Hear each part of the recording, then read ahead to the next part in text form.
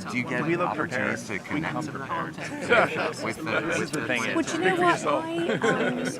Well, here's the thing. My BBC background has been, even though I'm from Bristol, it's been more kind of business side. So I look at, which is why I'm doing the panel on how to get funding.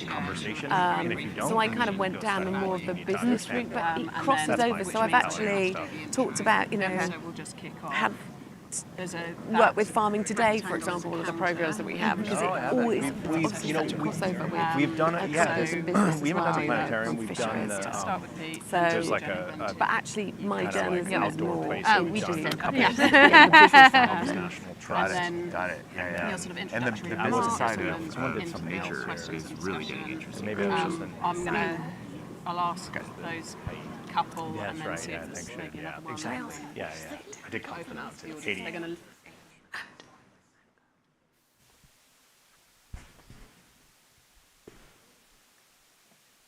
Hello, everybody, and it is really a huge pleasure to be here at the Frost Museum of Science and in this incredible planetarium to unlock the art of saving the ocean. My name is Susanna Streeter, and over the past decade, both as a BBC journalist and as a chair of international sustainability conferences, I've been really navigating the complex tides swirling around our increased reliance on the ocean, also the adverse impacts that humans have had on ecosystems, and how we can try and reduce and reverse this ominous footprint. Today is all about hope. The scientific community has demonstrated that restoring and rewilding oceanic islands is not simply a possibility, but also it's achievable. And so today we're going to showcase some of these success stories from conservationists with determination, drive, and vision. We'll be splitting up the storytelling and all of these inspiring tales into a number of sessions. So we're going to be finding out what connects islands with the ocean. We'll discover how to turn theoretical science into practical conservation. We'll learn about all of those diverse groups who are really making a difference. And we'll assess how these vital science and conservation initiatives can be funded, which is absolutely crucial going forward. We're also going to make sure that you all have the opportunity to be involved. You'll be able to ask questions. We want this event to be as interactive as possible and to share our experiences and our expertise.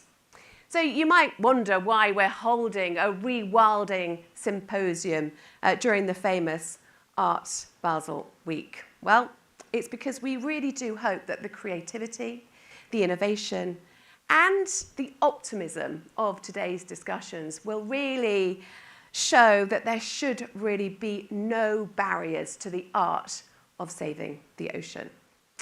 So to start the day, I am really delighted to welcome down to greet me here in the planetarium. First of all, Heather Calderway, who is the lead of the Bertarelli Foundation's Marine Science Programme. And also, please do welcome Dr. Wes Seacrest, the CEO of Rewild. Welcome. Over to you. Thank you. Thank you so much. Thank you.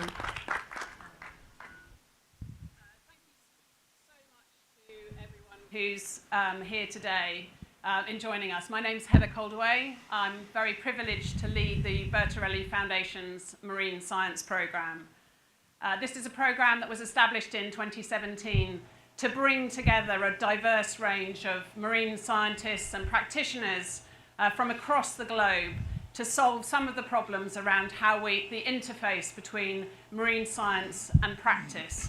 How do we protect and restore the ocean better using the best scientists available and the best new ideas that we get by bringing those together across disciplines and to collaborate to solve some of the big problems and questions of our time. Today's event with Rewild is the art of saving the ocean. And that's because we want to take you on a journey that will be from the familiar, right on our doorstep here in Miami, to some of the most remote parts of the Indian Ocean.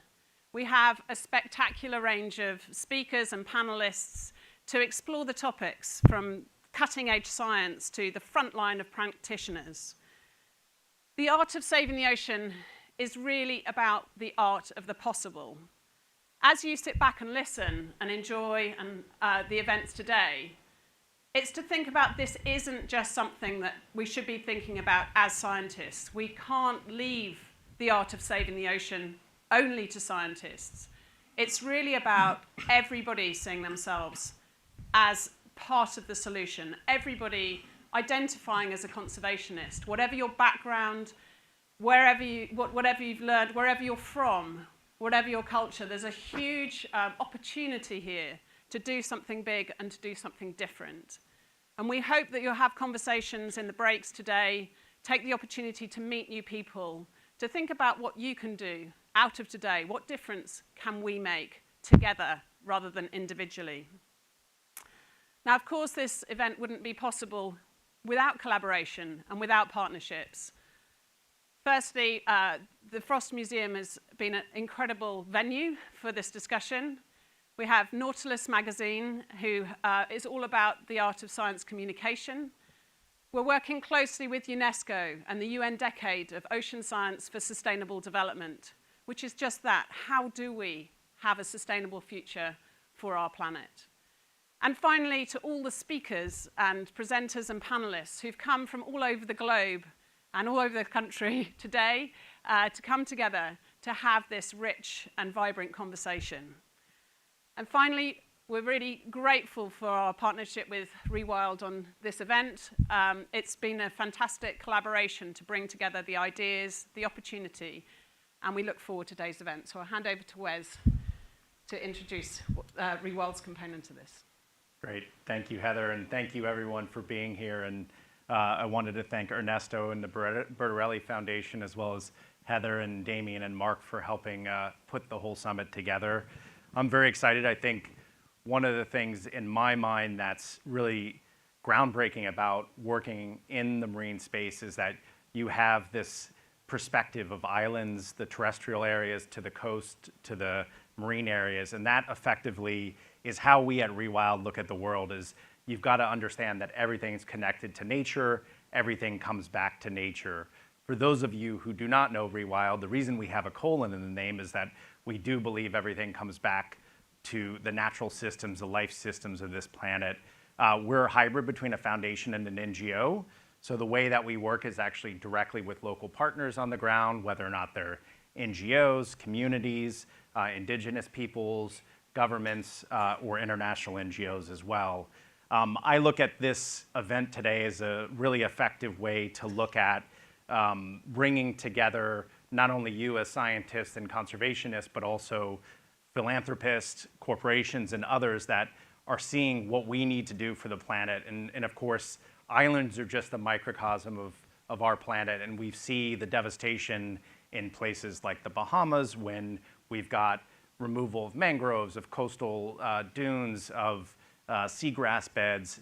And without restoring nature, we have no hope not only of addressing climate change, but of also addressing a lot of the human issues that we deal with around the world.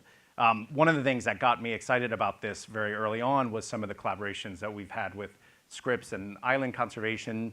Dr. Stuart Sandin authored a groundbreaking paper talking about the connections between islands and oceans and how not only do the island restoration programs lead directly into what we're doing in the oceans, but in fact feedback in terms of marine protected areas.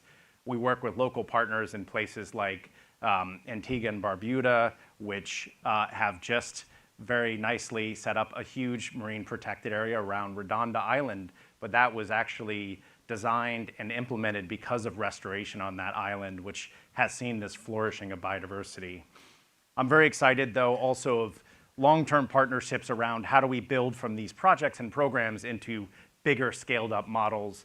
Some of you might be aware of this work that Rewild, Bezos Earth Fund, and some other collaborators are doing in the Eastern Tropical Pacific, which is bringing together foundations, governments, multilaterals, bilaterals, communities, and NGOs around a one-plan approach. So that particular program is looking at ridge to reef from Colombia and Ecuador all the way up to Panama and Costa Rica. In the last 2.5 years, we've seen the science lead to actual conservation action. So everything from restoration on Floriana Island, which will be the only inhabited island in the Galapagos that's going to be restored, all the way up to huge things like the largest debt swap for nature in Ecuador recently as well. But I'm very excited about all the upcoming projects, and I'm excited about really the collaboration we have today, and look forward to meeting all of you, and thank you for everyone's time, and thank you again to Frost Science for hosting us. Thank you very much, Wes and Heather. It's really great to have that introduction. And we are now going to look wider and get the big picture perspective now from Professor Russ Mittermeier. Russ is Rewild's Chief Conservation Officer. He's using his many years of experience to protect wildlife and wildlands and prevent runaway climate change. And Russ is going to speak and then take a few questions afterwards. So please do welcome Russ.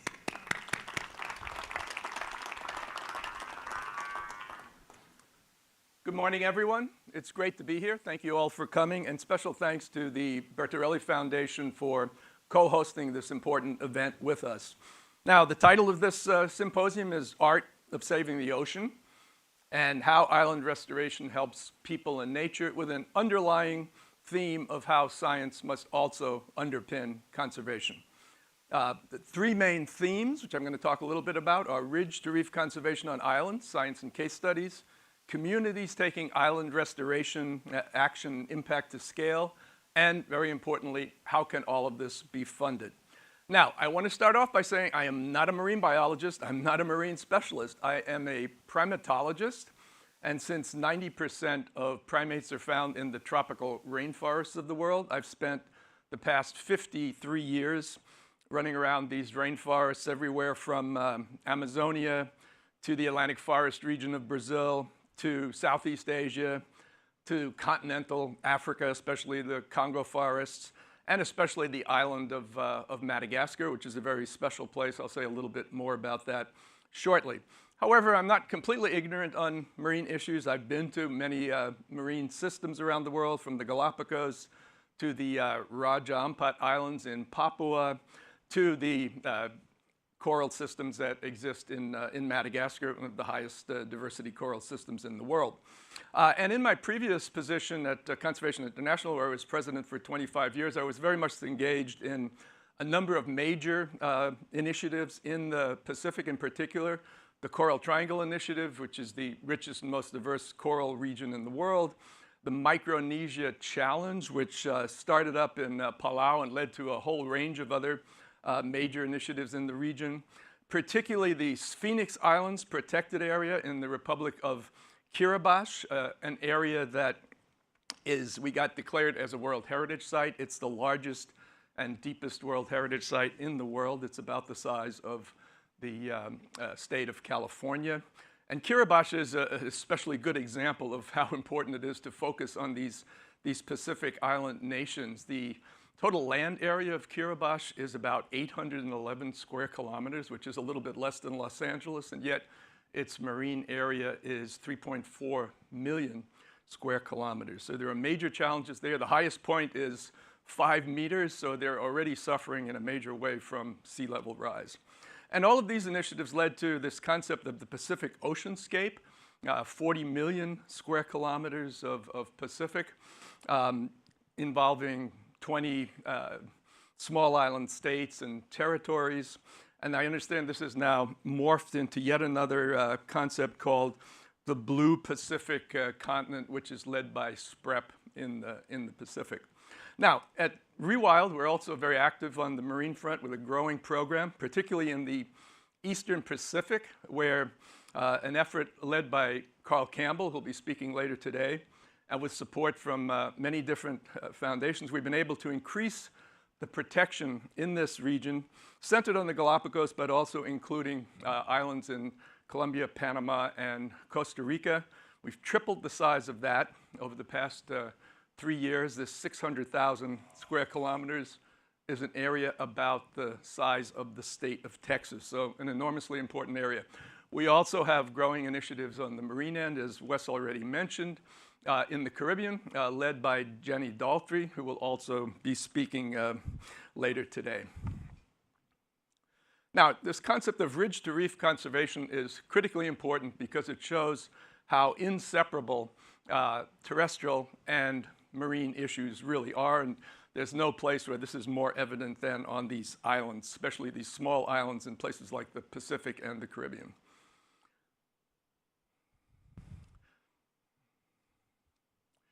Now, I'd also like to highlight the importance of setting priorities in biodiversity conservation. There are many, many things that we need to do worldwide, but there are certain places that are just in more urgent need of attention and under the gun much more than others. And I've spent a good part of the last 30 years really focused on setting priorities through a variety of different mechanisms. The most important of these has been the hotspots concept, which was first developed by the late British ecologist Norman Myers. He started off with 10 terrestrial hotspots, and we worked closely with him over the years. We're now up to 36 of these biodiversity hotspots, mainly in tropical forest systems, but including other biomes as well. These 36 areas are enormously important. About 90% of them have already been lost. They're very, very high endemism at the species level, but also very high concentrations of endemism at higher taxonomic levels as well, genera and families that are endemic, which means we're also conserving deep lineages and evolutionary history in these areas. What remains in them, originally about 16%, now down to about 2.3% of the land surface of the planet. And in these areas, you've got more than 50% of all vertebrates and plants as endemics, found nowhere else. And depending on which group you look at, 70 to 90% of the most endangered species are found in these hotspots. Now, as it turns out, 21 of the 36 hotspots are either entirely islands or they have significant island components. And about the same time we were doing the hotspots analysis terrestrially, we also did a coral reef hotspot analysis and came up with 18 coral reef hotspots. These are, again, areas of very high species endemism and high levels of threat. About 48, depending on which group of organisms you look at, about 45 to 54% of all the species in these hotspots are restricted range, in other words, endemics. And they're in only 15.8% of the world's coral reefs. That covered just 0.012% of the world's ocean. So again, really need to look at these areas at a very high priority level. Now, as it turns out, the 16 of these coral reef hotspots are in coastal areas, some of the highest priority terrestrial hotspots, which make them ideal focal areas for ridge-to-reef conservation efforts that really maximize biodiversity conservation. The island of Madagascar and the neighboring islands of the Seychelles, Mauritius, Comores, La Réunion are particularly interesting, particularly important. I'm very happy to see here my old friend Vikash from Mauritius.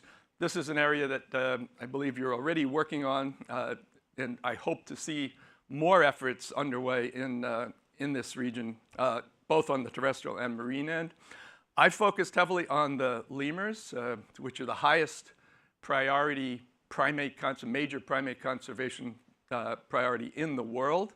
112 different kinds of lemurs found nowhere else in 5 families and 15 genera, all of them endemic. But there are also very, very important coral reef systems in this region. They aren't quite as diverse as the Coral Triangle, but they're up there. They're incredibly important globally as well. Now, the whole issue, the theme of taking island restoration to scale, communities on these islands are essential partners and beneficiaries of any work that we undertake. And I want to emphasize the fact that biodiversity conservation, more than any other sector, is highly dependent on local action by indigenous peoples, communities, local NGOs that are tightly focused on conservation of intact ecosystems and restoration of those that have been degraded. In other words, protecting what is theirs. And it's essential that we recognize that we need to get the resources to them in a way that is highly effective. And that brings us to the point of how this community-focused work can be funded. Now, billions of dollars are moving around for conservation at various levels, much of it government to government, which is great. World Bank, multilaterals, the Global Environment Facility, bilaterals like USAID, French AFD, German KFW. This is all very important. But the fact is, it's often the case that not very much of this funding trickles down to the communities who are really at the front line of all of this work. And this is where private philanthropy comes in. Private philanthropy is absolutely essential in our efforts to conserve biodiversity worldwide. It's simply more agile, it's more flexible, and it's far less bureaucratic than these other sources of funding. And I want to highlight in particular the importance of small grant action funds. I've been managing a small grant action fund for primates for 43 years. It's enormously impactful, and we have to be agile in terms of how we give out these funds. We can't take a year or two to review projects. Very often we'll turn a project around in a couple of weeks. Not large amounts of money, but very much relevant to the absorptive capacity of partners in a lot of these places like these small island developing nations. So I'd like to see much more of this happen in the years to come, with philanthropy playing an increasingly important role. So just to finish up, there are going to be 4 sessions: ocean island connections, evidence to action, case studies of recovering species and habitats on oceanic islands, people and nature, how local knowledge is being used to create lasting solutions, and then business and finance approaches to supporting conservation. And there are going to be 2 more keynotes, 4 moderated panels where they're just a moderated panel discussion, and 2 presentation panels, which we started off by PowerPoint presentations. And I hope we'll have plenty of time for networking. So I'll end there and just emphasize again the fact that the marine realm is not just the largest biome on the planet, it's also the largest living system in the universe. Thank you very much. Thank you very much, Russ. Really, really fascinating stuff. And it's great to have that overview. I think we've got a few minutes for some questions. If I can spy any questions in the audience, if you could raise your hands. We have a couple of microphones that we can deliver if anybody has a pertinent question to ask. While you're thinking about it, Russ, I just wanted to pick up on a point that you made about how you really do need this agile funding. Mm-hmm. What is the problem at the moment in the kind of grant process? Is it just simply taking too long? Would you say the guardrails are necessary, but they're slowing down progress potentially for some projects, just because the time it takes? The point that I made, that so much of biodiversity conservation depends on local communities, indigenous people. People are out there on the front lines, but very difficult for them to access these large amounts of money. I mean, they don't necessarily know how to apply for a Global Environment Facility grant or a USAID grant. It's complicated, and sometimes it can actually take years when the action is needed immediately.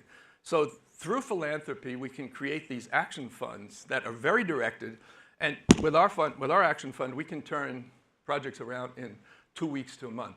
We don't require detailed proposals. We take risks. We're not talking about large amounts of money, but $5,000, $10,000, $25,000 can have an enormous impact on these communities. And we also don't want to go beyond their absorptive capacity, because if you drop too much money all of a sudden on a community that has the capacity only to manage certain amounts of funding, you may create more problems than you do good. So I think this whole approach needs to be recognized as being critically important in these efforts, especially in places like these small island states that are so in need of assistance, but not really at this point able to directly access some of these big government-to-government resources. Thank you. Is anything coming from the floor? Well, let me just pick up as well. You talked about just how important it is that local communities are involved. Do you see a difference if you've been invited into a community to support their work compared to other organisations who almost might impose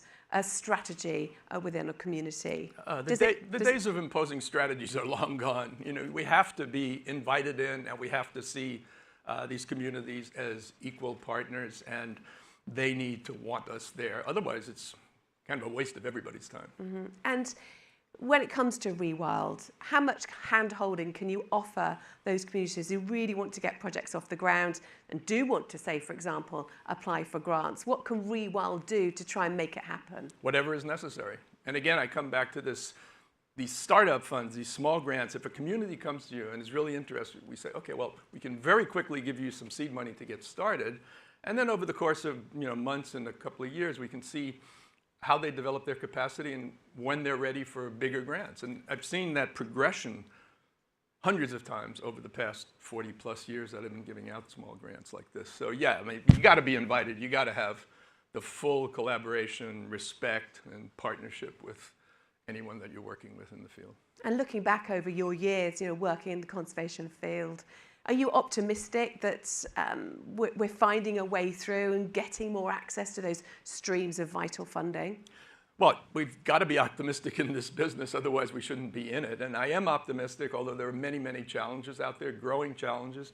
There are lots of success stories, and I'm very, very happy to see the successes that we had and expanding those, using those as models to try to do the same sort of thing or similar things in other places. But yeah, again, I think that the key to me, and I keep repeating this, is private philanthropy is essential, because these big government exchanges of funding, the trickle down to the actors, the local actors, the indigenous people, the local communities that are essential for biodiversity conservation, the trickle down is sometimes very small. Takes a long time. Okay, Russ, thank you so much. Really, really great to get your thoughts and the overview of what we're going to be talking about today. Russ, many thanks. Thank you. So now let's focus a little bit more on ocean-island connections. We're going to, of course, introduce you to the science now that really does connect islands and oceans. There are 465,000 islands around the world that support unique biodiversity found nowhere else, yet they are also extinction epicenters. Invasive species are one of the main causes of extinction events, which extends to the marine environment. And so safeguarding islands isn't just an act of ecological preservation, it's also investment in a connected system that spans from land to sea. And our next keynote speaker knows this all too well, Professor Stuart Sandin. Stuart is the Oliver Chair in Marine Biodiversity and Conservation at Scripps Institution of Oceanography at the UC San Diego. And he really has done so much research. Many of you, of course, will know him. Stuart is often found on expeditions, coordinating multiple ship and land-based expeditions to remote islands of the Central and South Pacific Ocean. And I'm delighted to say he's here to give his presentation, so do please give him a warm welcome. Thank you. Thank you. Thank you, Susanna, and thank you everybody for being here and for supporting this event. So when I think about what wild means, what pristine means, I immediately go underwater in my head. I'm a marine community ecologist. I'm interested in how underwater ecosystems are structured and how they change through time. And when I think about wild, I go back to experiences I've had. What is a unique experience, a strange experience, an exciting experience I had underwater? And that helps for me to think rare events might be what wild is. We can turn to history, our oral history, and more recently written history that describes what ecosystems underwater look like and how the human relationship with that ecosystem used to appear. And when I open my eyes to that exercise, I see a scene that looks something like what we have here. Big animals. I emphasize the tropics here based on my experiences. Maybe a lot of sharks. We see the bottom that's calcifying, growing, creating corals, calcified algae that literally construct islands over millennia. This is my view, but we don't know for sure. About 20 years ago, we sought to seek out what is wild, or what is pristine underwater. We did an expedition to what are amongst the most remote islands of the planet, center of the Pacific on the equator. This is the Line Island Archipelago. They're a collection of islands that are managed by the Republic of Kiribati and by the United States. And in these islands, there are some locations, some coral reefs that have never experienced human habitation. In this case, we'll be looking at these islands, Kingman and Palmyra. We took a ship, maybe not the most beautiful of ships, and we brought a team of world-class scientists to come document what we could see underwater. We sought to see what was swimming around. How many fish were there? What did they look like? How big? What species? The biodiversity we all know is very important. We looked at the bottom of the ocean to see how many corals were there, how much algae was there, and other competitors for space. And we looked at the water to think about how healthy or how many bacteria or nutrients were in the water. And all of this great work was summarized into an 8-panel set of photographs, which to me emphasizes the importance of storytelling, of imagery, and of art, even in the science that we do. The top islands are the 2 uninhabited islands, Kingman and Palmyra. And the bottom 2 columns are 2 islands that have small populations of E. kiribati that are living off of subsistence fishing and copra, growing copra. And the story was interesting. We were there to identify what a baseline coral reef could look like. And that's in the top, big fish. You see maybe sharks, some predatory sharks. And then when people were in the equation, we see less big fish and we see less corals. Now this set to me this standard, which was inhabited, led to a decline, and we could only find wild in the presence or in the absence of people. But there was a nagging in my ear. This fish was maybe sometimes nipping my ear. It was something about the underwater world that was telling me something different, that this binary view of resource management wasn't quite correct, that people were just bad, and that the absence of people was the only way we would see wild. We continued our efforts, and we did a campaign called the 100 Island Challenge, which began in Micronesia with some of the partners from the Micronesia Challenge. We went to the island of Pohnpei and then went offshore to this large atoll, Ant Atoll, in the bottom left of the map. And on Ant Atoll, when we swam underwater and we took a bunch of imagery, created landscape views of the coral reef, what we saw was an intact, what I would call a wild coral reef. When we looked at the fish were big and we saw predators all over the place. But this reef was one that was used, and it was used by the Micronesians, by the Pohnpeians, and had been for generations. My view of binary people bad, no people good, was kind of blown up a little bit. And the story came down to something as straightforward as this: engagement, management, stewardship, finding a community that cared about the natural resource and that took action to manage that resource for today and dynamically manage for tomorrow. The Rosa and Rosbain, the traditional leaders of Ant and a lot of Pohnpei, had taken proactive efforts to try to sustain and manage the natural resources underwater. And that management went from land to sea. Well, this got me really thinking about the human relationship with underwater resources. We're by and large a terrestrial species. We live on land most of the time. And I started to think more about the human legacy of a relationship with the ocean. And the human relationship has traditionally been, has generationally been one of land to sea management. The Hawaiian Ahupua'a model is one of watershed management, ridge to reef management. And it's not just in the Hawaiian Islands. In Tahiti, we talk about Rahui. In Fiji, Solomon Islands, there are analogous patterns of land to sea management. We think about the actions taken upslope influencing what happens downslope. And this system isn't as simple as a linear, don't farm too much near a river, otherwise soil will come into the river, but it's one that's dynamic and responsive. When the Hawaiian population reached a maximum around 1,500 in our current year scheme, about 1 million people it's estimated, there was some decimation happening to the natural marine resources. And dynamically, the population responded and updated some of their harvesting schemes and their food production schemes. And we saw in the archaeological evidence, we can see evidence that the marine environment got healthier again. It was dynamic ridge-to-reef management.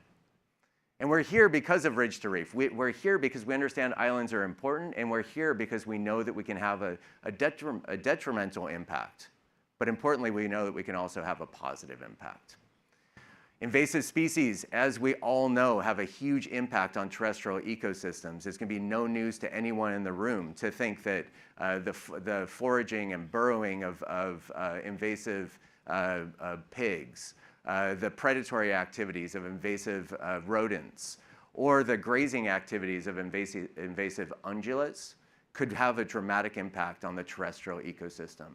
And those have knock-on implications, not just from vegetation, but vegetation to the animals, to the important connector species like seabirds, sea turtles, and some of our marine pinnipeds.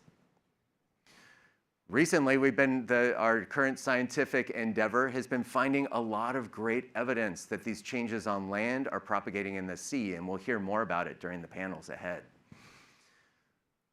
Big influence of having seabirds, that brings more nutrients into the ocean. There's a big influence of watershed management, preventing soil from just filling the ocean ecosystem and sedimenting what is living nearby. And even diseases can be propagated from cats to seals in a really dramatic form of epidemiology that transcends both land and sea. There's a lot that we know is happening that connects the land and the sea, and we're in the midst of a really exciting scientific period trying to think about how those connections scale up from individual dynamics to entire community transitions. As I think about this, I think of this visually, and creating an artificial story, or at least a caricature of the way that I envision island restoration happening, we can see here. Consider an island that's been denuded because of invasive species. We have very little vegetation, very few seabirds. Our watersheds are filled with dirt, and when it rains, the deluges fill the nearshore environment with, in this case, red sediments that could bury reefs. In our virtual example here, if we dive underwater, let's see what this reef could look like. In our underwater world, we can create analogous types of imagery that tell us what really the underwater world looks like. This is a coral reef. And this is a landscape view that's about the size of this auditorium here. And in this case, in one time point, we may see that there's very few corals. We may see that there's algae in the place of where you would have calcifiers, things that are building the island itself. And in this case, we may not see what we envision as wild. But we can fast forward in this real time, this real life example, 4 years later, not an island restoration location, but just to show you the dynamic nature of underwater habitats. We can fast forward. We can see what this island can look like as we transition over to a more intact ecosystem. What do we care about underwater? We care about these wild characteristics. We care about there being more coral growing there. We care about there being habitat for the food that we care about, the fishes. And we also care about this resilience, right? The resilience in the face of climate change. We're talking today about the local impacts that people can have. Let's recall that there is this existential threat that we have of climate change, and we should be happy that we're convening here and our colleagues are convening at the climate meeting right now to help solve this puzzle, because we can't do it alone. But now, in my view of the land-sea connections, as we go above the surface, we had a success story. We eradicated the invasive species, and the island now looks like we expect it to look as we pop out of the water. The vegetation has grown back by removing some of the excessive foraging. The watershed is functioning the way that it was in a wild state. And we're going to have a lot more of these seabirds and other animals that are the connector species. In the panels ahead, we'll go into those statistics, and that program that you have has a lot of great statistics in it. I want you to spend time there. But in honor of the beautiful events and art that we have here, I want to remind us all that the story is not as simple and binary of, every island will see the same change if we eradicate invasive species. Much like our view of art, natural history is an art form. Understanding the variability of coral reefs or any natural ecosystems in art form, they're all different. They all have a story to tell. And that's where we need the community to come together, where we need to work with our communities in different environments, in different islands with different levels of leadership, work with scientific communities, work with supporters, and work with the entire thoughtful community of island stewardship to recognize that each of these cases needs to have its own story and needs its own level of support and caring so that we can see wild in every one of these locations. I'm really looking forward to the panels ahead, and I really thank you for the time tonight. Thank you so much, Stuart. That was really fascinating. And we again have the opportunity of taking some questions from the floor. If I can see the people who have their hands up this time around, the lights have gone a little bit higher this time. But Stuart, before I go to the floor, these images are fantastic. Do you find that virtual reality possibilities is enabling you to enhance your storytelling technique and then really communicate to kind of a wider audience about not just your work, but what else really needs to be done to ensure that these connectors are protected? Absolutely. There's nothing different than telling a story together with different people sharing the same observations. Where we could spend a lot of time going on nature walks, whether you go birding or looking at plants. That's a great way to experience nature and to discuss it along the way. The underwater world is different. We tend to do it in isolation. It's very independent historically. And even the model of fishing is one of oftentimes being quite independent. But we care as a community about the underwater world. We haven't been able to experience it. Through all the things that we may lament about carrying computers and all these weird digital devices with us that put us into the metaverse, there's an opportunity to use that for nature conservation. Let's look underwater. Let's share experiences together. And this underwater the use of imagery, analogous to the way we use satellites, drone imagery, doing the same type of technology underwater allows us to drain the ocean, experience it together, and have communities talk as one about the natural resources. It was Governor Temi Scholl from one of the states of Palau. When I showed him some of this imagery, he said, "This is amazing. I'm a fisherman, and I know what the fish are telling me. But the reef doesn't have a voice.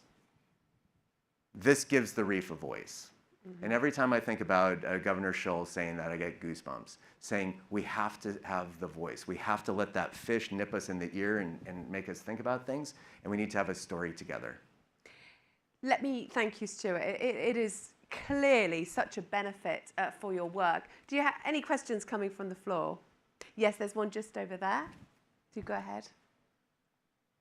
Thank you for that. James Crockett from Fauna and Flora. I'm taken by the ability of the cultures in the Pacific to harness their indigenous knowledge for the middle ground that you spoke about, the stewardship. In the Caribbean, where I am, we don't have that indigenous knowledge. How do you think we best take that Pacific example and transpose it to somewhere like the Caribbean that lacks that history? Yeah, it's a great question that we spend, and there's a lot to learn from some of our Pacific Island colleagues. I'll say that every island, every coastal community, in fact, every community that works with natural resources has some form of community-based knowledge, some traditional leadership, some of the advocates and the historical advocates that are part of that management structure that I think we can work with. In the Caribbean, part of the campaigns where we work in the Caribbean, and that distinction is apparent. But you have ocean advocates, you have an ocean community, and it may be more recently developed. The history of colonialism in the Caribbean is indelible and dramatic. But we still have ocean advocates who come from different walks of life. I think that the important part is having a conversation with the ocean and the natural resource advocates the natural resource stewards, and they can come in different walks of life, from government management, there can be community groups. In some extreme cases, it could be scuba diving groups.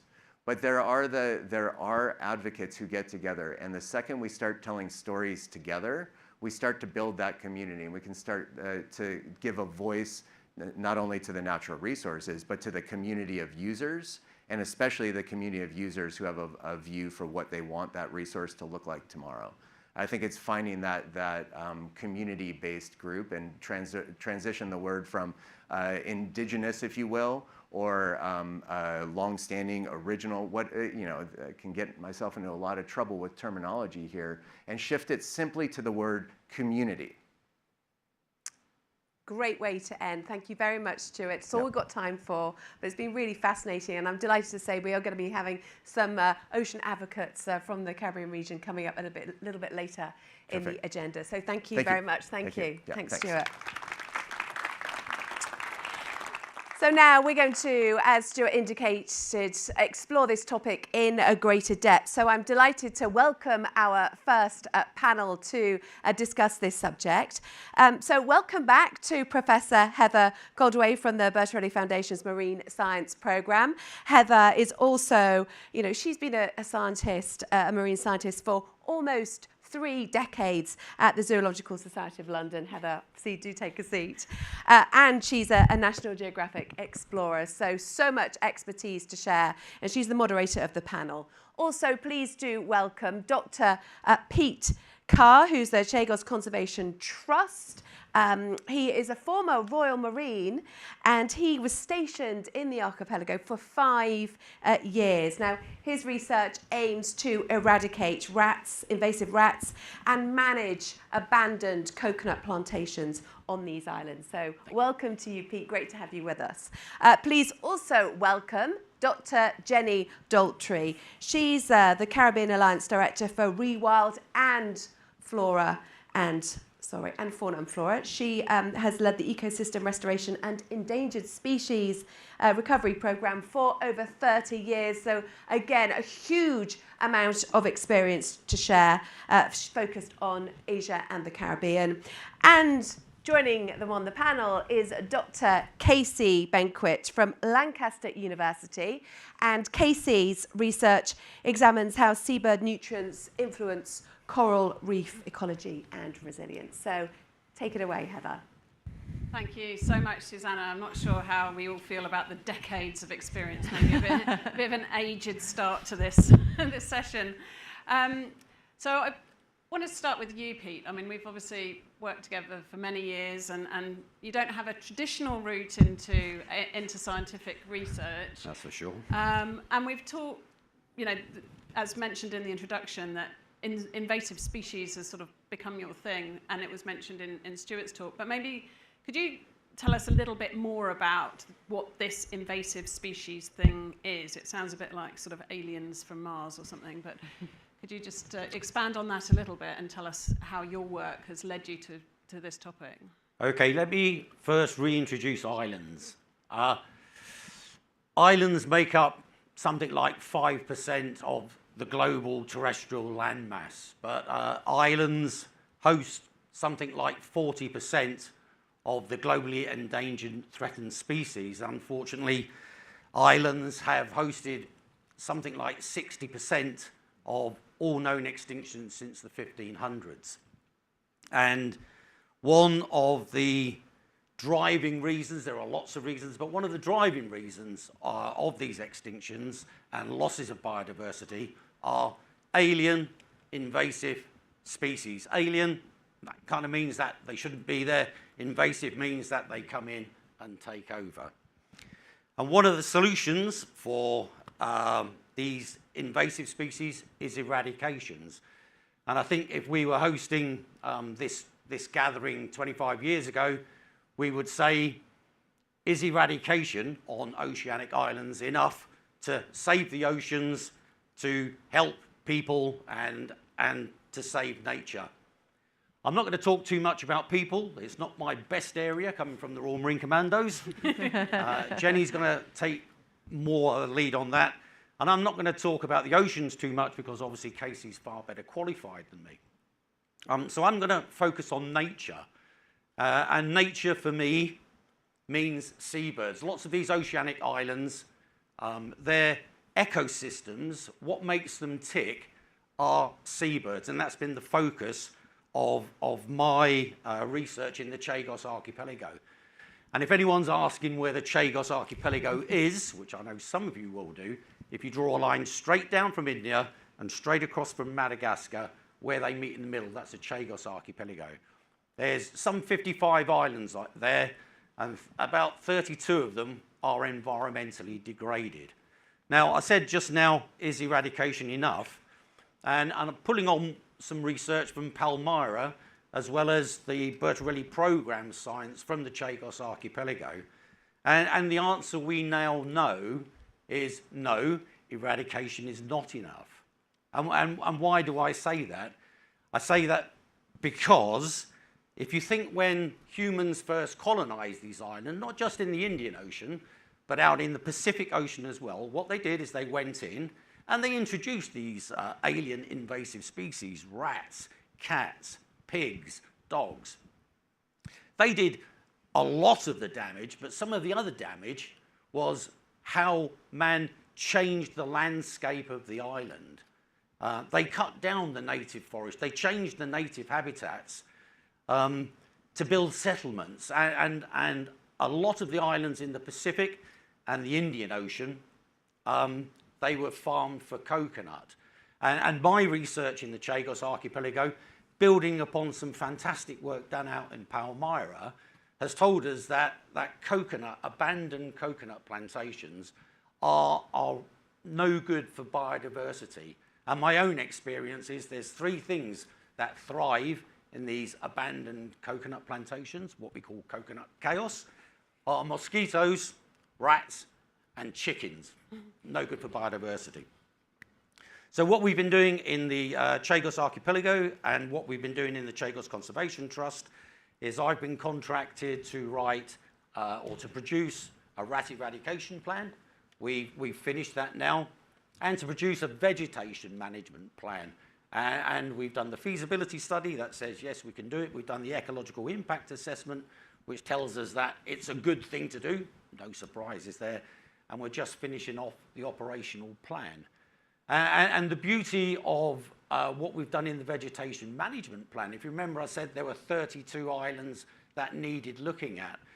We've managed to prioritize the archipelago into areas of what we should do first, because there's 2 islands there that if we rewilded them, they wouldn't get reinvaded by rats. And there's another 2 islands there, and there's a big island down here called Eagle Island that we do. And we've managed to get the plans to eradicate the rats, get the plans to manage the vegetation, but importantly now we can put a cost on how much to do that. And I'm finishing now, Heather, I see you looking at me. I wrote in 2011 that rewilding of the Chagos Archipelago, and I think this is not just the Chagos Archipelago, you can say this about anywhere in the world, is not a green dream, echoing what some of our speakers have said before us. It's no longer a green dream. We know how to do it, and in the Chagos Archipelago, we know in which order we should be doing it and how much it should cost. Brilliant, thank you. So that's an amazing journey of doing that, science, and then the practical side of actually converting that to get to the point that you're sort of ready to go. But Jenny, to turn to you, with those 3 decades, or shared 3 decades, you have that practical experience in the Caribbean and Asia as well, in terms of actually doing that already. So what journey have you been on in those decades to see those plans operationalize, and where we are at the moment in terms of what we're doing? Right. Thank you. I started working I'm going to focus probably on the Caribbean, where I started working in the 90s, early 90s. And from the age of 8, I just wanted to stop species going extinct. And the Caribbean, as Russ showed, is one of the great biodiversity hotspots. It's also the region with the highest rates of species extinctions. And over those years, I've been working with local partners, some of whom are in this room, to sort of try and basically bring back some of those species from the very edge of extinction. And during these sort of decades, I've also sort of seen a number of catastrophes and I think experienced the climate breakdown. I won't just say climate change, but climate breakdown, and seen how nature can help us when no one else can. To give some examples of the restoration, so we've worked on a number of species, and over that time restored 30 islands by removing rats, by removing goats, by removing other invasives. We've helped save dozens of species from extinction, like the white key iguana, the Antiguan racer, the St. Lucia whiptail. And we've seen a huge increase in seabirds, 20-fold increase in seabirds, so you're on the right track. It is magical to see that transformation. But being on the ground, working with partners, working on all these restoration projects, my eyes have been open to what climate change means. And, not only sea level rise and worsening droughts, but more intense and more frightening hurricanes. And in my lifetime, the frequency of Category 4 and Category 5 hurricanes has more than doubled. And that means, some of you I know have actually experienced hurricanes, but that means wind speeds of more than 130 miles an hour, sometimes 190 miles an hour. And they bring, actually it's not really the wind that's the trouble, it's actually the water. Because when the hurricanes come, they bring storm surges, which are like tsunamis, that smash into the coastline where most of the people live, but also torrential rain, which brings landslides and mudslides. And being on a small island when a Category 5 hurricane is coming is absolutely terrifying. But I'm going to give some examples of something I suppose I've learned over the years, because it's not just a sort of frightening disaster, but we do see nature helping us. So, for example, in 2017, Irma, beg your pardon. There was two within the space of 1 month. Hurricane Irma hit Anguilla and brought with it storm surges of 20 feet high or 6 meters high. This had a colossal impact, as you'd imagine, destroyed a lot of buildings, left many buildings submerged in floods. But then, going to the island, you see actually quite a lot of areas were completely untouched. Almost, sometimes houses next door to the destroyed ones are absolutely untouched.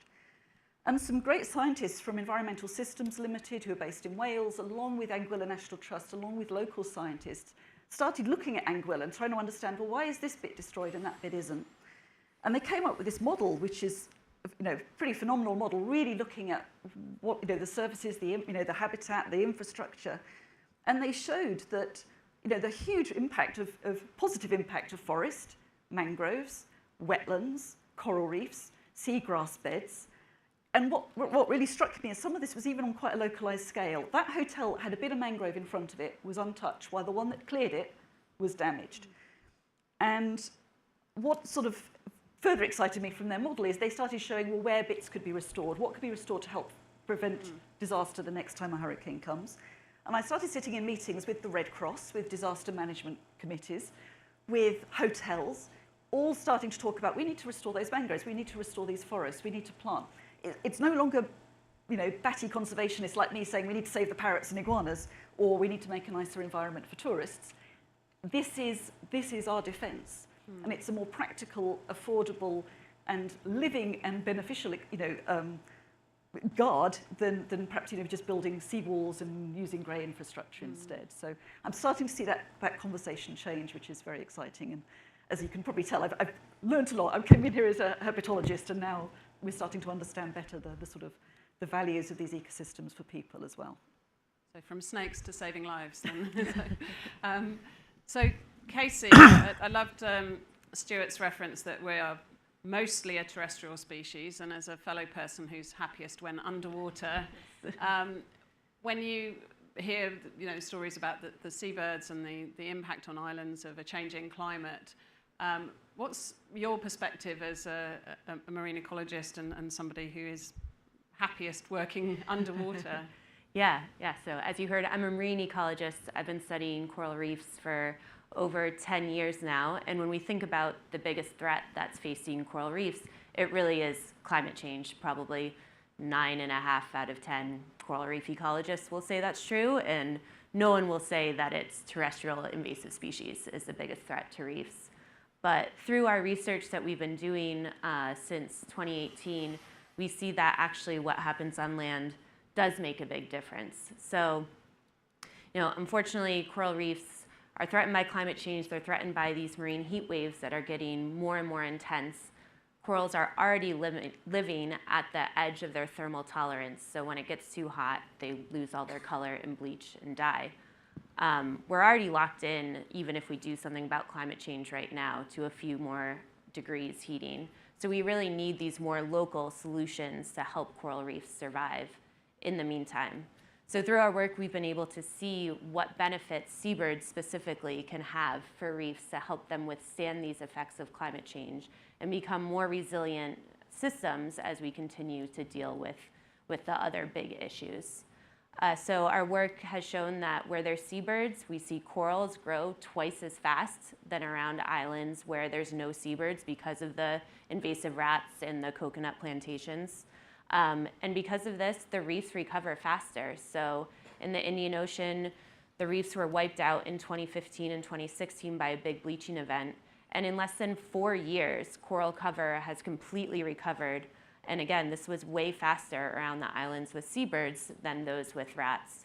So I think it really shows that even though we need to address the biggest issue, these more local nature-based solutions can make a big difference in the meantime to not only promote healthy coral reefs, but then this can feed back to islands as well. So as Jenny just said, where you have healthy coral cover, they might be more able to withstand things like storm surges, sea level rise, which are also becoming more intense as climate change continues. So these connections are even more important in the face of climate change, I would say. I think it's fascinating that we're building on, a lot of traditional and cultural knowledge of these connections that, the sort of science that's perhaps more the Western science or certain areas of developing science where we're really starting to unpick some of these relationships and actually sort of almost relearning where traditional knowledge was and getting new insights into that. But I think through the process of studying, you specialize and you specialize and you specialize. And obviously, at the point you do your doctoral studies, you're the world expert on that one particular topic.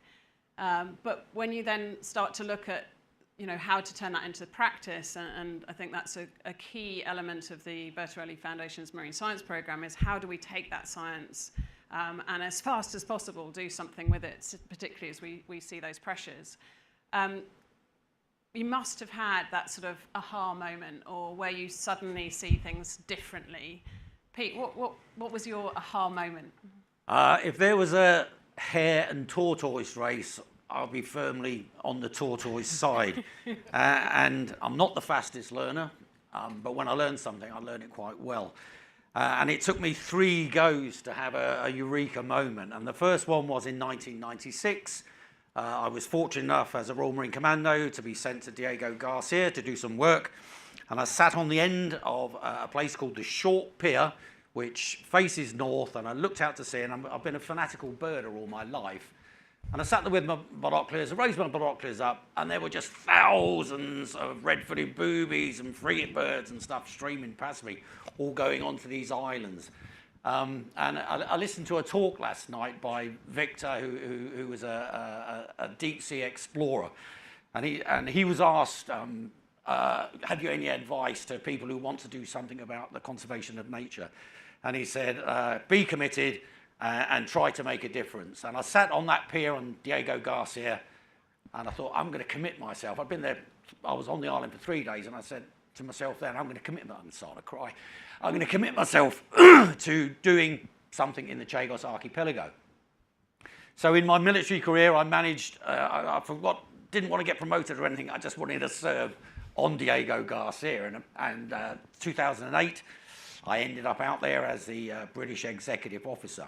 And my second moment came when there was a visiting party of British members of Parliament coming over, and I was hosting them, and I was taking them out to this island group called the Three Brothers. And we'd left the mother craft, we were in a small craft, we were sailing, or driving towards the Three Brothers, and it was dawn. And this MP tapped me on the shoulder and he said, Major Carl, I think that island's on fire. I'm like, oh, what? And I looked up, and what it was seabirds leaving the island at dawn to go out into the big blue to fish. And there were red-footed boobies leaving the side like rapier missiles, and there were frigate birds circling up above like a cloud of smoke, and there were noddies just flashing all around us. And I said, "Sir, that's not smoke, that's seabirds leaving a pristine island." But even then, it didn't click with me. So the third time, and this is when it sunk home that this is what I should be doing. This is where my life should be. Was I took these same MPs onto another island, and we went forward to this island. I said, "Sir, look at that island there. Do you think that island has seabirds or not? Do you think that island has rats or not?" And he said, "Well, how should I know?" And I said, "Remember when we were going into the Three Brothers yesterday morning, and you thought it was on fire, and there were all these seabirds above? Look at that one." And there was nothing. There was no noise. There were no turtles around, and no seabirds flying above. And that's when the big sort of hammer fell on my head, and that's when I knew that I had to get involved in conservation in the Chagos. That's when I was fortunate enough to see Heather, and Heather giving me a PhD to do about the seabirds. So, I think you did the PhD yourself, and no one can doubt your commitment to that. So it's been an extraordinary journey, but brilliant to see you're still getting to the point of more smoking islands with seabirds. Let's hope so, Heather. Yeah, thanks. Jenny, I'll ask the same question to you about your aha moment. I think you've touched on some of that already. I have, but maybe I'll draw another one which actually probably follows on from Pete, which is, I'm not very bright, but when I first started working in the Caribbean, the first task was at the invitation of the government of Antigua, was to try and help save the Antiguan racer snake, a little snake that was down to about 50 individuals. And we realized they were being eaten by rats on the island. The main threat to the species was rats attacking the snakes, which were very sweet and gentle and didn't fight back. And the first island we worked on was called Bird Island. And I asked the local fisherman, "Why is it called Bird Island? Because there's no birds here." And he said, "Oh, there used to be birds here, but not now. There were a lot of rats." And I suppose the aha moment for me was we eradicated the rats, actually literally the same year we'd started working on the racer snakes. We removed all the rats in collaboration with the Environmental Awareness Group and the Forestry Department. And I started going back every time. I was going back every 6 months or every year, and started to see things I hadn't seen before. The racer snakes started doing well. They doubled in number. They were great. But then I was thinking, oh, we started getting some birds now. I'm sure they weren't here last time I was here. There were some flowers popping up that a local botanist had said had gone extinct. And suddenly they were popping up all over the island. It was coming greener, and I started taking photographs and seeing the forests are coming back, the trees are coming back. I hadn't realized that rats don't just eat the odd seabird egg or attack the odd snake. They just fundamentally change the whole ecosystem. They're eating all the seeds, the roots. When it's dry, they're gnawing on the plants. They're attacking the wildlife. And when you take them away, not only does this confirm what you show, that you get the smoking islands again, but it also confirms that nature can bounce back, and actually bounce back really fast. Yeah. And I'm hoping we'll hear some more examples today, but I suppose the aha is for me, is actually when we're going to set out rewilding, don't just monitor the main thing you're targeting, try and monitor everything. I mean, I've also learned, and this is also, I'm a bit stupid, it took me a while to learn, but the impacts of the island restoration on the marine as well, and how important it is we should all be working together to monitor the marine scape as well as the landscape, as well as the birds, the reptiles, the insects, everything, to truly understand, what impact invasive species have and what impact rewilding can have. Absolutely. So Casey. Yeah. As you mentioned, I love being underwater. I spend as much time as possible with my head in the water, which I think is great for my mental well-being, but it turns out not so great for actually understanding the reef. And so my aha moment is just how important these collaborations and connections are between me, who has focused on the reef, gone through the academic system where you choose a path very early on, and then with people like Pete, who are studying the seabirds and the terrestrial teams, and Jenny seeing what's going on land. And just one example of that is doing this experiment where we moved little tiny pieces of corals between islands with seabirds and nearby islands that don't have seabirds because of the rats. And then we monitored their growth over 3 years. And after a year or two of coming back, the corals around the seabird islands, they went from this big to this big, compared to the islands with rats where they're only this big. And Usually, I don't see that much of an in-your-face difference when I'm doing field work. We don't get the smoking islands of seabirds underwater, but to realize that what's going on above water with the seabirds bringing in nutrients through their droppings and basically fertilizing the reef is making such a stark difference just helped me realize that by only focusing on the reef, we're really not getting the whole picture, and it's only by working with other people and seeing what's going on in land that we can actually understand what's going on underwater too. I think we're seeing this consistent picture of the insights you get, whether it is disaster relief agencies or bringing different disciplines of science together, that we need to be looking at things differently. We need to be talking to each other. We need to be not sort of focused in the silos which you can sometimes feel under pressure to be in. And by opening up the conversations that we're having here today, we can, there's no such thing as a stupid question, isn't there? Sort of like, but what is that? Why is it there? And just getting, being curious about the world and nature. But, it's not that easy, is it? I guess, understanding the big challenges that we're still facing in these roles, a huge progress, but lots of challenge. Casey, I'm going to start with you this time. What challenges do you see as the big ones for you in your work? Yeah, it can be a bit depressing, right? There's a lot of challenges that face coral reefs. They're under threat. And just to give another example, I was traveling back from fieldwork the other week and talking to the Border Patrol agent to get back into the US, and he asked, what I was doing, and I said I was a scientist. He asked what I study, and I said coral reefs, and his face just dropped. And he said, aren't they all going to be dead in a few years? Like, I just saw this article about all these places you need to go in the next 5 or 10 years because they'll be destroyed by climate change, and coral reefs were all over that list. And yeah, it can be hard, and I think that's the perception a lot of people have, but I have hope, and I think everyone in this room has hope, otherwise we wouldn't do it. So being able to convey the message that there is still time, and we just need to find the right solutions in the face of this ticking clock is a big challenge. And I tried to convey that to the Border Patrol agent, but I don't think I did a very good job because I was 24 hours into travel and jet lagged. But I think remembering that hope is really important. I love that you're having a conversation with Border Control about coral reefs. That fills me with hope that people are actually thinking and aware of some of the challenges that we face. So Pete, for you, what's the big challenge from your perspective? My experience and expertise is all in the Chagos archipelago, so that makes life simpler in some ways because of the 55 islands, there's only one island that has human habitation, and that's a military base, and the other 54 are uninhabited. And for those of you who know about island restoration, undertaking restoration operations on inhabited islands massively complicates the whole operation, as I found out when I did 9 months working on Lord Howe in 2019. So really the Chagos archipelago should be easy because all the islands up north that we want to do are uninhabited. That makes it easier.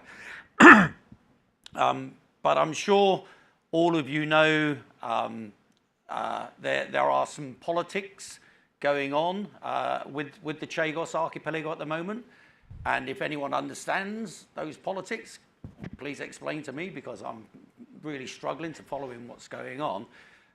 So having a clear path politically to restoring the islands would really greatly help me. And the other thing, going back to the green dream, that I said earlier on, is funding for us, Heather. And it should be a combination of government and private. Thank you. And does that resonate with you, Jenny, with the funding? It does, and partly because I've worked on rewilding 30 islands. There's others with island conservation and other groups who have also been rewilding islands, but there are tens of thousands of islands out there. The Caribbean is 10,000 islands, and probably about 40 have been rewilded, and those are some of the smallest ones. So scaling up, how to scale up more quickly. It's not just a question of funding; it's also a question of capacity on the ground. I work a lot with some brilliant conservationists, young conservationists across the islands, but trying to get them the resources and the know-how so that they can take on these challenges. I suppose the other big challenge is that although the Caribbean, among others, are feeling the effects of climate change, we know that those hurricanes are getting worse. We know the droughts are getting worse. We're all seeing it. Memories also seem short in that everyone agrees to something, the month after the hurricane, but then 6 months pass and, plans for the golf course and plans for this development and other things proceed, somehow forgetting what we've just learned. So I think part of the challenge is working with the politicians, working with the community, trying to come up with, I suppose, longer term plans for how to restore in ways and how to develop in ways that are going to benefit people and biodiversity. Brilliant, thank you. Well, I've been hogging the panel, so I'd now like to open up to the floor for any questions. So please probably, hands up, wave, stand up and shake, because we can't see you very well, but there's one here. Yeah. Thank you. Hello, Bridget Buxton, University of Rhode Island. So thank you all. We've heard from all of you and the other speakers this morning that island rewilding works, but the accounts of it working seem to be mainly anecdotal and personal, and everybody's working on their own island, so to speak, of where they're a specialist. We've seen images of reefs that we know there are ways that we can monitor success. Monitoring success, it has to be serious, right? It can't just be anecdotal.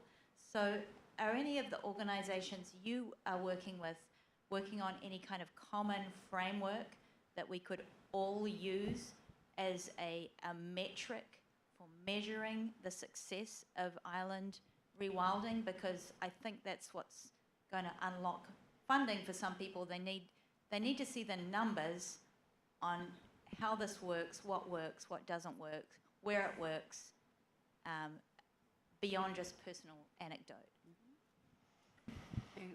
Shall I? Yeah, Jenny and then Pete. Yeah, no, I think that's an excellent point. I mean, I'd say monitoring is happening in lots of places. The trouble with conservation practitioners, and I sort of consider myself one, is that the time it takes actually doing the conservation work doesn't leave a lot of time for writing scientific papers. So a lot of stuff is being collected and gathered that isn't going into the literature, that isn't being made available to other groups doing similar work in other parts of the world. So there is an issue there, and we do need help from the academic community, people doing their PhDs and masters, to be able to come and really help investigate more closely and get that work written up. I suppose the other thing, though, is when talking to, I suppose, sort of the decision makers, the landowners, the government, sometimes showing, I suppose, a scientific paper and data isn't what transfixes people as much as simply showing a before and after photo or taking them to an island saying, this is the one with all the seabirds, this one looks dead. So I think we also need help from the communications and capturing it visually in ways that other non-scientists can also understand and recognise and appreciate. So I hear you. I think we do need to monitor better and communicate better, but at the same time, be open to perhaps more informal ways of communicating. Did you want to add to? That's a great question, Bridget, and I think we are getting better. An example is I know that the Palmyra scientists and conservation and myself have got a paper coming out talking about the results of changing the abandoned coconut plantations into healthier habitat. And I will say in the Chagos management, the rat eradication and the vegetation management, we're doing a specific monitoring plan for what's going to happen after the conservation intervention has happened. Great, thank you. There's another question here. Check. Okay, hi. So I'm not a scientist or an engineer or any of these things that you guys are, but I work with astronauts, and I'm here with one of the astronauts that was here last night. So we're both very passionate about the ocean and coral reefs and coral restoration, and we do lots of projects all over the world to try to educate people about the space tools that can help the ocean, because people think about space as a faraway place and not that we're on a planet in space, that the moon affects the tides, that sort of thing. So my question for all of you, though, is, and what we're trying to do all the time, is storytelling or translating to people in a very simple way the ways that space can help solve the world's greatest challenges and how it's critical to things like coral reef restoration, mangrove restoration. It was really interesting to hear about the bird part, because we haven't thought about that. We were just in St. Martin, and they were telling us, last week we were doing events in St. Martin, and they were explaining to us, oh yeah, everything here is new. It was devastated by a hurricane, and we had to rebuild everything. So my point is, though, when we travel, we've been trying to document, okay, we're doing coral restoration with kids because we're trying to show them the importance, and then we have someone document it. And I think that the academic community, talks to each other, and I get, writing papers and stuff like that, but to get support from the public, you need to document it in a way that makes people like that immigration guy care about it, and not think that it's just doom and gloom and that there is hope if we can do more. So my question for you is, are any of you documenting like this? Are you doing storytelling? Are you bringing anybody to kind of document it in a way that isn't necessarily scientific or technical or anything like that? Because I think, to me, I'm not the technical person, and seeing something and seeing that there's hope is what brings a lot more support on board. So are any of you actually documenting what you're doing? I mean, certainly yes. More needs to be done, but so for example, Yeah. yeah. So you might see, for example, I'm hoping we're going to hear from Shanna Challenger later today, but the recent success of restoring Redonda Island, there's been long and short videos of that shown, and if you search for it online, you'll find showing this transformation from what looks like a moonscape to suddenly becoming lush forest full of birds within 5 years. I mean, it's phenomenally quick. So yes, but we're conscious there's been an awful lot of stories out there that haven't been told yet, and I'm talking with our comms teams, both in Fauna and Flora and Rewild, how to convey and how to show, because actually some of these stories are so visual.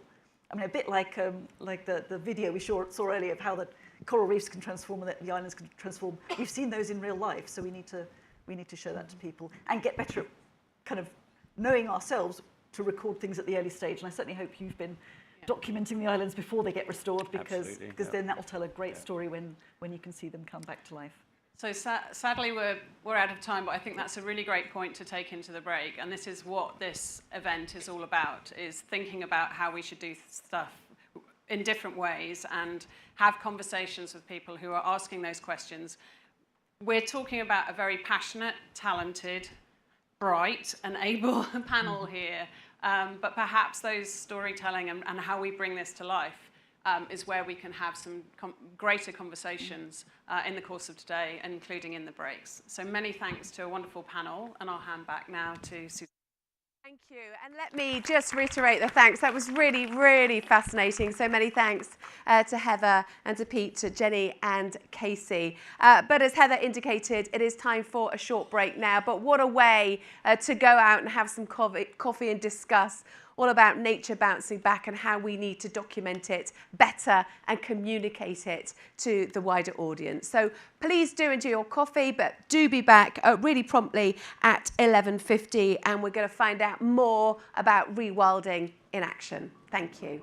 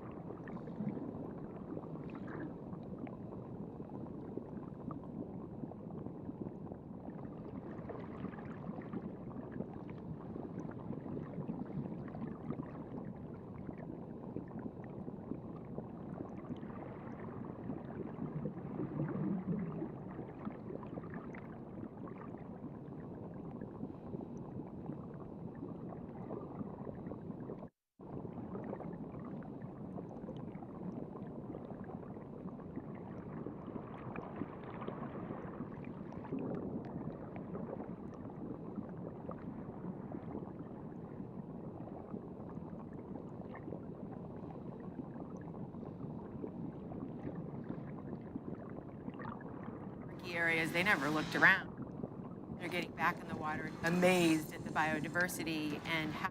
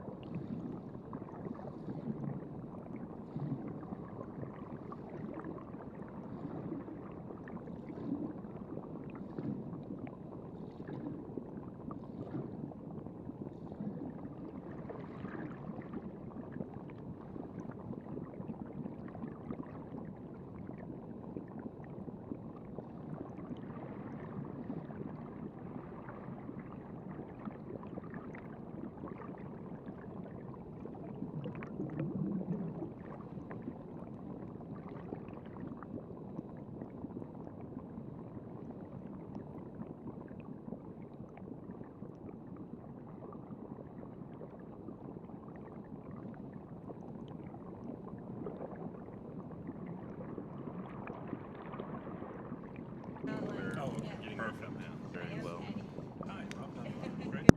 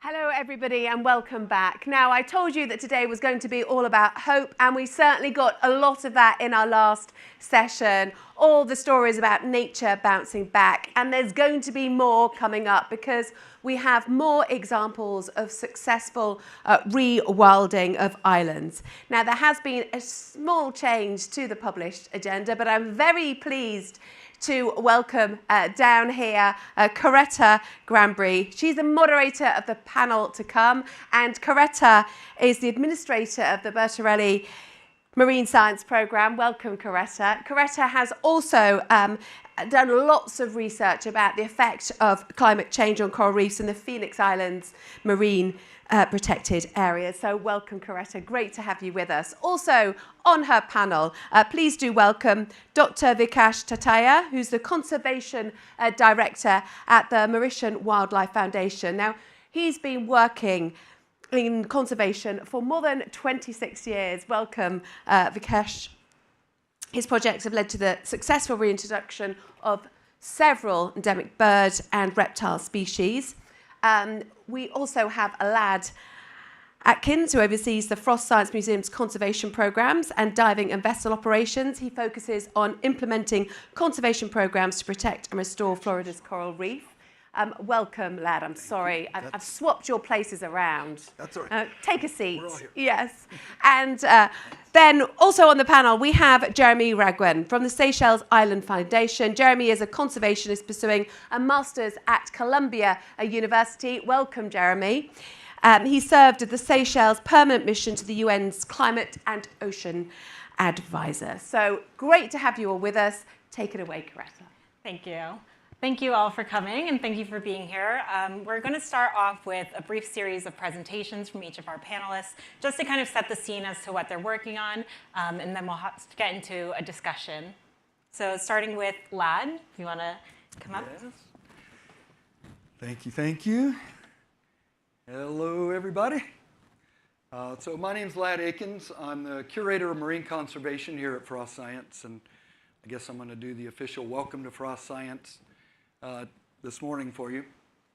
Just a little bit, very briefly, about Frost Science. We're actually a rebirth of what was the Miami Science Museum, which has been around for many, many years. We've been here at this location for going on 8 years now. This is our main campus, but we also have another facility you see in the inset there on that imagery at the FIU campus. And that second facility serves as our quarantine facility and rehab for some of the animals that we have here. We have the Science Museum, of course, but also the Public Aquarium, which was in the adjacent building, and this planetarium. One of the few institutions that has all three of those on the same footprint. We get about 3 million, or 750,000 visitors a year. So we've had over 3 million since we've been open. Where do I point this? There we go. Besides from engaging visitors here on this campus, we also work off campus to engage visitors both in educating them, but also in enacting active conservation programs. So Frost Science Conservation incorporates 4 different pillars. Our museum volunteers for the environment, primarily terrestrial. We do exotic species, early detection, rapid response work. We have a treasured taxa program, which is primarily focusing on endangered pillar corals and deep water Gulf of Mexico corals. And then what I want to talk about today is coral reef conservation. And that primarily is focused on a site right here locally off of Miami. And we call that site 100 Yards of Hope. This has been, as you see from logos on the bottom, a collaborative effort with many engaged individuals working on restoring one of the very impacted reef areas here just off Key Biscayne. So if you can, I think I have an image that shows we are, I don't know if this laser pointer will work. Yeah. We're right there. And then just south of us is Key Biscayne, a small island that's kind of part of Miami. And the 100 Yards of Hope site is about 3 miles offshore of Key Biscayne. And it's a long reef area. and we've engaged in some very active collaborative work to restore that impacted site. Since we were just finished that last session with talks about documenting the work that is done, I hope you'll bear with me. I have a little video I'd like to play that documents exactly what we are doing and we've been doing at 100 Yards of Hope. Our Florida's coral reef has seen dramatic declines to the point that our reefs are on the precipice of disappearing. If you live in Nebraska, the middle of the country, how is coral reefs important to you? We get that question all the time. Coral reefs are the breeding ground of a variety of species that live in the ocean. If we don't protect the ocean, we won't have a world where we can breathe healthy air. There's a lot of bad news when we talk about coral reefs, but there's also a lot of hope. Innovations and new tools and new ideas shine some light on the potential for us to restore these delicate reef systems. We were really the first people to be able to predictably spawn corals in a biosecure facility, and we can do it in a way where they can be planted back out onto the reefs again. So how do we make restoration and outplanting really efficient? Force Blue retrains and then redeploys former special operations veterans, all military trained combat divers, to work alongside environmentalists and marine scientists on ocean conservation missions. It's a challenge for many veterans to go from that really defined sense of mission and then trying to figure out who you are and what you're supposed to do as a civilian. I fell apart after the Iraq War. That darkness, that shadow, it started tearing me apart. The waters of life from Force Blue completely healed that. The bulk of their underwater work had been in the dark, in kind of murky areas. They never looked around, and now they're getting back in the water, amazed at the biodiversity and how therapeutic it is to have a different mission. Innovation happens when challenges present themselves. Big solutions require collaborative conservation. Everybody is coming together for 100 Yards of Hope. By connecting this coral reef project to Super Bowl, we hope it will bring much wider attention to the plight of coral and to our oceans. 70% of people pay attention to sports news, sports headlines. Only 15% of people pay attention to science. We're at the restoration site, so we've arranged the plot to look like a football field. So each buddy group is actually going to take one of the yard lines to build the perimeter of the field. Most of the things that I've done have been more on the demolition side, so this is pretty neat in the restoration side. People that have experienced trauma and pain want to protect things that cannot protect themselves. We have to heal others or other things to heal ourselves. While our time is dwindling, the fight's not over. Right now, we have the world's attention. All eyes are on Florida. This really is ground zero. If there's anywhere to fight for their future, it's here.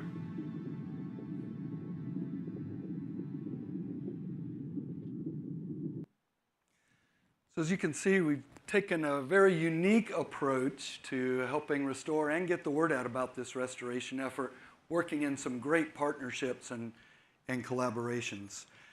That video is actually part of a display here at Frost Science to engage people and help them understand what we're working on. Aside from restoring those corals, we've also looked at this as an entire reef ecosystem. We're doing a lot of work with the long spine sea urchins and reintroducing populations of sea urchins and other reef building organisms on site. And then upcoming, I don't know if you've noticed the footage that's been playing in here has been put together by John Slayer. And we're working with him on a live remote 360-degree camera view of that restoration area. So this is just a little, I think they can play it from up there.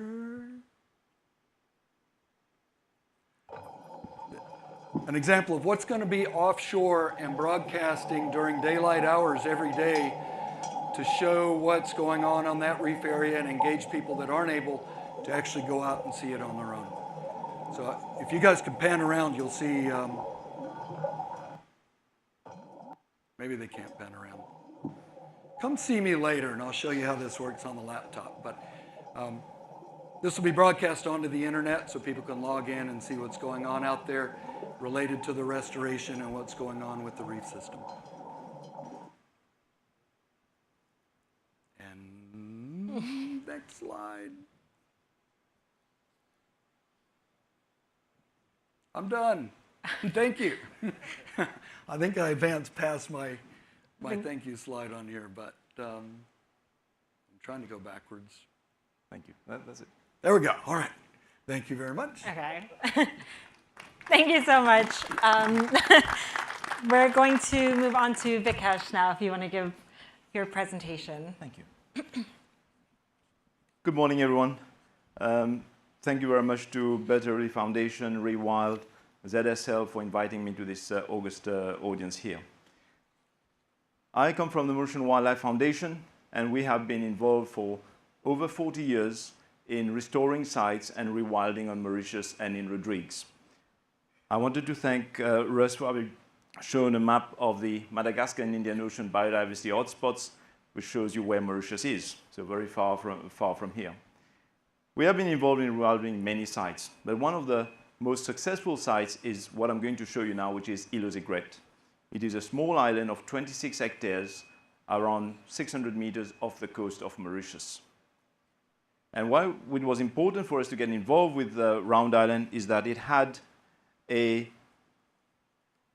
original forest of hardwoods, lowland coastal forest that has gone extinct from everywhere else and only survived in good numbers on this island. This island has known a history of human use, starting from a lime kiln that was set up here in the late 1800s. And that meant cutting corals and chopping down hardwoods to be able to fuel the lime kiln. In the Second World War, the British had an establishment on the island to try to keep the Japanese from invading Mauritius. And in the 1960s and 70s, the Mauritian military used the island for military exercises. But from 1965 to 1985, when we took over the management of the island, people used to come on the island to harvest coral, but also to harvest fuel wood for cooking. When we got involved with the island, there were rats, cats, shrews, agamid lizards on the island, and a host of invasive plants, invasive alien plants that had reached the island. Two of the worst ones were Lucina leucocephala, also known as false acacia, and the Madagascar plum. And you can see in the image at the bottom right, this is how invaded with invasives that most of the island had got to by the time we started its management. We started getting rid of the rats and the cats, and we've tried reducing the numbers of the Asian shrews and other species. And we started removing the invasive alien plants. So you can see here, when we've removed these invasive alien plants, it's almost an empty field. That just goes to show how invasive those invasive alien plants were. And in the place where we were removing these invasive alien plants, we were putting back native vegetation. So we had a nursery on the island where we're growing native plants. Today around 55, 60 species of endemic plants which we are putting back on the island or helping the populations of plants that were there to restore themselves. And after a few years of very hard work, we get to forests like this. And in such forests, we are able to put back critically endangered endemic birds of Mauritius, such as the pink pigeon, such as the Mauritius fody, and the olive white-eyes. Putting birds on this island, which does not have predators, mammalian predators, and where the habitat has been restored, and where we have scientists that are following these birds, has partially allowed these birds to be downlisted on the IUCN Red List. In addition to these birds, we've put back Gunther's gecko, which was only remained on Round Island, which is another island which we are restoring to the north of Mauritius, and the tailfair skinks. And this is all good for species that still survive somewhere, albeit threatened. But for species that have completely gone extinct, such as the Mauritius tortoises, we looked to surrogate species. And the surrogate species of choice that we've used is this Aldabra tortoise, which comes from the island of Aldabra in the Seychelles. They've worked really well. And with the experience from that, we've now put tortoises on other islands, such as Round Island, but also on Rodrigues, on mainland Rodrigues. But we've gone further. Unfortunately, getting rid of rats and cats doesn't mean that the seabirds are going to return by their own. So we've had to do a project where we've actually been rearing chicks of 6 species of seabirds and putting attractions on the ground, such as decoys and also coal playbacks, to try to build a population of seabirds back on the island. Seabirds, I don't need to tell you this, are very important for the land, but now we understand from research done in the Chagos that is very important for the marine environment as well. And this is why we are pushing ahead with reintroductions of seabirds onto this island, and we also have a reintroduction project on Round Island for the Mars booby. We didn't stop there. The island, we felt we had to open it up for visitorship. So we started an ecotourism project in 1998, and we now have thousands of visitors that come everywhere, generating income for the foundation.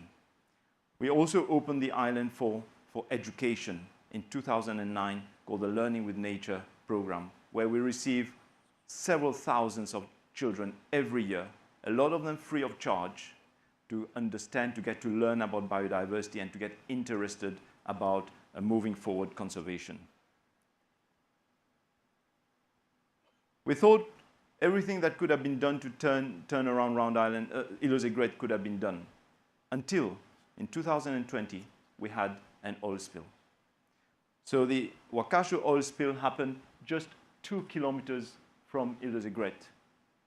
And over the course of several months, most of our work got diverted to saving the plants, saving the birds, saving the reptiles on Îles Aigrettes, but also the other islands in the group of Southeast Islands which were also affected by the oil spill. We've cleaned up the oil, we've put back the plants now, we've put back the reptiles, we put back the birds that we took off the island, and we are now monitoring the system to see how best the island is going to bounce back from this oil spill. But I've heard this morning a lot of hope. I think a lot of people here are dreamers. On Îles Aigrettes, we have a bronze cast of the dodo which went extinct from Mauritius, the symbol of extinction. However, not very far from here, in Dallas, there's a company called Colossal Biosciences that's working on de-extinction. We want to hope, we want to dream, and we're dreaming that the dodo may be able to come back to life, and that one of the candidate sites where the dodo could come back would be Îles Aigrettes. Thank you very much. Thank you, Vikesh. And now I want to invite up Jeremy to give us a little talk about the Seychelles.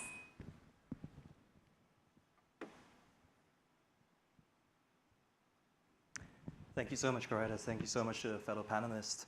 So my name is Jeremy Wagam. I'm currently studying a master's in public administration and environmental science at Columbia University. And that is to contribute to Seychelles' efforts when it comes to conservation, but also thinking about small island developing states when it comes to climate change and negotiations around oceans. So from today, we know our best defense when it comes to these crises, whether it's whether it's ecological crises, whether it's the climate crisis, is a healthy and resilient environment. So I want to introduce you to Aldabra Atoll. Aldabra is one of the world's largest raised coral reef atolls.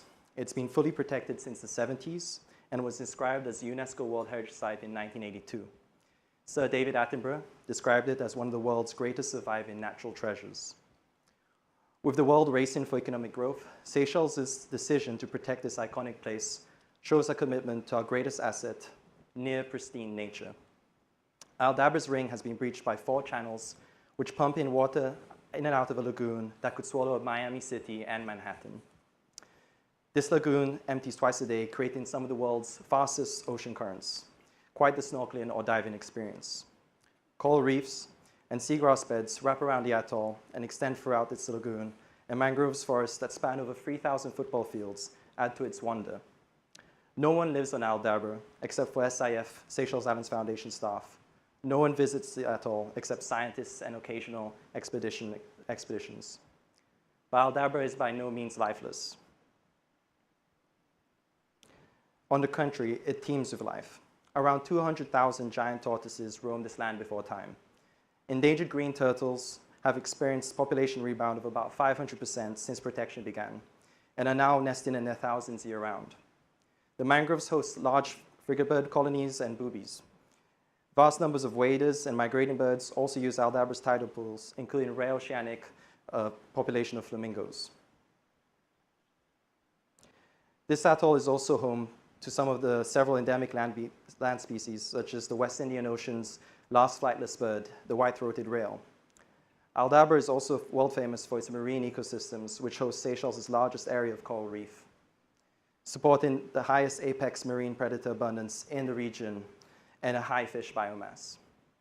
Humpback whales, orcas, and many other large marine mammals migrate through this reserve, and it's also a sanctuary for Seychelles' last dugongs. Let that slide play out a little bit. It's quite beautiful. However, Aldabra is not pristine. Rats have greatly impacted its ecosystems in a myriad of ways. One of the most notables is in the lack of ground nesting seabirds, except for lagoon islets. Nor is Aldabra immune to climate change's impacts, especially mass coral bleaching events. However, research, a lot which we've heard of this morning already, shows that corals in the lagoon are less impacted by bleaching and recovered faster than those in the outer reefs. This could be because the lagoon undergoes much greater daily temperature change than the outer reefs. But this phenomenon needs further study. Oh, sorry, it's not playing. Sorry. As we had heard earlier, the presence of rats may also influence localized nutrients from seabird colonies. These findings, among others, point to one major action to boost Aldabra's ecosystem's health and resilience to climate change: an atoll-wide rat and cat eradication. So I know this is not easy to see in some sense. But maybe now you might ask yourself, okay, it's wonderful. It's a wonderful place and solution, but I'm not Seychelles or conservationist. Why should I care about this place? Although Aldabra is isolated geographically, sorry, just going back. Although Aldabra is isolated geographically, I think that's going to, yeah. Although Aldabra is isolated geographically, its ecosystems are not. Aldabra lies smack in the middle of the fast-moving South Equatorial Current. My colleagues based at Oxford University have been investigating coral larvae dispersal using high-resolution ocean current models to predict where coral larvae spawned at Aldabra travel to. And from this description, you can see that a vast amount of it ends up on the East African coast. This coast is home to over 50 million people who depend on these coral and the fish there, and for their fish and for their food and jobs. So an eradication that leads to the restoration of Aldabra's island ocean connections can bring real regional benefits. The first time I stepped on Aldabra, about a decade ago, I was 19 and part of SIF's, one of its biggest world first eradications. Since then, SIF have built on its successes by developing strong biosecurity measures to prevent new invasions, and is launching a feasibility study for this rat and cat eradication. As one of the world's most studied islands, Aldabra can teach us about the impact of eradication systems on ecosystem functions. I've been lucky enough to have lived on Aldabra and work with SIF for 5 years. I know that science-informed action pushed by people around the world can move mountains. From the young man you see embarking on his first real job, I'm proud to be sharing Aldabra with you before heading off to join the COP28 negotiations tomorrow, so that Seychelles and other small island developing states do stand a chance when it comes to these climate and ecological crises that we're facing. Thank you so much for your kind attention, and please feel free to chat to me after if you want to learn more about Aldabra and how you can help. I thank you. Thank you so much. So I want to jump right into some questions. Starting with you, Lad. I think a lot of us will be familiar with the recent coral reef bleaching and increasingly warm temperatures, especially with this past summer here in Florida. So I wanted to ask how this affects restoration in your project and how this affects your work going forward. Yeah, of course everybody knows about the incredible water temperatures and the impacts they've had on coral reefs in Florida. And I guess there are two parts to the answer. One part is that there will be setbacks. As Cash was mentioning, they'd done a lot of work and had an oil spill. that they had to deal with. With us, it's this extremely hot weather event, and you have to have hope. You can't just give up. I mean, that's not an option for any of us. So the work has to continue. But I think the challenge is, how do you plan as you look forward for those types of scenarios? We're typically engaged in actually doing the work, getting out there and restoring the reef and terrestrial habitats. And we don't think about what happens if a ship goes aground, or what happens if we have a very unusual weather event. And I think this year really opened that to everybody's eyes, and we're starting to think now, okay, it's not just about restoring the reef out there, but we also have to have land-based facilities to house these corals when that happens. We have to have contingency plans to move corals into deep water. And we weren't thinking about those things before this year, but now we are. So I think that's going to guide us in our restoration efforts as we go forward.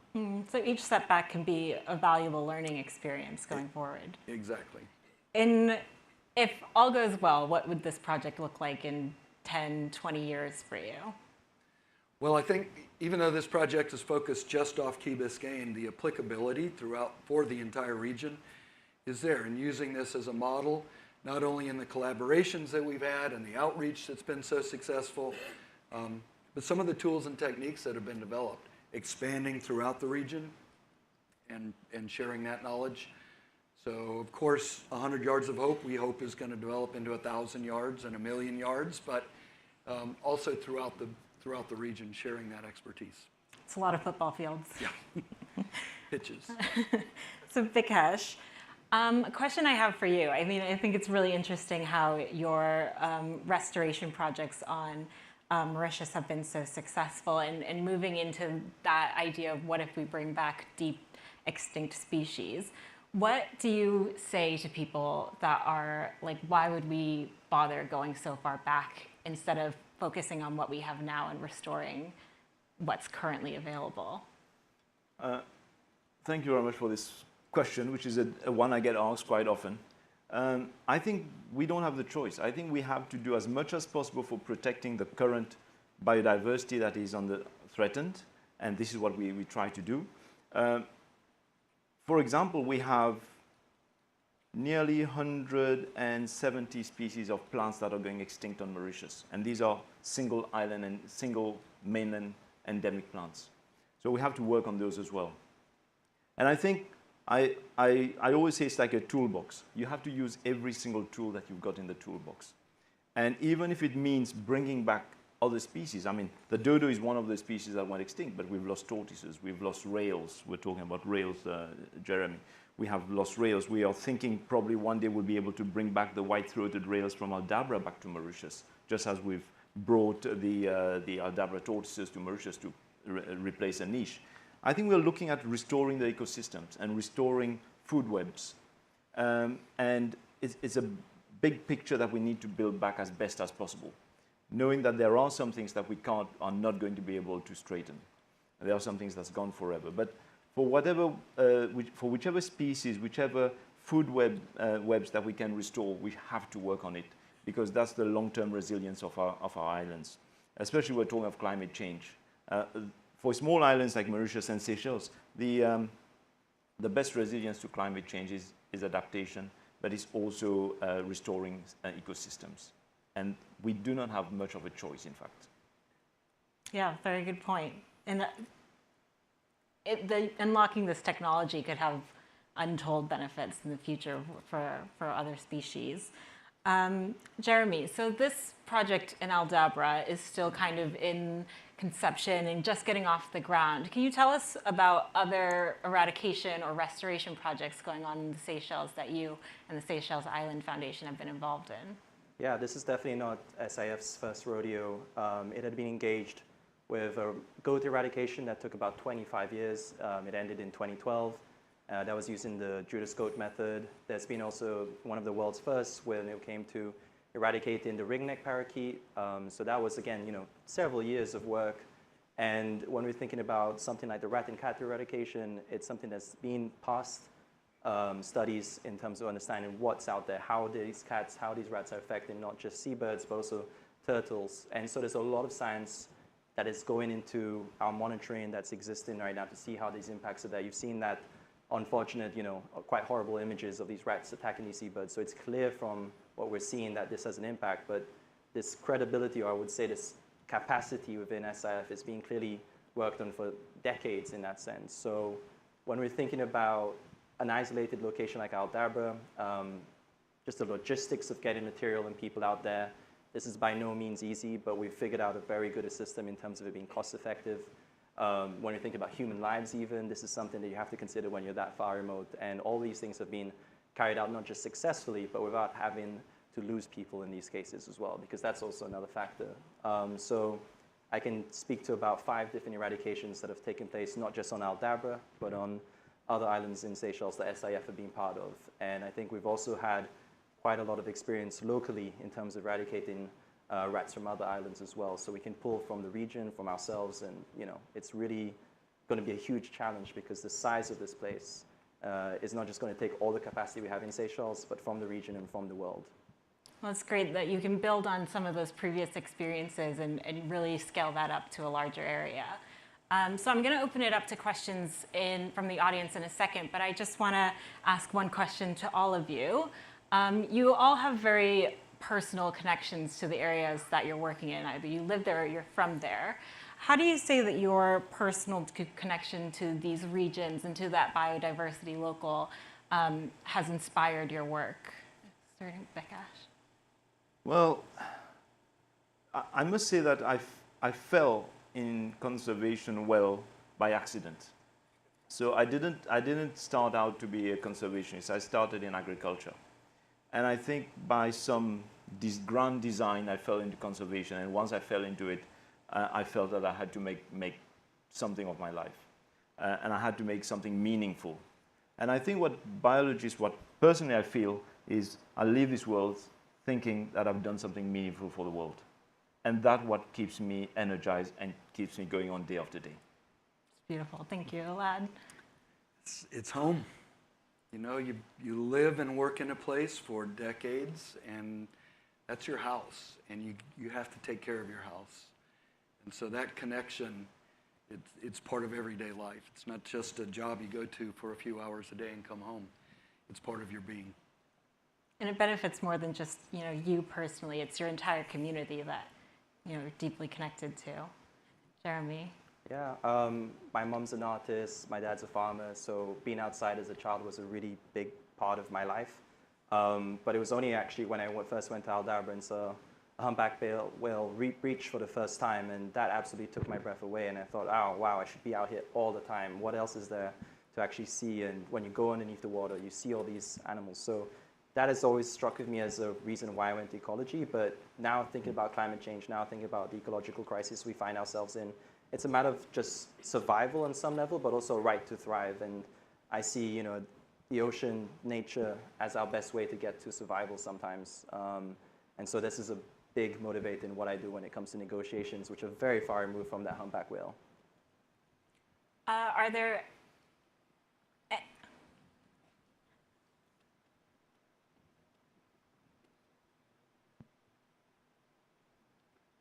Lad, as a football fan, I love your 100 Yards of Hope program. Have you tried to get any of the football players from the Miami Dolphins involved? In particular, your quarterback, whose family is originally from, I guess it's American Samoa? Actually, we had, he's not a Dolphin anymore. He's an Atlanta Falcon now. But Mac Hollins, who is a receiver and a special teams specialist, joined in on a lot of the efforts, not just the restoration, but also working with the urchins. And yeah, it was great. And Grammatica also. Jim Ritteroff, who's the head of Force Blue, and Steve Gonzalez are here. They're going to talk in a later session. And so they may bring up some of the individuals that have been involved in this. But Haven't tried Tua yet. We haven't tried Tua yet. Yeah, but it sounds like a kind of an obvious one.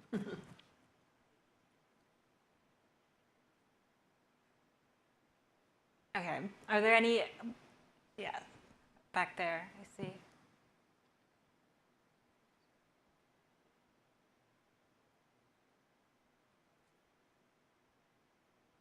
Thank you. Willy Curafalo, the University of Miami. I always feel like a minority because I come from the physics of marine science when I'm among conservation people. So I really thank Jeremy for bringing that aspect in, the aspect of connectivity due to the currents between remote marine ecosystems. And I think that we really have to bring that into the conversation because we can engage society in a stronger way and stakeholders in a more international way.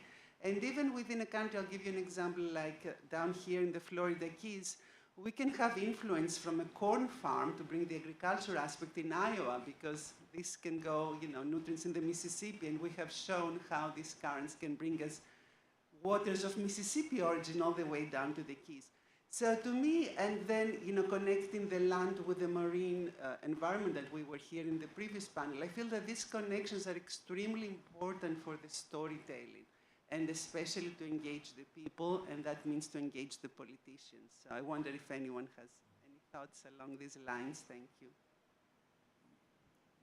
Yeah, I think the visualizations that we're seeing scientists produce is some of the most important tools. Having worked a bit in communications, it really doesn't hit home when it's a paper, right? I think we've talked about how we want to ensure there's informal ways of communicating these. But I think, yeah, that physics, that science, it can be only really a tool, or it can only be really understood as what's going on when it's visualized impactfully. And I think in Seychelles, it's interesting. We have 115 islands spread across an area the size of South Africa, and most people live on the 3 main islands. So trying to talk about Aldabra and what does Aldabra mean to people living on the main island? Why do we protect that?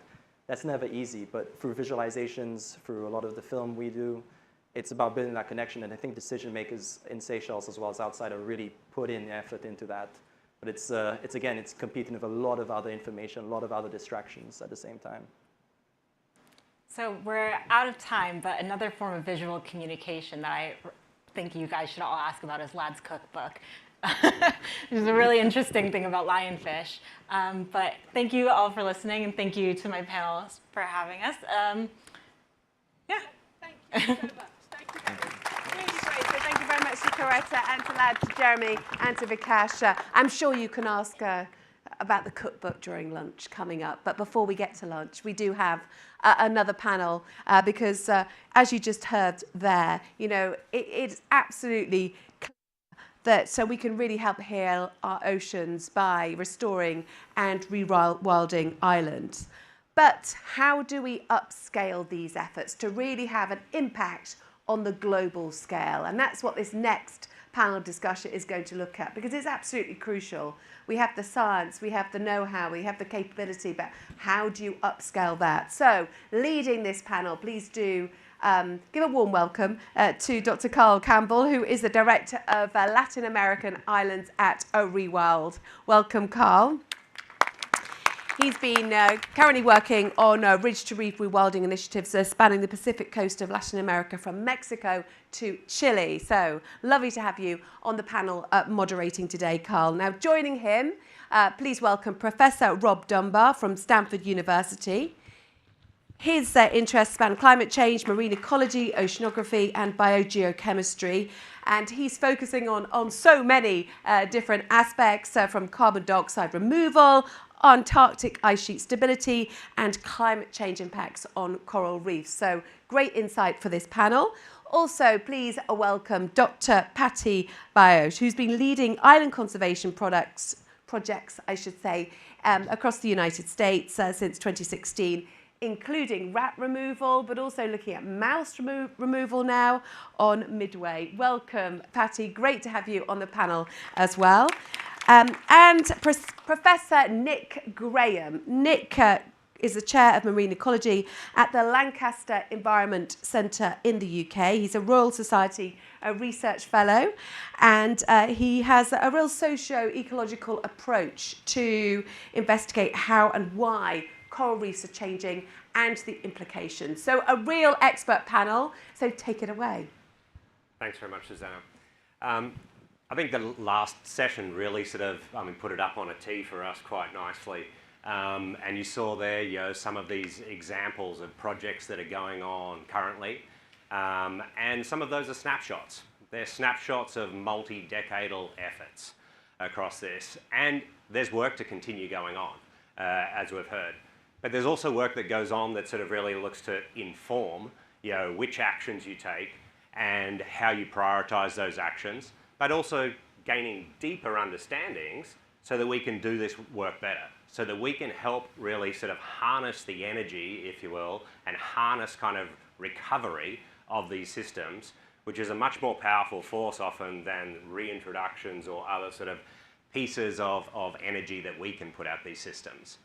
And so there, when we can actually harness essentially that and know where these systems want to go or help direct them into those sort of areas, I think that's really sort of the power that we look to try and harness within this. And then you can maximize your dollars, you can maximize your efforts within this. So we want to explore a little bit here in this session, sort of thinking through some of the aspects of like, okay, so what next? And when we say, okay, what next and how do we go to scale, how do we tackle places that are much more complex? How do we work on islands and systems that are much larger than what we've currently done? And this requires a change in thinking. It's not necessarily just add more zeros and let's just do more of the same. So often there you have to think quite differently about this, and that might take on that you actually need to do a few things different at the start as learning opportunities so that you can then build those in and get to those aspects of scale. So this is some of the pieces that we're going to explore in this session here.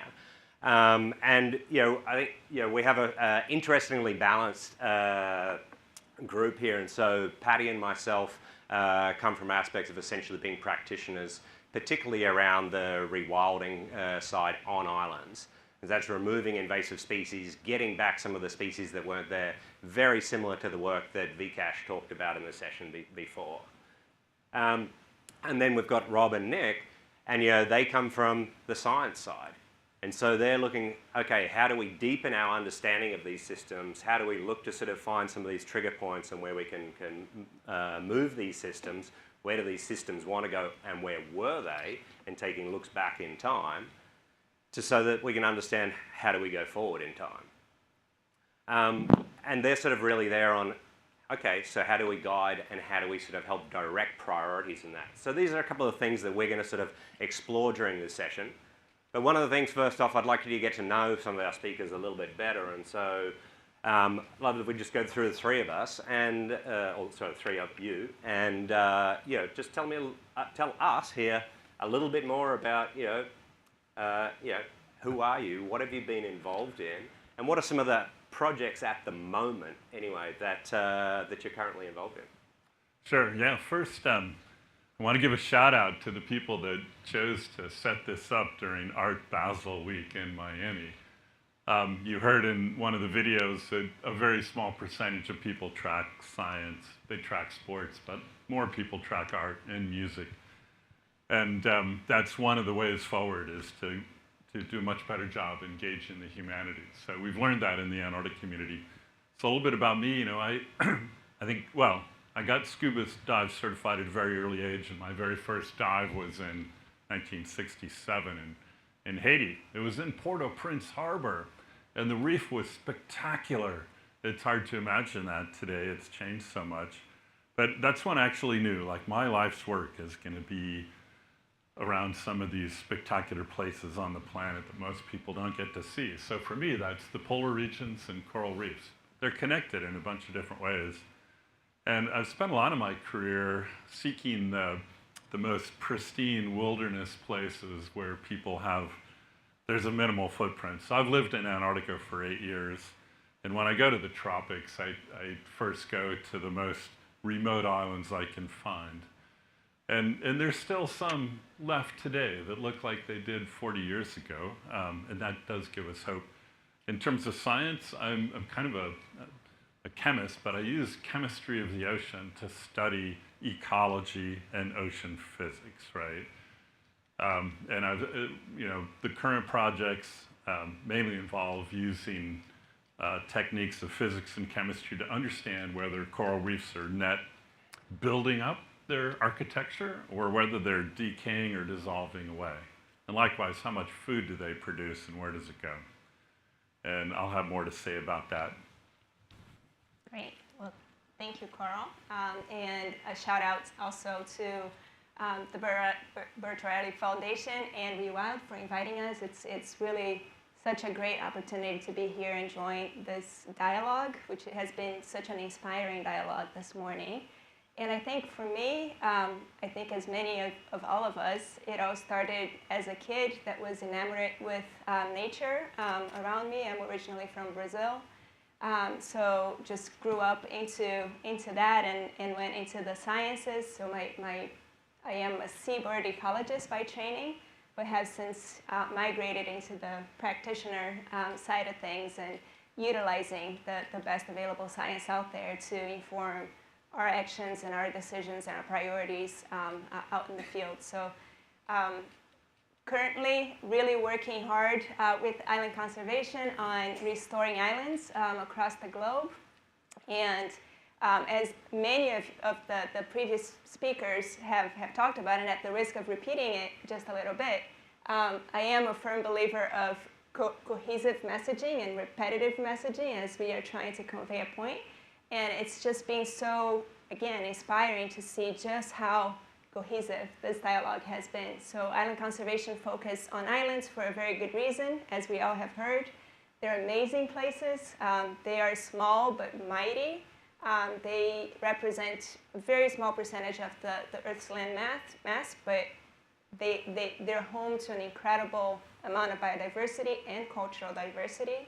And we know that invasive species in particular are one big threat that puts islands at the center of the extinction crisis that we all talk about. So we know that 75% of all the extinctions that we have recorded to date have happened to island species, and that invasive species have been implicated in the great majority of those extinction events. So it's such a great opportunity that by removing that one threat, as you have seen stories today of many partners here that are doing just exactly that work, how much you can rewild and how much you can improve nature's resilience ecosystems that protect the frontline battlers, communities, island communities that are out there facing some of the worst consequences of the global crisis that we're in.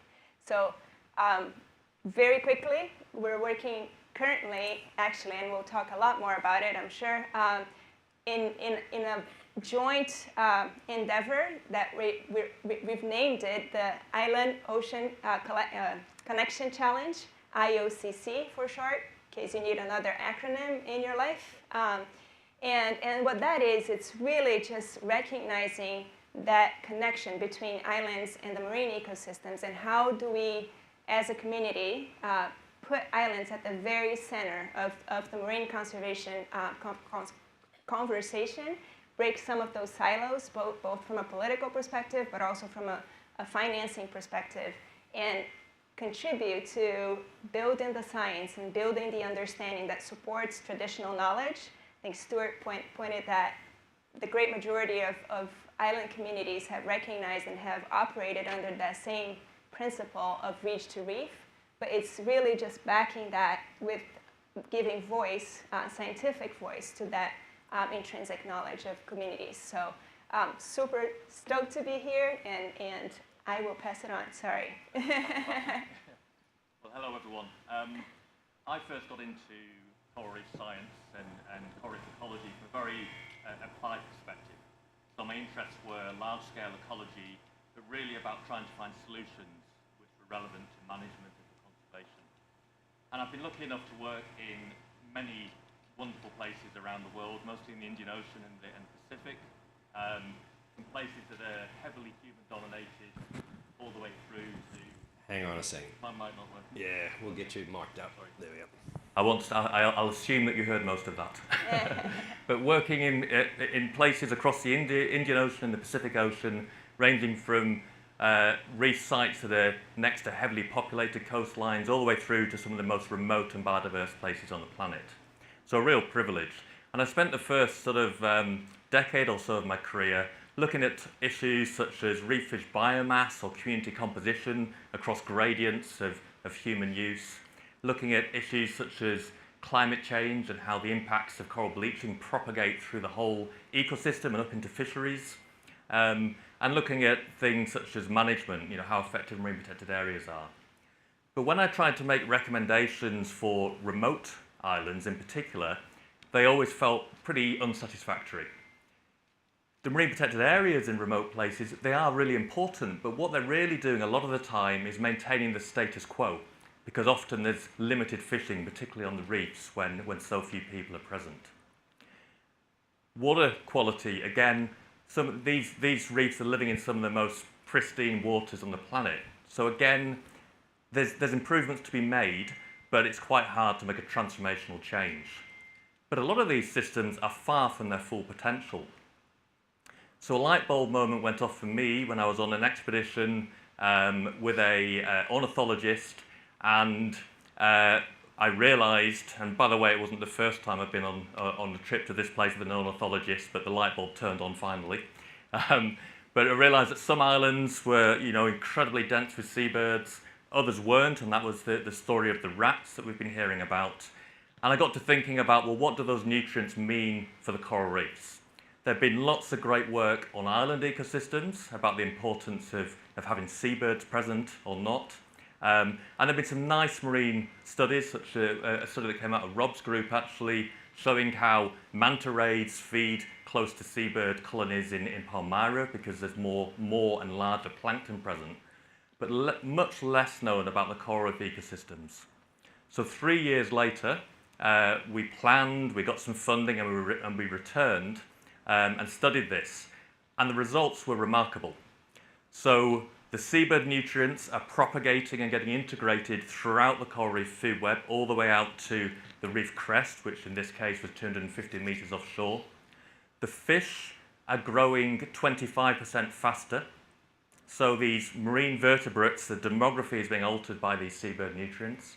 The fish biomass was 50% greater, and this is in an unfished system. And some of the processes that those fish provide, such as clearing away algae and allowing corals to settle and grow, or bio-eroding dead reef and providing the sediments that build the islands themselves, those processes were operating about 3 to 4 times faster. Now, since then, our group and others have expanded this work across the Indo-Pacific. And for example, we're seeing seabird nutrients getting propagated through food webs in Tetiaroa in French Polynesia. We're seeing faster growth rate of corals in Fiji in the really nice study that Casey summarized earlier. In Aldabra, we're seeing seabird nutrients getting incorporated into mangrove ecosystems, improving the photosynthetic efficiency of the plants, but also getting up into the food webs of the invertebrates and fish that use those systems. So across the board, we're seeing really interesting things. So now, if I'm asked, what do you do in these remote places? How do you improve the status of remote coral reefs? Well, eradicating rats and, if necessary, restoring native vegetation is transformational for the islands, but also for the nearshore marine environments. And the uptick you see in the condition, the functioning, and the resilience of these systems is beyond compare. Thanks very much. Oh, now I'm on. We can pass the mic over. Oh, is yours not working either? Okay. I'm on. Maybe I'm supposed to talk. No, you're trying to cut me off still. Is the switch on? I think that's a message, Carl. Yeah.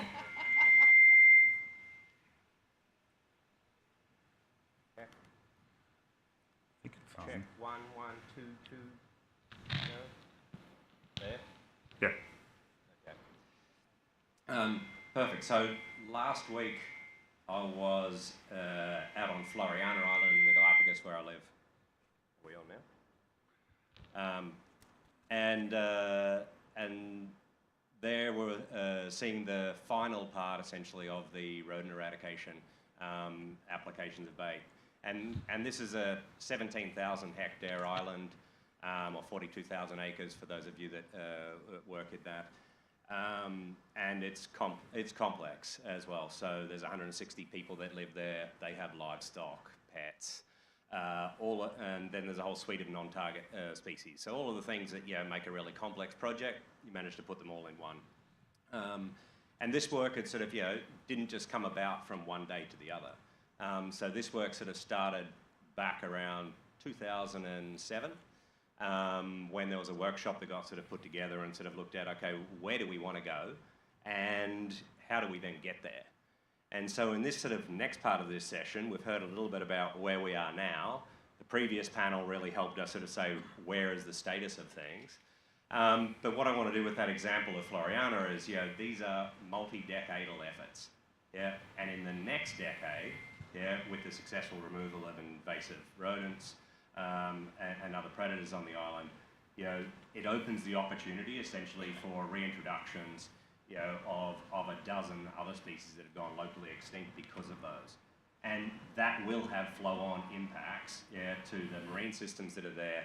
And the Island Ocean Connection Challenge and the Scripps and others are doing work to systematically look at that and capture some of the lessons learned from these so that we can build on these. And so what I want to sort of do in this next session, next part of this, is really sort of like think a little bit about, okay, so where do we want to go? If we need to be thinking on this multi-decadal piece, and Rob is particularly good at this because he's a paleo person, and so he's often working on coral cores and other things and looking back thousands of years and helping us sort of really tell, okay, well, what happened there? But what I want to do on this session is have a little bit of a look forward and say, okay, if we're going to go to scale, what does that look like? Yeah, and so if you look forward then, in the next couple of decades, yeah, where do we need to do? So I want to call on a panel here to help us sort of paint a little bit of a picture of where do we want to be, yeah, and then we can have a look at, okay, well, what do we need then to get there? And so I'll hand over now, I think, maybe we pick on Rob with his deep vision back into the past and thinking a little bit now about some of the future on this. Sure. Yeah. You know, you've heard it already. Like very holistic, coupled management of marine systems, MPAs, and terrestrial systems, restoration of vegetation, and removal of rats and that sort of thing. But you know, I do want to discuss briefly the challenge of ocean acidification and sea level rise. You know, we know that many reefs in the Western Pacific were able to keep up with sea level rise of 5 centimeters a year the last time the great ice sheets melted. And that's how we know how fast the oceans rose, is from those coral reefs. They were super healthy reefs. There was very little human presence. They were in tune with their environment. And I worry about today's reefs not being in that place. And we already know, it's a fact, that we've seen significant reductions in the building of the cement that makes these islands what they are today, that helps them resist erosion from storms and allows them to keep up with sea level rise. It's happening now. And so to me, that makes the need for restoration all the more urgent. And since this is a scaling section, I want to say 2 things about that. One, you know, there was a question asked this morning about, well, how do you prove to the investors that your interventions have done some good? Well, we've got these like spaceship research stations out in the middle of the ocean, like Chagos, like Palmyra, like Seychelles. There's some in the Atlantic, some in the South Pacific. You know, we do longitudinal studies there. We've got many years of data before and after certain interventions, and we now know what happens after those interventions enough to justify major expenditure, right? So that's a done thing, but we still need to get that message out there to investors. Secondly, because of the increase in the pace of climate change, which is really quite dramatic, like we're seeing enormous increases in melt from Antarctica just in the last 5 years.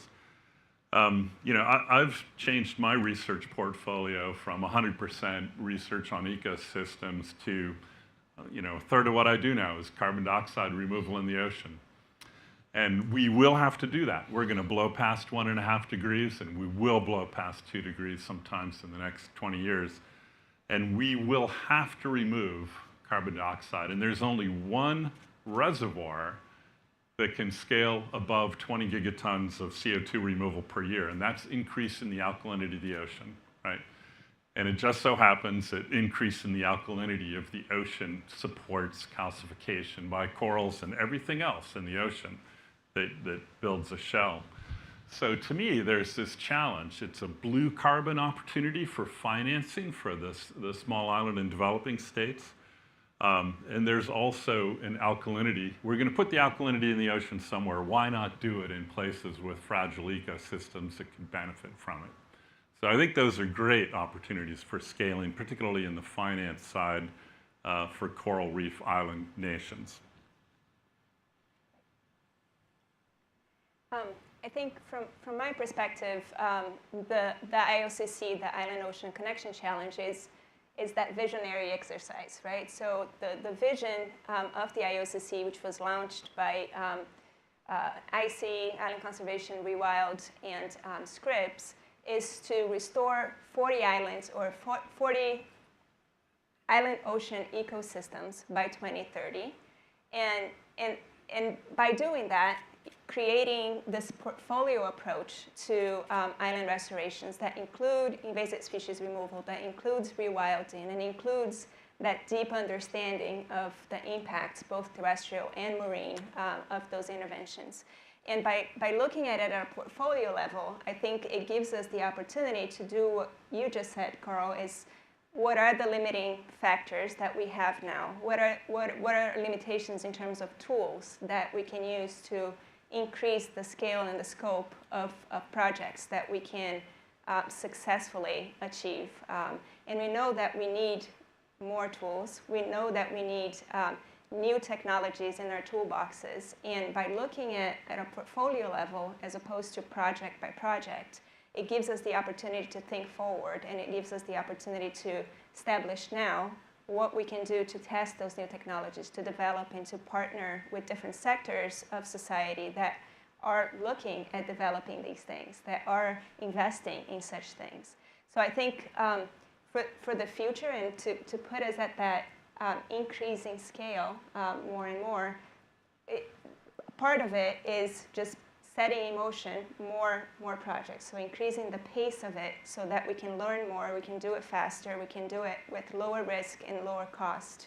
And looking into the future, how do we work now using these projects that we're putting on the ground to really build the enabling conditions for the future projects that we want to achieve. And a good example of that is that rat eradications are absolutely possible on islands, but they're possible on a fraction of the islands of the world because the current tools we have, unfortunately, are not adequate to tackle some of the more populated islands where that is really going to be important to increase resilience of those communities to global impacts. So I think just thinking at that higher level, it's sort of a bigger chessboard, so to speak, that you can move pieces a lot more fluid to achieve the greater development of tools and investment and political understanding and buy-in into the tool and all of those things. Great. Is this on now? Good.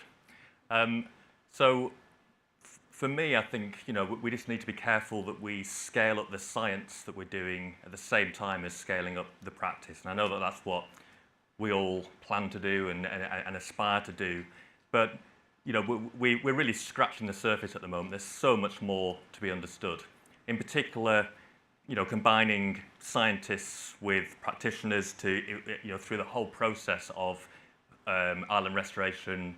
And the timescales over which benefits accrue.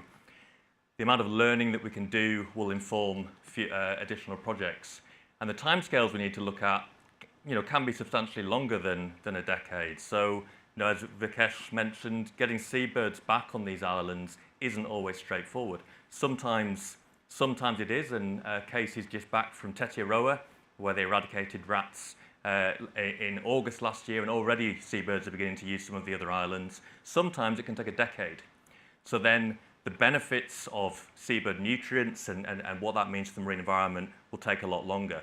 So actually developing the science and developing the networks of science to work alongside the practice and the greater diversity of islands and systems that we work in, I think we can learn a great deal more to push this field further. Great, thanks, Nick. I think one of the things now, just thinking about sort of, okay, where are others as well thinking? I mean, we need to get more ambitious. We've heard there's 465,000 islands in the world, and we need to get to scale. We need to do it fast. We need to be more ambitious, and there are others that are sort of being ambitious. So New Zealand's put out a 2050 goal to be predator-free, to remove invasive predators off the whole of New Zealand. Those are a couple of really big islands, and there's a whole suite of really small ones around there as well. That level of ambition, is really where we need to be. But how do you get there, is not just doing it alone or doing it the same way that we've been doing it up till now. And one of the pieces that we really need to harness this amazing tool that is like nature and its ability to be able to recover. And we can do a few little things like reintroductions and others that trigger a whole suite of other amazing, ripples essentially that go on this. But one of the things, and that we've seen and we're seeing here now, so we're starting on this path, is really collaborations, partnerships, bringing aspects together. Looking into parts of society and technologies and other things that we haven't really looked at, and looking at them in innovative ways, innovative partnerships. How do we harness what's already out there in the private sector? How do we harness what's out in multilateral aspects? How do we harness or create even private markets and aspects for these kind of things? Rob touched on that a little bit. We're going to have other sessions later on in the day that go into that. The other pieces is how do you draw links and essentially bring in as a real partner, aspects of communities, local groups essentially that are, the true beneficiaries of this.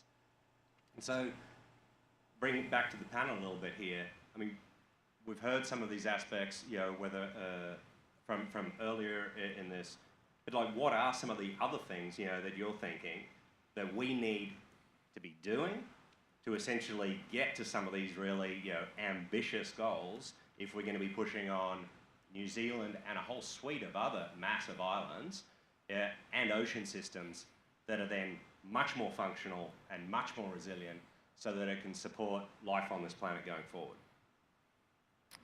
Yeah, I'll start. I think, continued support of these demonstration sites, like Palmyra became an island system where now they call it the Climate Adaptation and Resilience Lab, and they've been inviting people in from all over the world that do things that haven't traditionally been done there, with the goal of learning things that can be translated to other sites throughout the Pacific.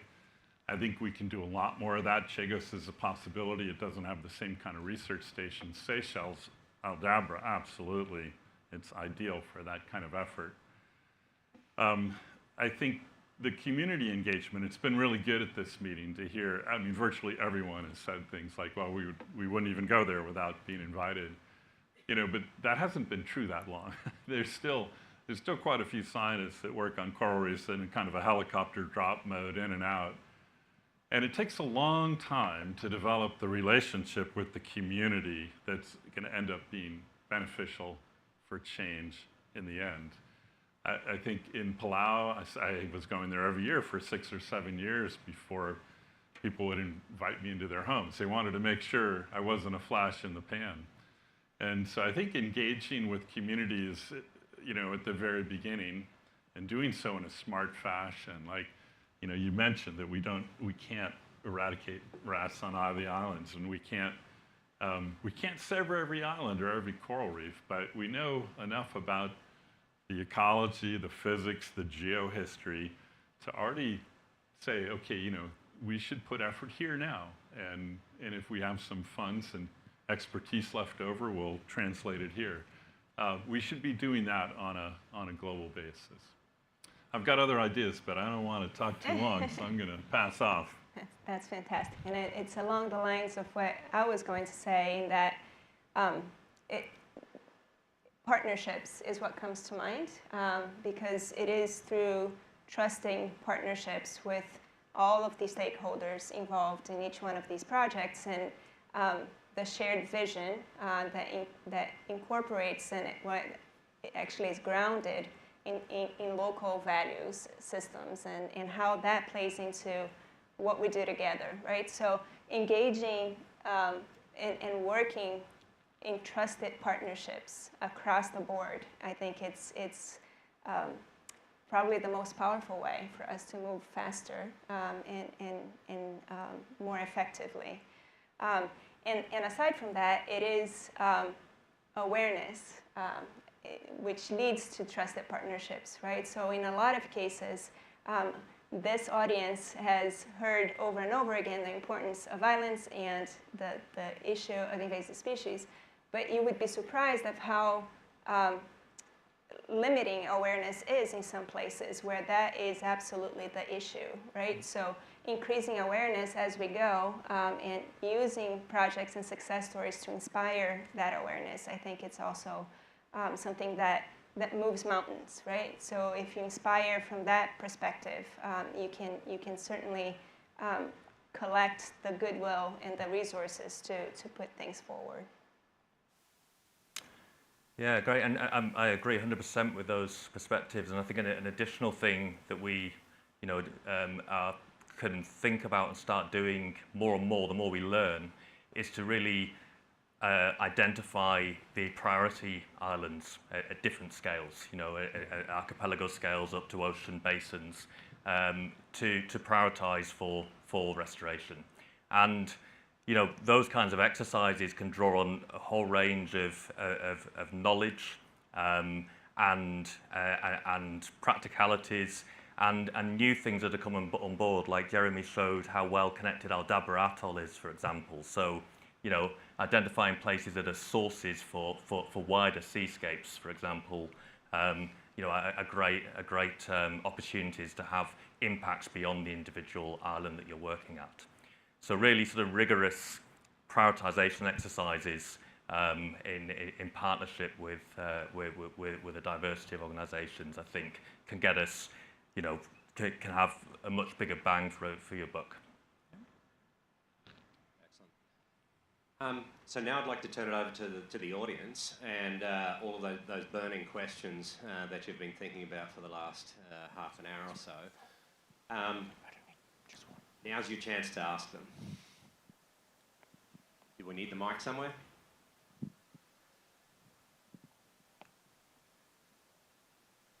Go on.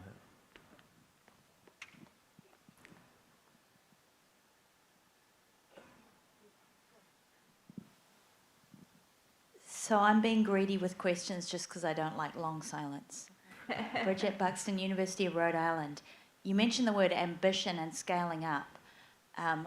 With the experience we've had rewilding, it's kind of slipped into a pattern, and the pattern is based on poison more than anything else. And there are some places you can't use poison. Maybe you could try something else that doesn't work quite as well, but might work well enough, or you might learn something from it. So I've just put it to you, what do you think about the idea that being more ambitious is actually about being willing to risk failure on specific islands in the process of trying new things? I have a quick thought on that. I mean, absolutely. I'm an absolute believer in pushing the envelope and accepting the risk of failure. And too much of science, especially in the US with the NSF, is risk mitigated, and we lose out on some extraordinary discoveries. I do want to say, though, not all the rewilding is poison-based, right? Like, we are so far behind in setting up both large MPAs and mobile MPAs. We already know they work, and that will rewild. We've got abundant data on that fact. We're way behind. On land, one of the first national parks, Yosemite, 1878, Great Barrier Reef, 1978. And I think the first debt for nature swap in a marine system just concluded in 2015 in the Seychelles. So to me, we've got the data we need to advance, and there's expertise to say where you get the most bang for your buck. So there's limitations with some of our current tools.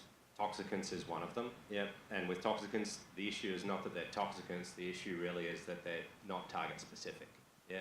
So target specificity is the piece that you want to be able to do. You want to be able to use a laser and not a sledgehammer. I think maybe using some of the other examples. So there is a whole suite of work that is going on. So there's a pipeline of work, you know, that's going on. There's genetic technologies that are under development, yeah, in Australia on mice and in Texas A&M. So there's a suite, there's a genetic biocontrol invasive rodents program. It's been working on this since 2012 and sort of moving this forward. This won't be available tomorrow, yeah. There are other things as well within the sort of the pipeline. There's norvamide, which is rodent-specific toxin or rat-specific toxin, as it's thought of. Some issues around using that. The rewilding piece, though, yeah, I think part of this is, I mean, it is risky, and you have to take risks, essentially, on this. And when you're trying, so part of innovation is, yes, take risks. But you do it at scales, yeah, and you do it at places where you're willing to take those risks, yeah, and where you're not risking other things that you're not prepared to actually risk, yeah. And so there, you know, you're not going to trial some of these things on places where you may have catastrophic impacts, such as cause a local extinction, that you can't turn back, yeah. Likewise with establishing seabirds, some of these things are just like, okay, continue with some of the work. Keep trying. That didn't work. Okay, try something else. And some things work in some places and not others.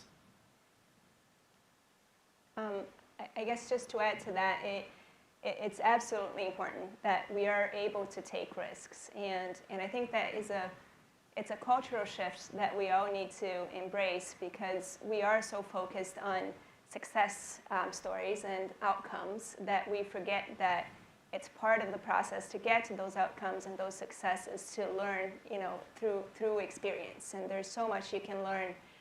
There's only so much you can learn from the theoretical modeling exercises. So responsible risk, absolutely. And I think preparing, as we talk about new technologies such as synthetic genetic technologies and whatnot, yes, they're not going to be available for the next 5 to 10 years. But there's a whole lot of work that can be done so that when they do hit the ground, there's social license to operate those tools, right? So you have to work in the system to facilitate that dialogue even before those technologies are available, so that we can hit the ground running when they become available to us, to the conservation community.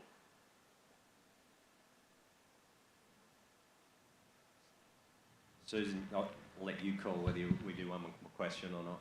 Oh, do one more question with a short answer. Perfect. Make it easy question. I actually had 2 questions. I'll try to keep them short.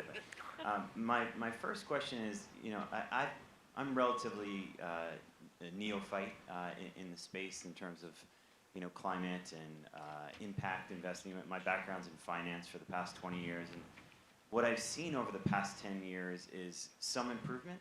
But I'm curious to, you know, in some movement of money into the space. You know, this year at Climate Week, I saw a lot more venture funds and early stage capital that it's attracted to the space. How much more energy is needed in order to actually move the needle so that we can start creating change at a scalable level? One, and then my second question is around collaboration, because what I see is a lot of fragmentation across countries, and you know, even on the coral side of things, right? There's, you know, so many different companies that are creating their own technologies and not collaborating as much as I would like to see a coalition, you know, really take off, where everybody's working together to collaborate. So I'm curious as to how the island nations are working together in order to collaborate instead of trying to each really do their own thing independently of one another. I can get us started. Yeah. I think that one thing that comes to mind that I've seen that goes towards that is the issue of biosecurity, meaning how to prevent invasive species from traveling, across islands in this case. And I think, that collaboration is so crucial in that space because, yes, we can use the pound a cure with eradications, but the ounce of prevention is still, the best cost-effective way to deal with the invasive species issue, for instance, on islands. And in the island context, you're only as safe as everybody else around you. So if your neighbor, has rats, little fire ants, coconut rhinoceros beetles, integrating that into that process of collaboration and the spirit of collaboration across nations is something that I feel in the biosecurity, in particular space, has evolved quite a bit, and it's really inspiring to hear some of those conversations. I think one of the other ones, you asked a little bit about what's the uptake potential for funding and particularly for capital. I think one of the things with that is where would you put it? How can others play a part? And if I look back 10, 15 years ago, we wouldn't have had a panel like this up here. This would have been a group either talking about the eradication piece, there would have been a separate conference going on over on corals and other work, and these were totally separate. And so the collaboration piece, I think, is coming together. I think we're getting better. There's some of the collaborations that we've seen occurring that are really multidisciplinary and bridging across some of the chasms that really exist between the various disciplines. I think that's really strengthening what we're working on together, this rewilding holistic vision. I think we need to also get better at articulating, though, us personally need to get better at articulating what is that vision, and what does it look like, so that others as well can identify and see where it is that they can insert and where they can come in and actually assist with on that. And I think that's something that's coming together, is this idea of this holistic vision around where do we want to be in another 10 years, 20 years, 30 years. So I think these things are coming together, but please, happy to engage, and please engage us in these conversations, that really make us think, but also help identify the niches where you guys can actually actively engage within that, because everyone here brings a slightly different angle to it, different perception, different viewpoints, and when we bring those together, I think that's really, they're going to see the level of change in that we're all looking for. Okay, thank you very much. I'm going to have to stop it there because otherwise you won't get time for lunch, and I'm sure you're quite hungry, but I really want to thank you so much, Carl, Rob, Patty, and Nick. It's been fascinating, and I know I didn't get your finance question, but at 5 o'clock we'll have a special session focused on finance and the moves that are being made and new initiatives in that sphere. So come back for that, and hopefully you can have some of your question answered. But thank you very much to the panel. Thank you to all for being involved. Lunch is served at level 5. If you come out of the lifts, you can turn left and right. There'll be stations there for food. But please do not be late, because at 2:20 we have a really immersive experience for you. So I'd like you to share in that. But for now, thanks very much. Thank you.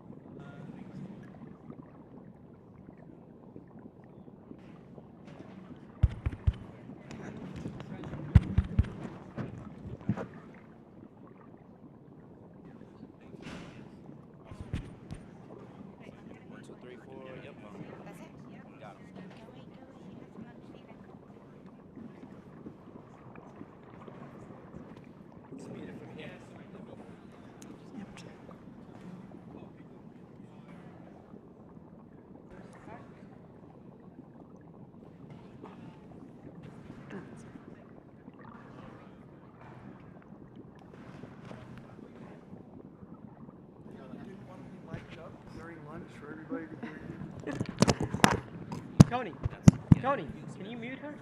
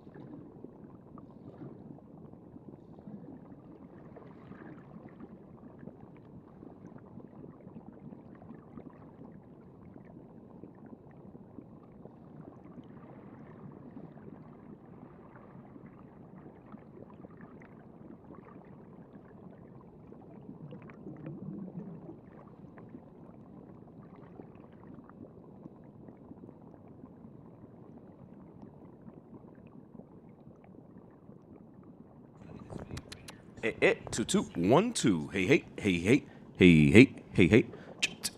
2 2 2 2. All right. Yep. Hey 2 2. Ja. See. Oh, I on the workbench. If you go to workbench, I lowered the gain, I believe. 2 2. Yep. 2 2. Hey 1 2. How do you feel about that? You want to look at anything else? Go down. Sit where he was sitting.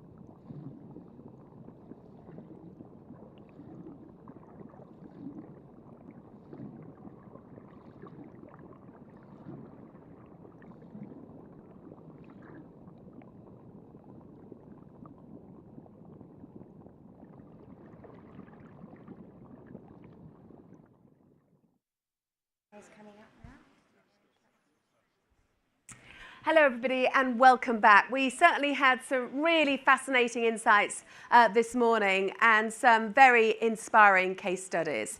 And later on, we're going to get the view from the communities who are really making such a difference on the ground, and also look at the funding streams coming in and where they could also make such a huge difference to pushing all these innovative projects forward. But we're going to take a little bit of a break from the programme of Rewild and the Bertarelli Foundation for a really immersive experience. And we're better, actually, for such an immersive experience than in this amazing planetarium. And what we're going to be watching is a film, a really important film. It's really shining the light on the ocean's plastic crisis. This is a film from Nautilus and S.C. Johnson. The Blue Paradox illustrates why the plastic crisis has become a global crisis and why disruptive change is really needed to confront this pollution disaster. So to tell us more, I'm really delighted to introduce Aaron Arcello, the Director of Innovation at S.C. Johnson. Welcome, Aaron. Thank you, Susanna. Hi, good afternoon, everybody. Before we roll the film, let me just tell you briefly what you're about to see and then a little bit of the backstory as to why. So at a very practical level, what you're about to see is a 9-minute film that was filmed about 30 days ago using a very sophisticated camera. I'm told there's only 5 of these in existence in the United States, at our permanent exhibit at the Museum of Science and Industry in Chicago. And this little camera kind of roved its way through the experience, which typically takes visitors around 45 minutes to see. And then it was converted into this 8K experience that you're about to watch, and we'll show on this amazing dome theater. So that's what you're about to see. The why is goes back several years to a brief or a request from the 5th generation chairman, CEO, leader of S.C. Johnson, a man by the name of Fisk Johnson, to create, his challenge to my colleague and I was to create an immersive experience about the ocean plastic crisis that would drive change and impact, and that people would be so interested to see that they would actually line up around the block. And the reason why Fisk was so passionate about this was because, like many of the folks in this room, he's an avid diver and started over the last 10 to 15 years to see plastic appearing in places that just couldn't possibly be more pristine and isolated from civilization. And it became a passion project for him to see that this issue was elevated in the discourse, and that the disruptive change that's needed started to take place, especially at the governmental regulation level, internationally and nationally. I'm happy to say that the experiment paid off. We did get the lines around the block at the initial pop-up experience for the Blue Paradox. That was in London in September of 21. And people waited 2.5 hours. We went viral on TikTok. We were reaching these new audiences. Exit surveys said that people were really moved and committed to making changes. And so then we wanted to find a permanent home for the Blue Paradox. So this July, we opened at the Museum of Science and Industry in Chicago. We've been doing a lot of partnership with the Chicago Public Schools and the field trips that come every day throughout the year. And we're hoping that we can inspire families, visitors to the museum, and a new generation of scientists to help us tackle the problem. And we've also been bringing in elected officials, senators, local leaders, and others to immerse themselves in the experience and learn all the nuances and complexities of both the problem and the trade-offs and complexities required to address the problem, the solutions. And so today is kind of the next phase of the experiment. Can we take that pop-up in-person experience and translate it to a screen? So this is just the second time that this film has been screened. Last night was the first. I would love to hear from anybody, what you think afterwards. If you want to come find me at the reception, we're looking for ways to make it better, more impactful. So I hope you enjoy it. Thank you.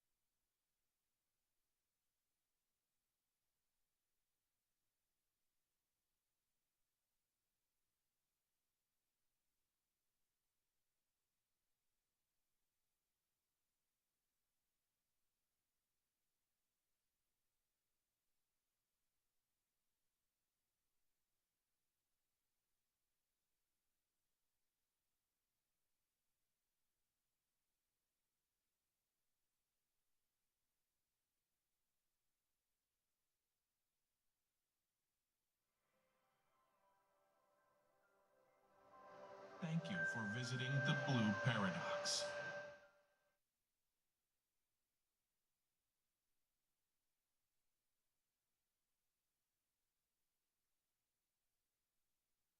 Well, I think, certainly my point of view, that did the trick. It certainly does make you really think. It's aimed at inspiring action and sparking conversation. And we're going to have more of that right now in our next panel, I'm pleased to say. And we're focusing in this panel on people and nature and just how we can use local ecological knowledge to create long-lasting solutions. I'm delighted to introduce for this next session our keynote speaker, Francine Madden. Francine is Executive Director of the Centre for Conservation Peacebuilding, CPEACE. Over the past 30 years, she's successfully intervened in really controversial conservation conflicts, and she's helped really reconcile some very deep-rooted systemic conflicts. And she's done that by really transforming relationships, whether over mountain gorillas or wolves or island restorations. She's here to tell us more in person, so please do give a warm welcome to Francine Madden from CPEACE. Hello, there you are. Hi, thank you. Hi, everybody. It is such an honor to be with all of you. I want to thank the organizers. There's many, and everybody who made this happen, and then everybody who's added so much to this symposium today. It's really an honor to be among you. I'm going to talk about my favorite topic, and I'm sure your favorite topic as well, which is conflict. Like that really great, destructive conflict that each of you know is an opportunity for constructive change and progress. Oh, this is wrong. Well, we can start here. Doesn't really matter.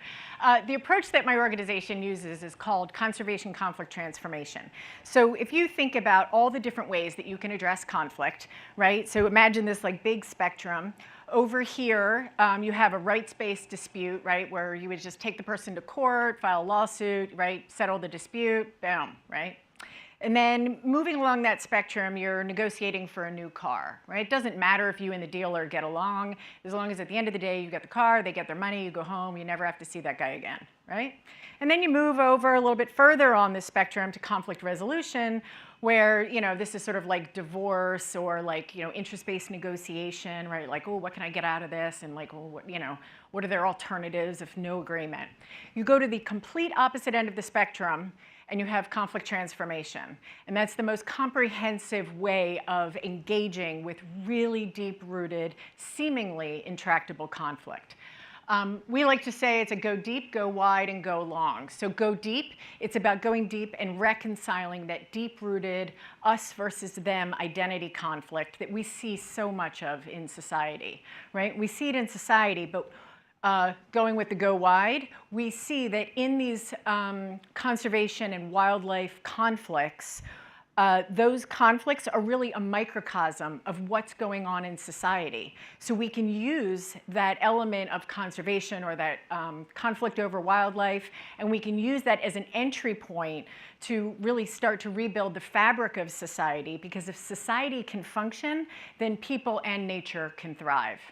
And then the going long piece is because it's not enough that, you know, as a third-party neutral, I parachute in and say, okay, great, we get everybody together and make a decision. That's not going to work, because ultimately conservation, culture, communities, they're all in this for the long term. And if they can't thrive, if they can't have stability and security for the long term, then there's nothing really, right? The other thing that I want to say about CCT is that it's really very much a relationship focused. One of the things, there's a lot of like sort of common myths about, or flaws or whatever, in how we bring parties or stakeholders or whatever you want to call them together. And one of them is, hey, let's bring everybody together. Here's the problem. How do we solve it? Okay, everybody, let's roll up your sleeves. I know you don't like each other.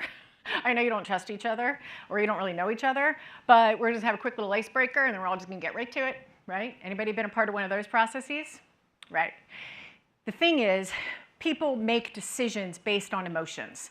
We all say, oh, no, wait, this is a science-based thing. We're not going to make decisions on emotions. We don't do that. We're scientists.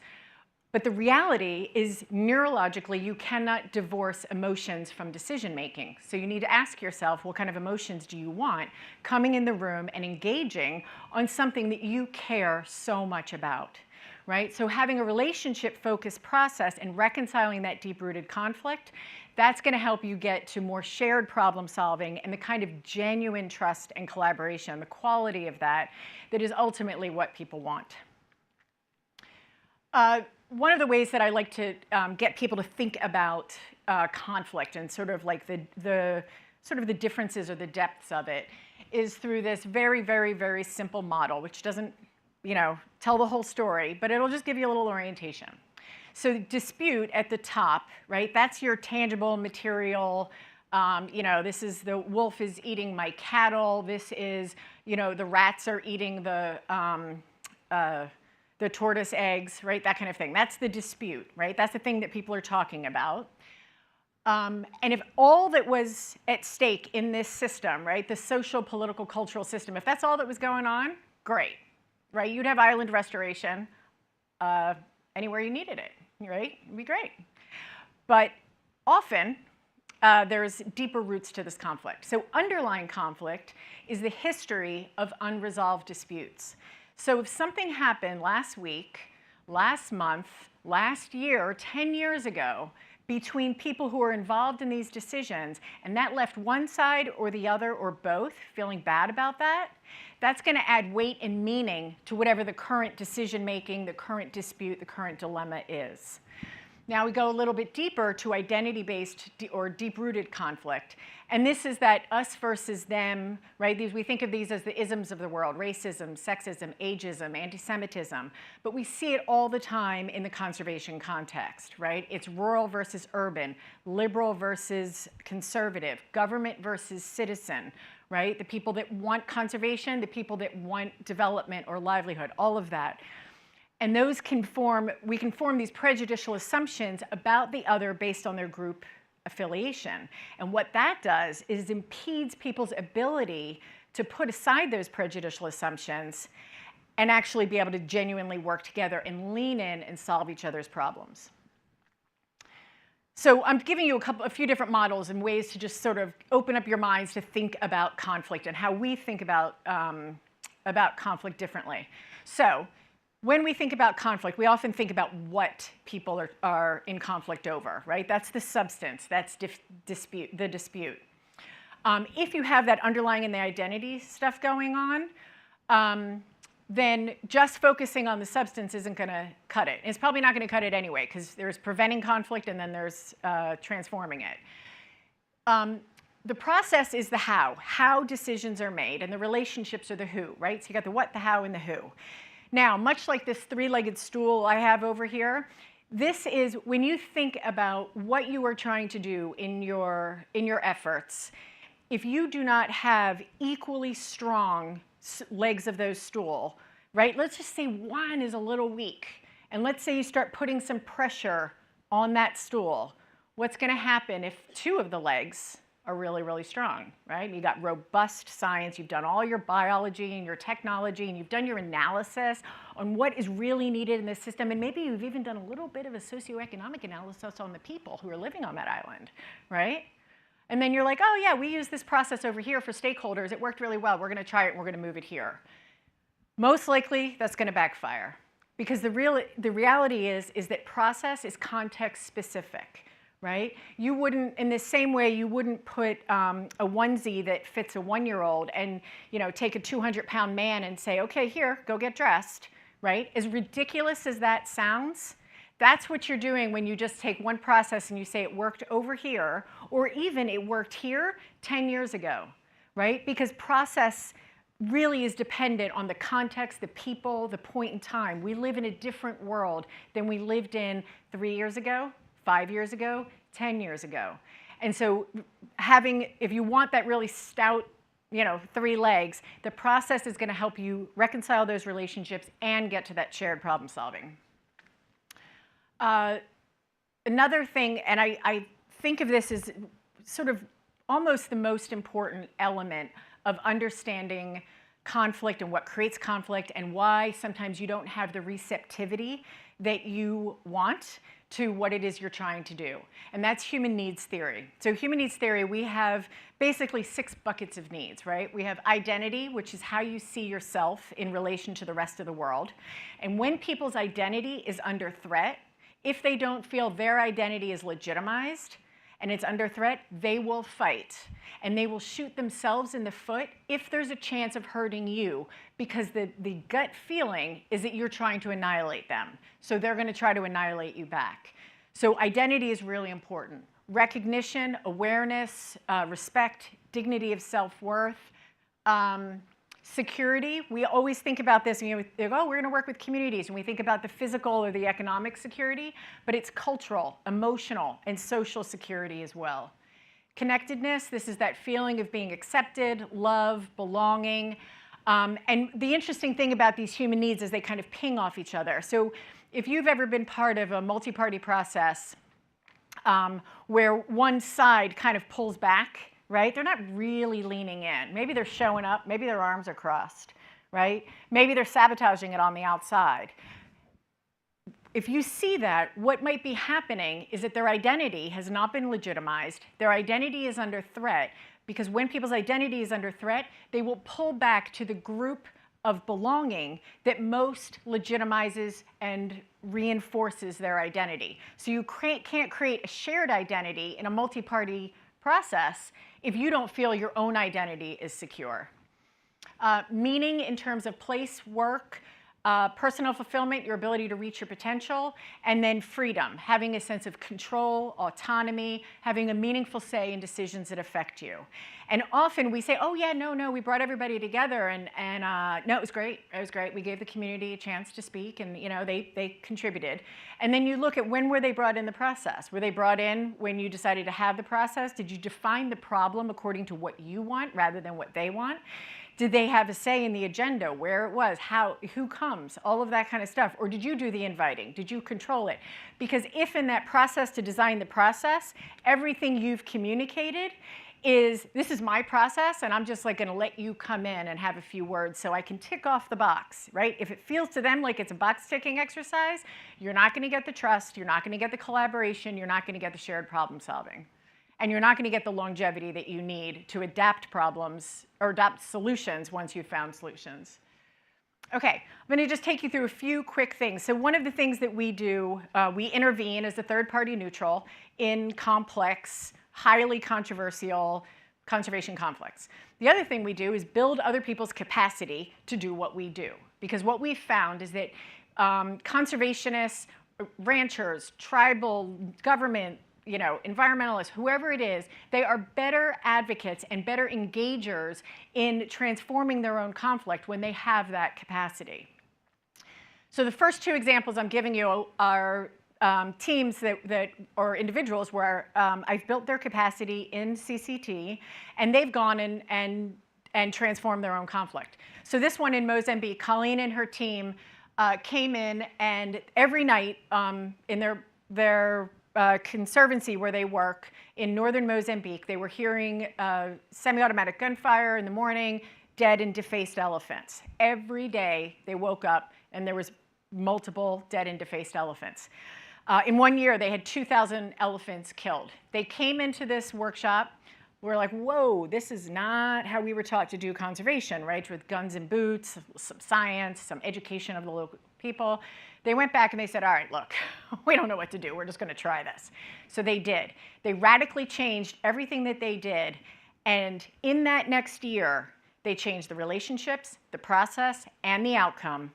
They had 8 dead elephants in the next year. That's it. It took them that short of time to make that change and sustain it. And what was interesting is the conservancy next to them, that was run by another group that wasn't using CCT, they maintained the 2,000 dead elephants a year. Hawaii, this was again, someone else whose capacity I built, went back and was able to develop these public-private partnerships to reintroduce the Hawaiian crow in Hawaii and have that be a success for all. Tanzania, this is another, a Maasai gentleman who came into a workshop. We met a year later. And what had happened was the Tanzania government took this large piece of land and they divided the land in half and said, okay, Maasai pastoralists, you get this half, and the Hadza hunter-gatherers, you get this half, right? And what they did was they sliced their traditional lands in half. And what this did is it created conflict between the Maasai and the Hadza because neither could get their regional, seasonal, and sort of comprehensive needs met. So it created this huge rift. So this Maasai guy went through this capacity building, went back, and he brought the Hadza and his tribe, the Maasai, together, facilitated a dialogue with them, and they figured out how to share their land regionally and seasonally so each group's way of life and culture could persist. This is probably the reason that Carl invited me, is because this is how we met. He called me up in 2013 and was like, help. So this was an intervention in the Galapagos in 2014. And basically, there was a complete flip from really a lot of resistance to doing invasive species eradication for island restoration, both in the government, because kind of a fear of this was a big, like, explosive thing, and in the community because of the lift. And they, what I loved about this case was they had to get 100% of people on board, and in a very short time we did, and they've sustained that. You may have heard him talk earlier about this process is continuing, and that partnership is continuing today. And then, the last one is a US case, Washington State, around gray wolves. Wolves in this country are one of the most controversial, divisive conflicts for a number of different reasons, but there's quotes from hunters, livestock producers, law enforcement, government, animal welfare, and conservation. And there's so many things that were beautiful about this and them coming to this shared problem solving. But one of the things that I loved about this is they used this divisive issue and they turned it around and used it as something that was going to bring them together and was going to balance power between urban and rural, left and right, and really build respect and dignity and shared understanding. And then they were able to make really complex policy decisions together, and it was quite beautiful. Okay, thank you. Do stay with there, Corinne. That's absolutely fascinating. And talk about conflict resolution. Very, very inspiring. We've got time for a couple of questions. If you could raise your hand, and I shall try and peer into the dark to see who's asking. There's a question just over here on the left.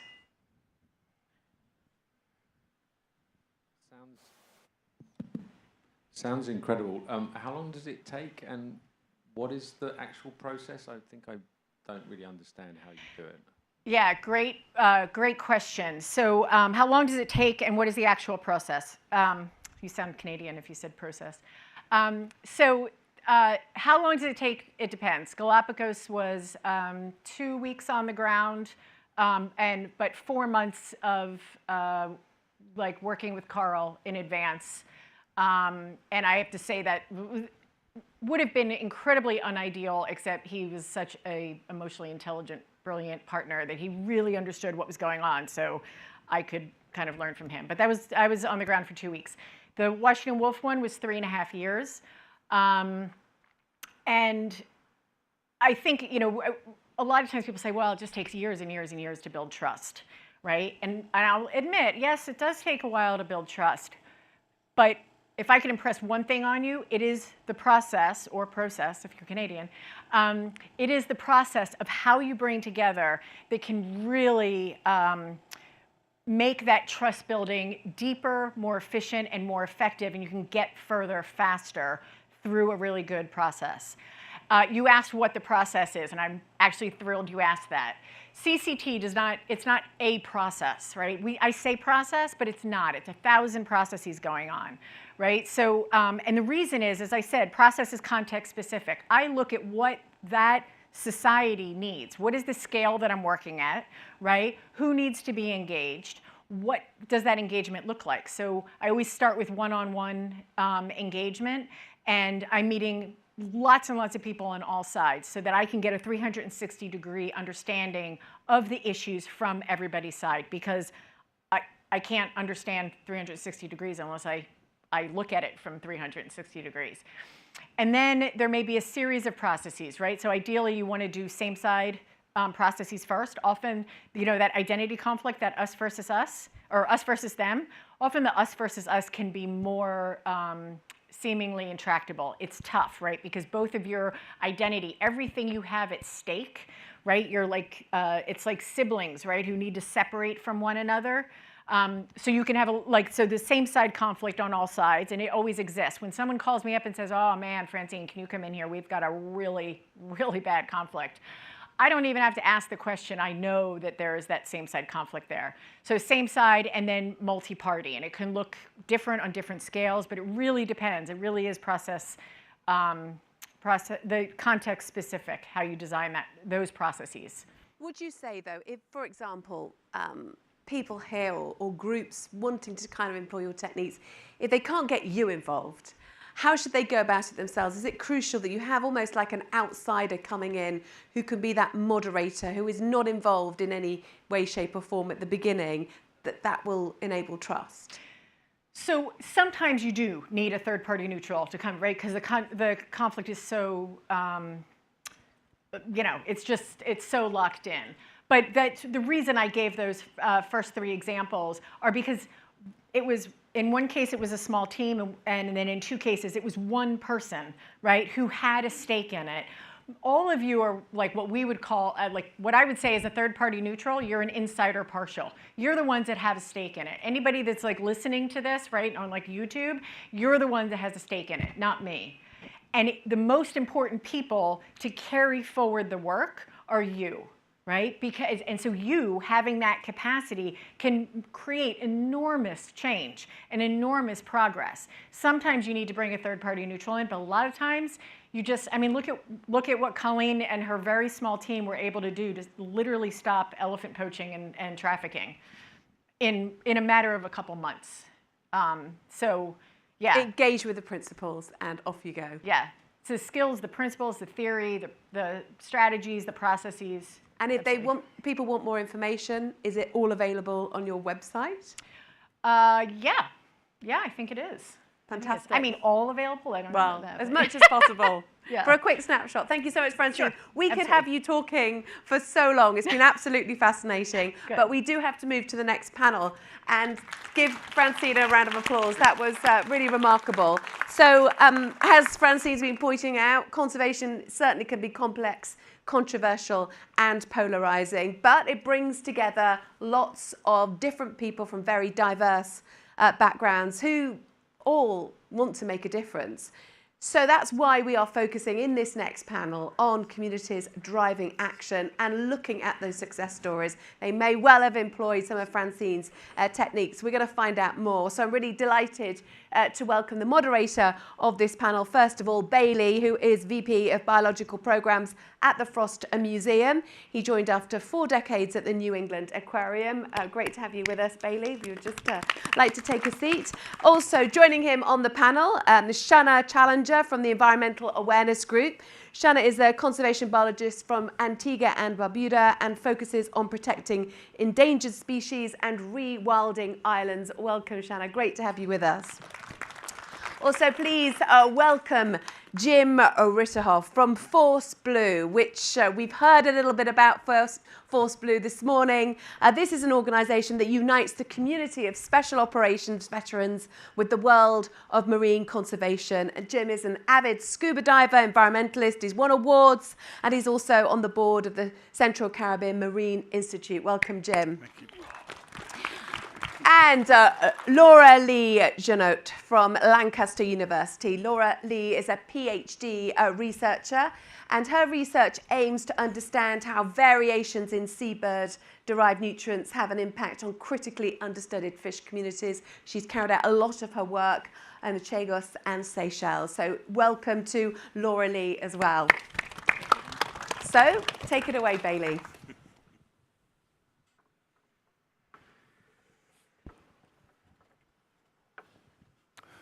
Okay, I believe our order of presentation, it will be Laura Lee first, then China following, and Jim, you're the caboose today. All right. Okay.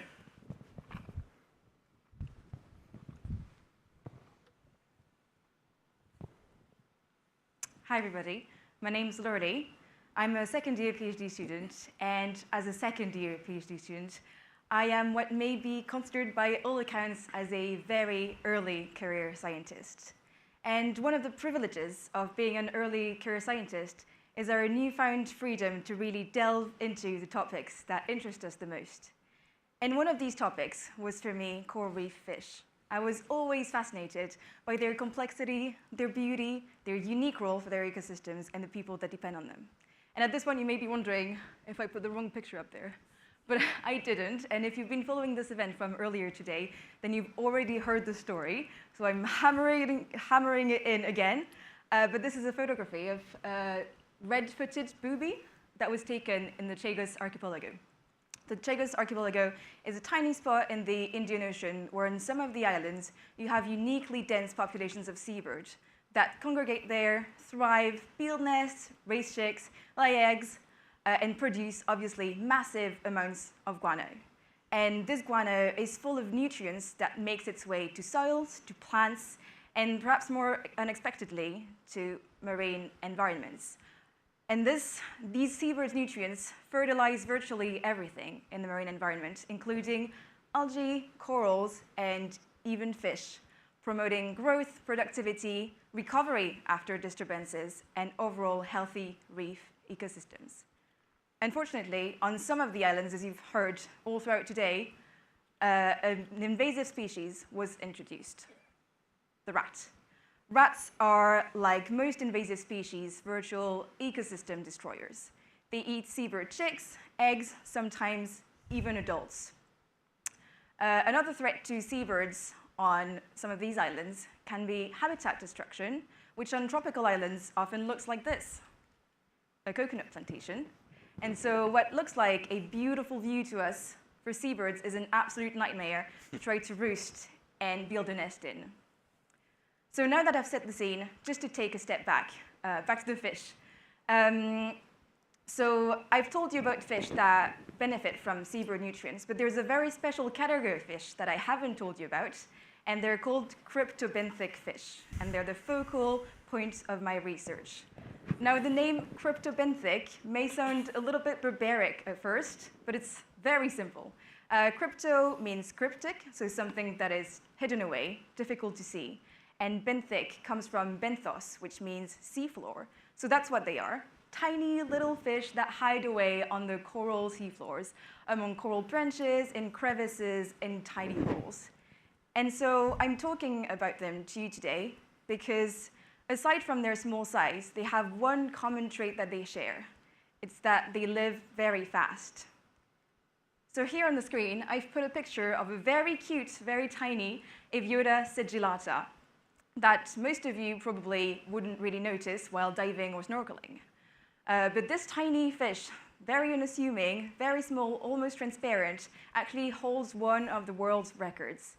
It is the shortest-lived vertebrate on Earth, with just about 2 months to hatch, find a home, eat, grow, reproduce, lay eggs, and die.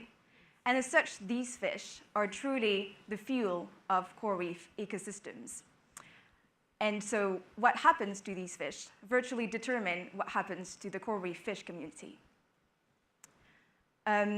And one of the things that we know about them is that they might be very sensitive to local environmental changes. In fact, it's one of the only things that we know about them, as due to their tiny size and cryptic nature, they're not being researched a lot. And one of the changes that might affect them is a change in the nutrients that they receive, specifically seabird nutrients.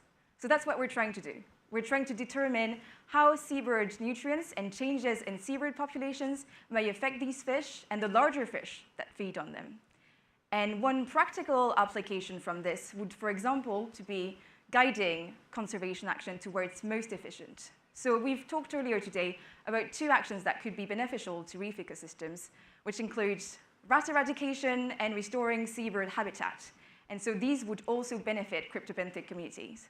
And something that we said earlier is the idea of prioritizing where change is most needed, where action is most needed.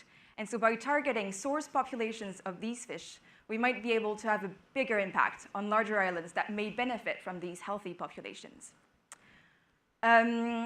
Something that I want to talk to you about today, specifically about early career researchers, is that we're still in the learning process. And I'm going to share with you something that I learned this year.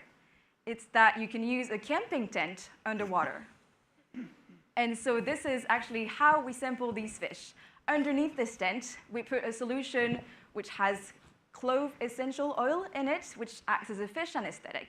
And so all the fish affected by this fall out at the bottom of this tent, and then we take them with little tweezers, bring them back to the surface. And so this is how we have an accurate picture of the community that lives in this area.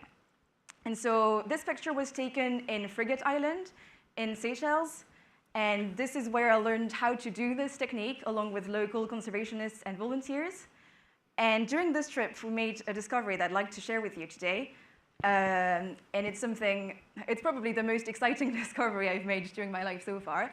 But we found this tiny translucent fish that's about 2 centimeters long, and this species has never been recorded or described before, and it's probably a brand new species. So I'd just like to conclude on this message that although we live in an era of unprecedented biodiversity loss, there are still things to be found, discovered, admired that are really worth the fight to protect our climate and biodiversity. Thank you.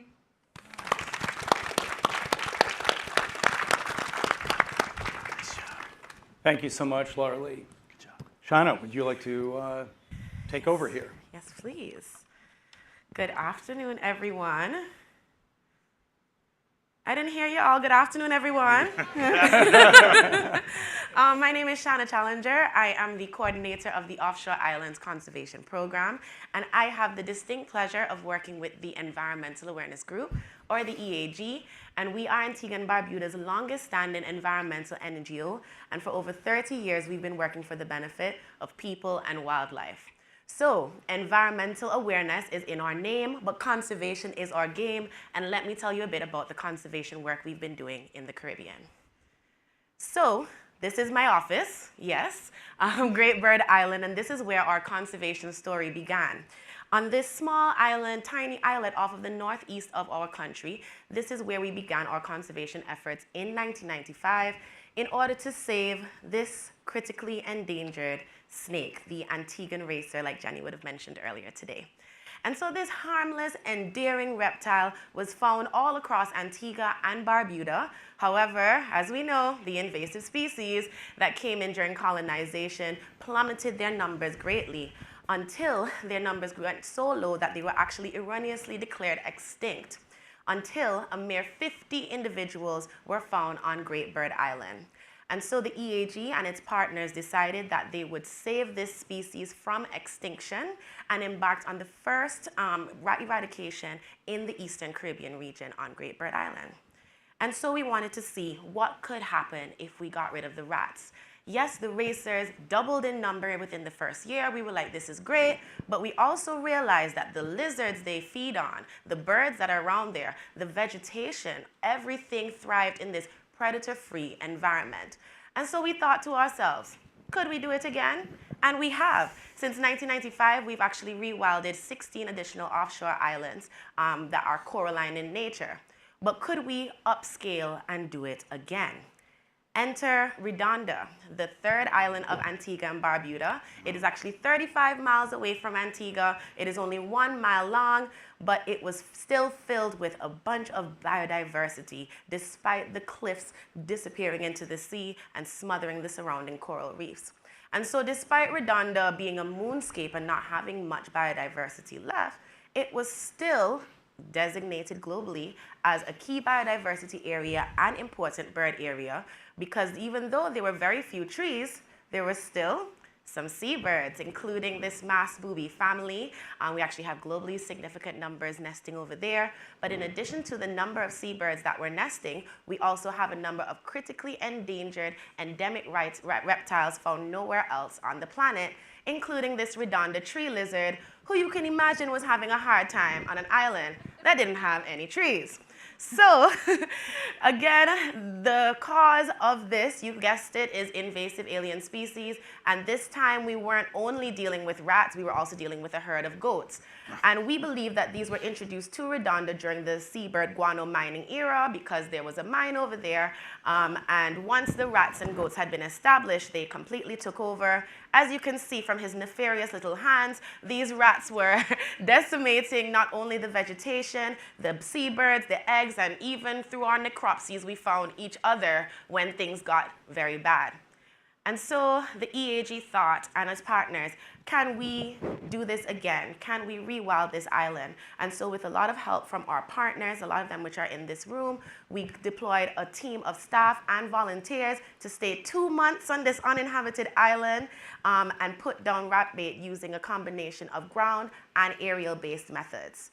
And so, as you can see, within 1 year, we already saw an increase in the vegetation biomass, the diversity of species that were found there. And additionally, we also saw impacts with the wildlife, of course. And so we saw an increase in the seabirds that were nesting, the lizards. Everybody likes being in a rat-free environment. Who knew that?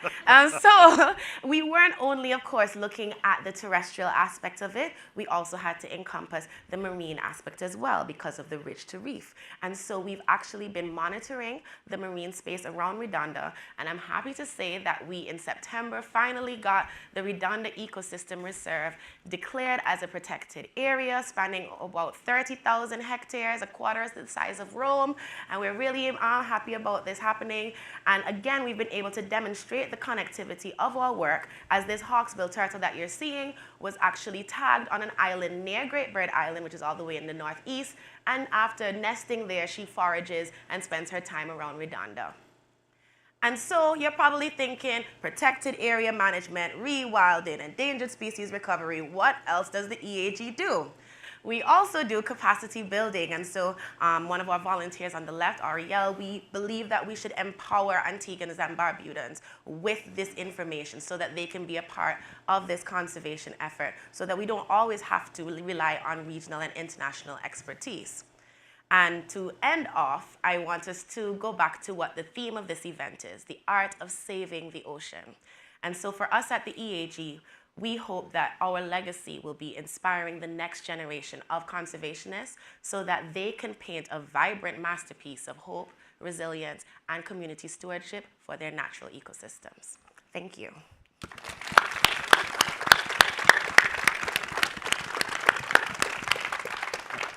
Well, in addition to some memorable quotes, the amount of energy that you bring to this is most impressive. So if you're ever looking for a side hustle, I would suggest that you perhaps take over the monthly staff meetings here at the museum. I'll speak to the rest of the Frost team. Okay. All right, next, Jim, would you like to come on up? Yes, sir. Let me see if I can do this. Oh, no. I'm going the wrong way. No, you got it. Oh. No? Which way? Yeah, I'm sorry. That's forward, right? Yeah. Okay. Thank you, Bailey.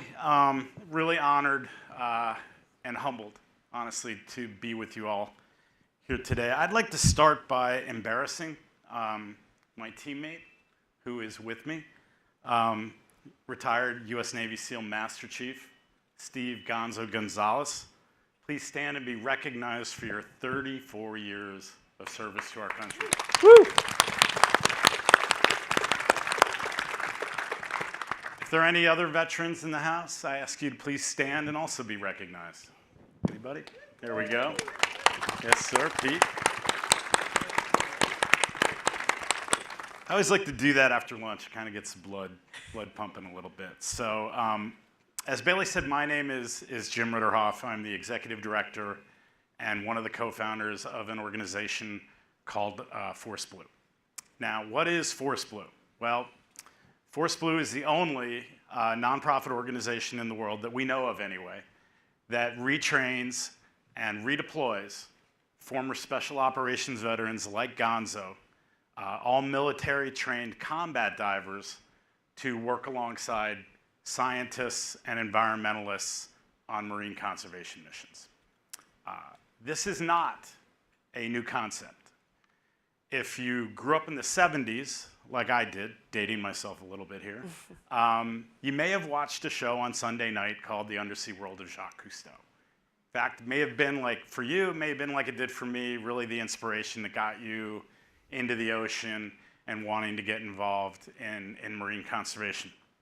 What is not known by many about Jacques Cousteau is that all the crew that we saw on the Calypso with him every week, in addition to his family, to Philippe and Jean-Michel and the characters that we all know, were all the guys he had trained as part of Commando Hubert, which were the French frogmen. That's where Jacques Cousteau learned to dive. That's where the individuals he trained were all former military disciples of his. So this idea of reutilizing the skill set for marine conservation is not a new one. Since we began in 2016, and in the 7 years that have progressed since then, we've deployed dozens of special operations veterans on over 30 impact missions around the United States and throughout the Caribbean. Projects like the 100 Yards of Hope that Ladd told you about earlier, right here in Key Biscayne, to kelp reforestation in the California, to project work with marine mammals, survey work with sea turtles, everything from invasive snail removal in rivers in Arizona. So wherever there's water and there's an environmental need, we have a team of highly skilled individuals who can hop in and get the job done. What I'm most proud of, however, is the fact that in those 6 years, we have managed to enlist some incredible private sector partners. Companies like the National Football League, PepsiCo, Luminox watches, Publix supermarkets, which was just recently announced here in Florida.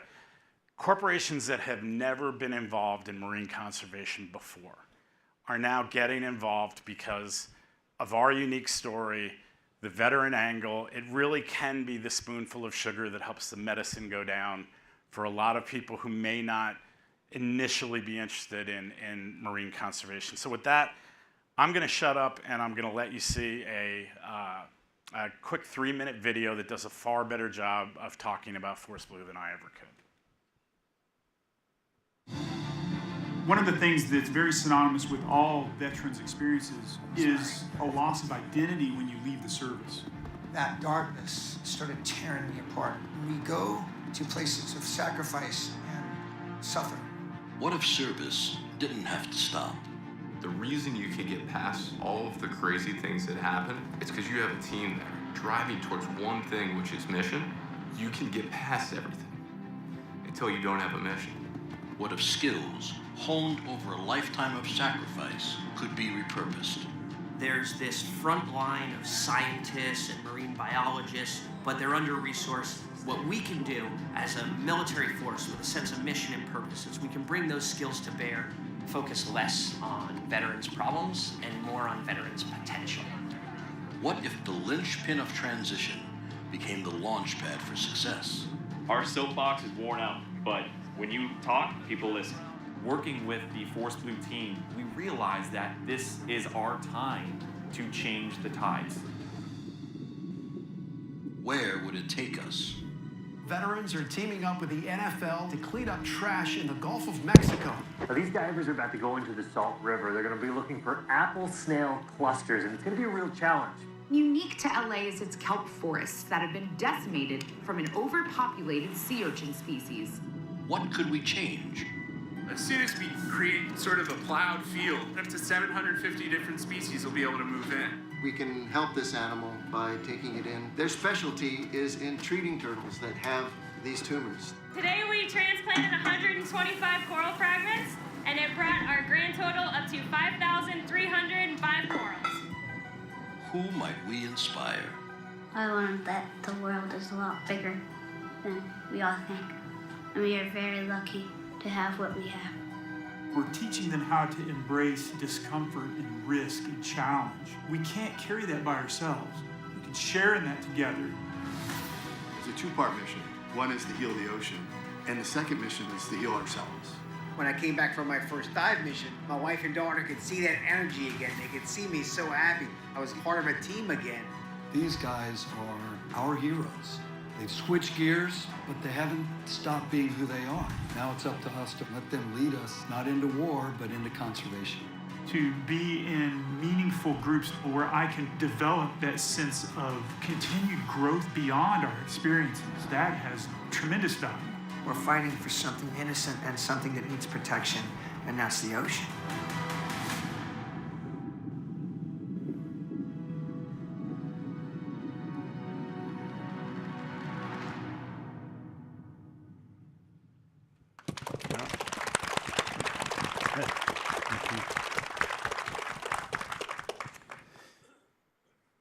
I was really delighted to be asked by my old pal Heather Caldaway to moderate this session, because I thought that I could bring something to it that was perhaps a slightly different perspective, and that is, amongst all of these amazing presentations that we have listened to thus far, there is perhaps a discussion that could take place, or a little bit of Q&A regarding what roles zoos, aquariums, and museums might play in helping further the missions, the projects that everyone is sharing today.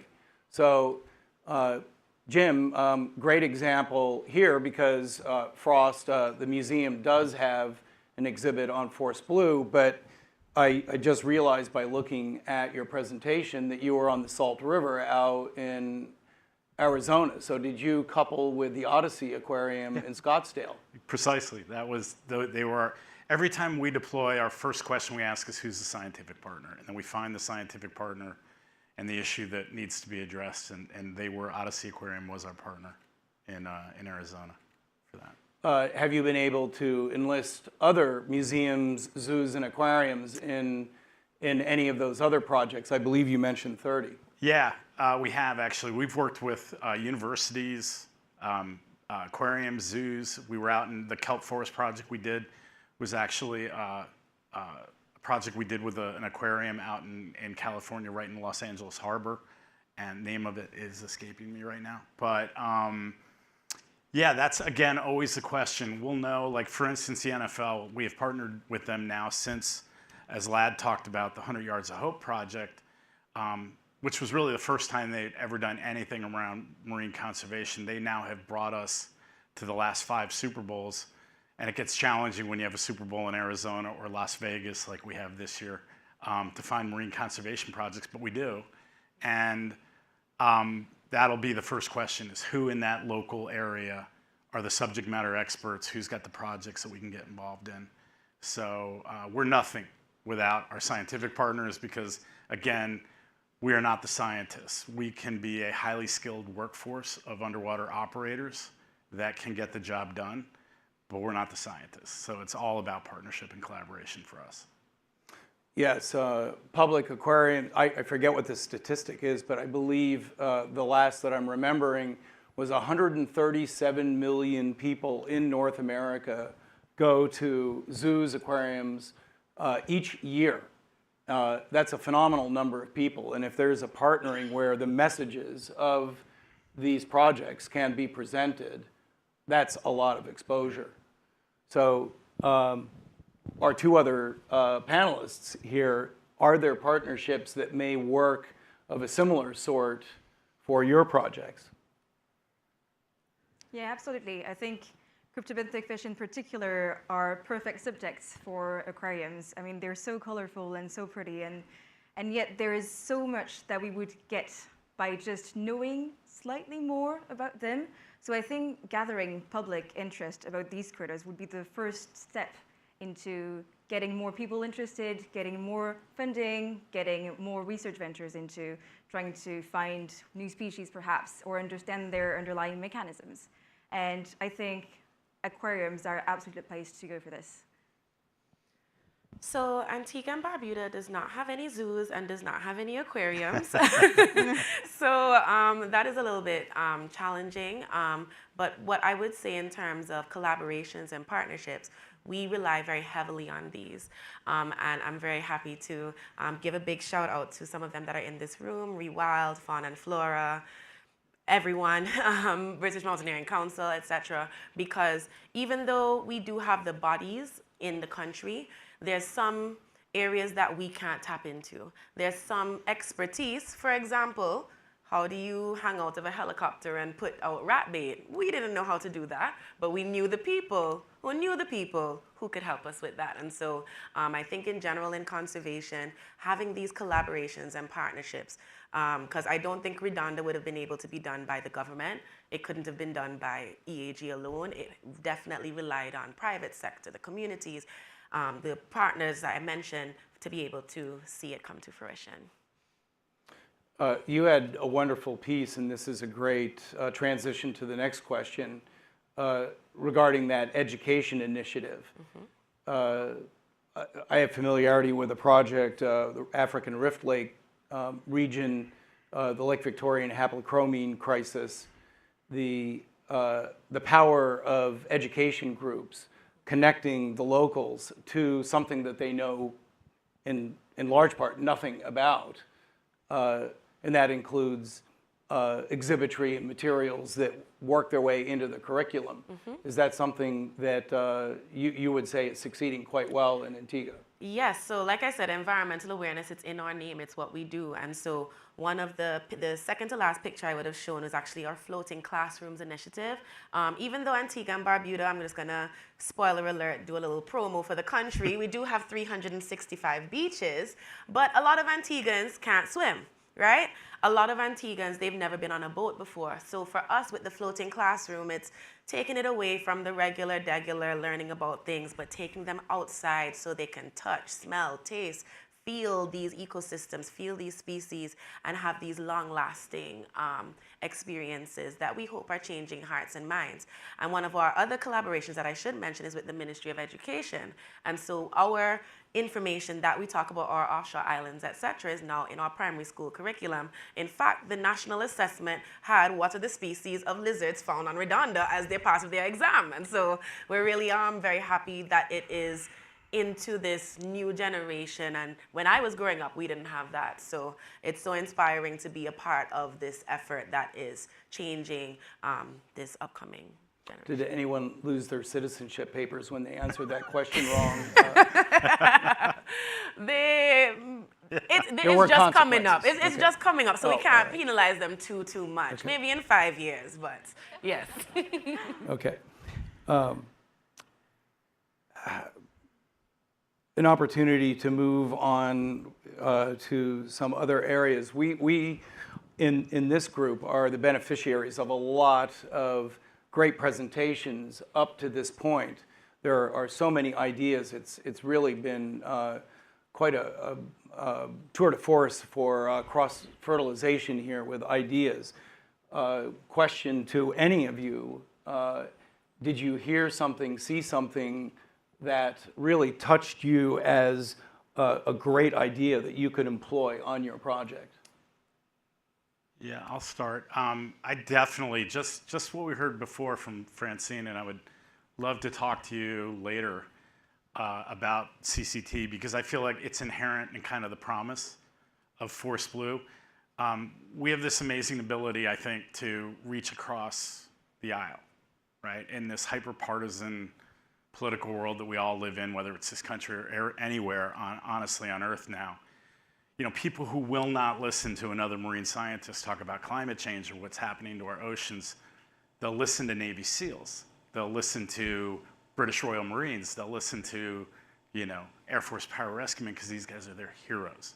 So it's an entirely different way to disarm, you know, the very entrenched no camp that doesn't want to honestly deal with a lot of what we're all talking about. So I found that very inspiring. I think the concepts are kind of what are innate to us. So that just resonated with me in spades. So thank you for that. I can go. I would say that I really enjoyed Jeremy and Vikash's, not just because they're islands, I really enjoyed their presentations as well. So for us, the seabirds naturally recolonized. They were there already. They just started breeding some more. And so I guess I had never really considered the fact that seabirds, sometimes it's not that easy. Sometimes you do have to put in that work to be able to get them to come back to these islands. And even the concept of reintroducing birds, Vikash, wherever you are, we have to talk later. But that was really intriguing to me. And then Jeremy showing the connectivity of the atoll to the mainland and how, because our offshore islands, all of the islands I work on, they're uninhabited, they're far away, and getting the people who live on the mainland nearby to get that connection is sometimes a little difficult. So if we're able to demonstrate, okay, these offshore islands are doing this exact thing for you, then I think that will definitely help with our efforts to change hearts and minds. Yeah, for me, something that I think about is what Patty said in the last session about the importance of failure. And I think we're so heavily focused on successes and being able to produce a story where you win or you achieve something and you've done it. That's very important, obviously. But in order to get to that point, you fail many times. And these failures, I think, are not showcased enough. And there's so much that you can learn from failure and from failing repeatedly, and that you can also transmit to other people. And I think especially in the scientific world, publication is biased towards you achieving something, finding something, or finding a new process. Mm-hmm. But what if you have an idea and you try something and it doesn't work? So the result is that there's no result or there's no effect.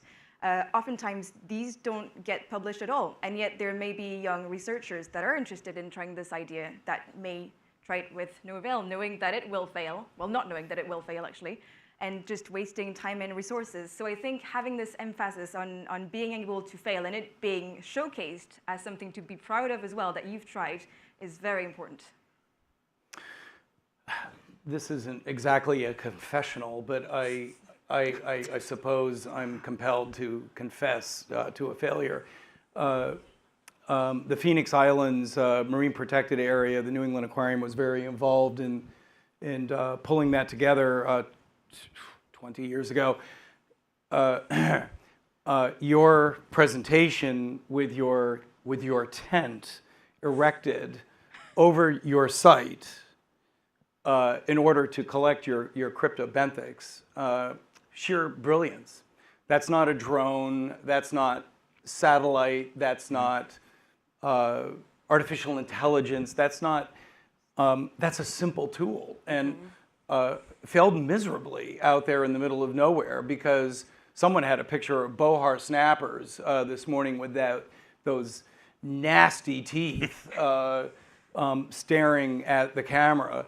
Bohar snappers ate more of the specimens that I was trying to collect after knocking them out with rotenone. There were probably untold new species that went down the throat of a bohar snapper because I wasn't clever enough to think of erecting a tent over the collection site. So I guess it doesn't always have to be the latest, greatest, newest technology. It's being inspired by seeing other folks' efforts and applying some fairly simple things once in a while.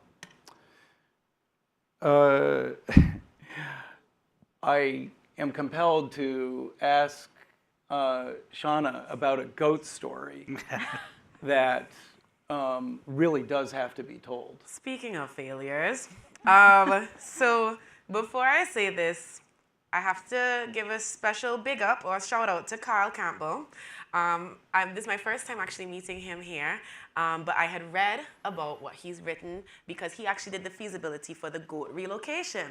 And so Carl, you know, he and other people worked on this plan. We're going to build this, get these spare gates, and we're going to have this enclosure that's going to have shade, it's going to have food, it's going to be like an oasis, and the goats are going to come in, and then we're going to catch them and take them off the island. So for months, we could not catch any goats. In fact, that was something I learned. I never knew how smart feral animals are. We put down snares, they would jump over them, we would cordon off areas, they would go the other way. It came to the point where we finally caught one goat. We're left on the island, and so we needed to get them off so that we can have the island restored. And so while our team was camping out, we have about 12 or 13 people on the island, and with more eyes, we were able to see where the goats are, what they're doing, and boom, a light bulb hit. And we said, okay, what if we're able to capture some of the kids? So we caught the kids, put them in the corral. And then we thought, okay, if we have the kids, the mothers are going to come and the females. Okay, great. And then just like every other species, when you have females and children there, what happened after?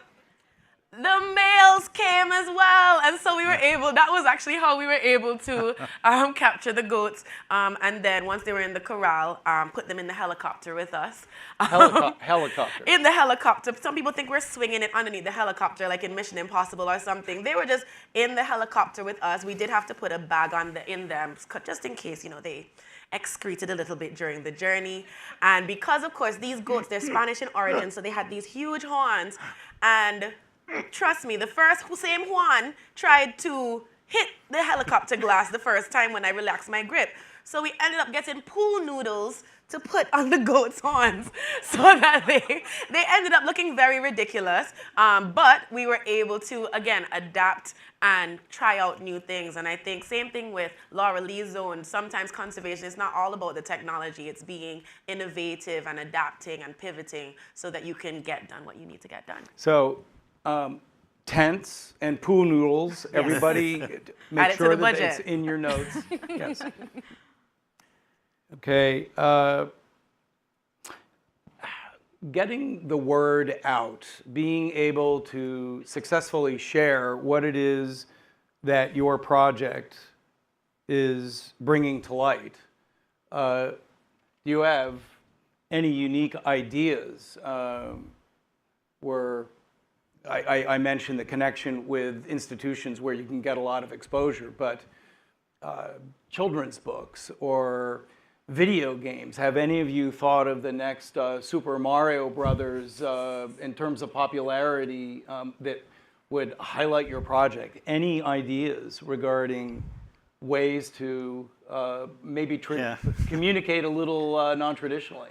Well, I mean, I will say production is obviously a big part of everything we do.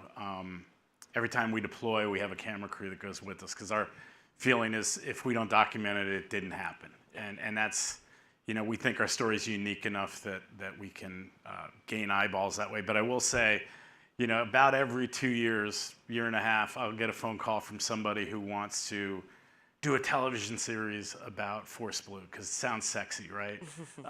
You know, special operations veterans now doing marine conservation work. And then I start to tell them what we do, that it's coral outplanting or that it's invasive species removal or marine debris removal. And they're like, yeah, how about if it's guns in Somalia where you're, you know, chasing, or fish bombing in Malaysia and you guys are chasing the fish bombers. And it's like, no, the point is not to put these guys back into conflict. It's to help them, after years of being in conflict, transition out and continue to serve and do something good for the planet. So that's always, you know, invariably we'll get the phone call, I'll take it, and we'll talk, and then, oh yeah, the coral stuff, but what if it's this instead, you know?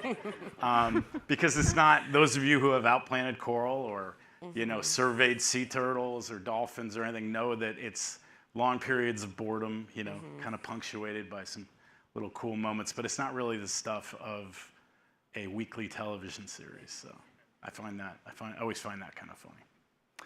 Well, this is a great collection of folks who are clearly storytellers.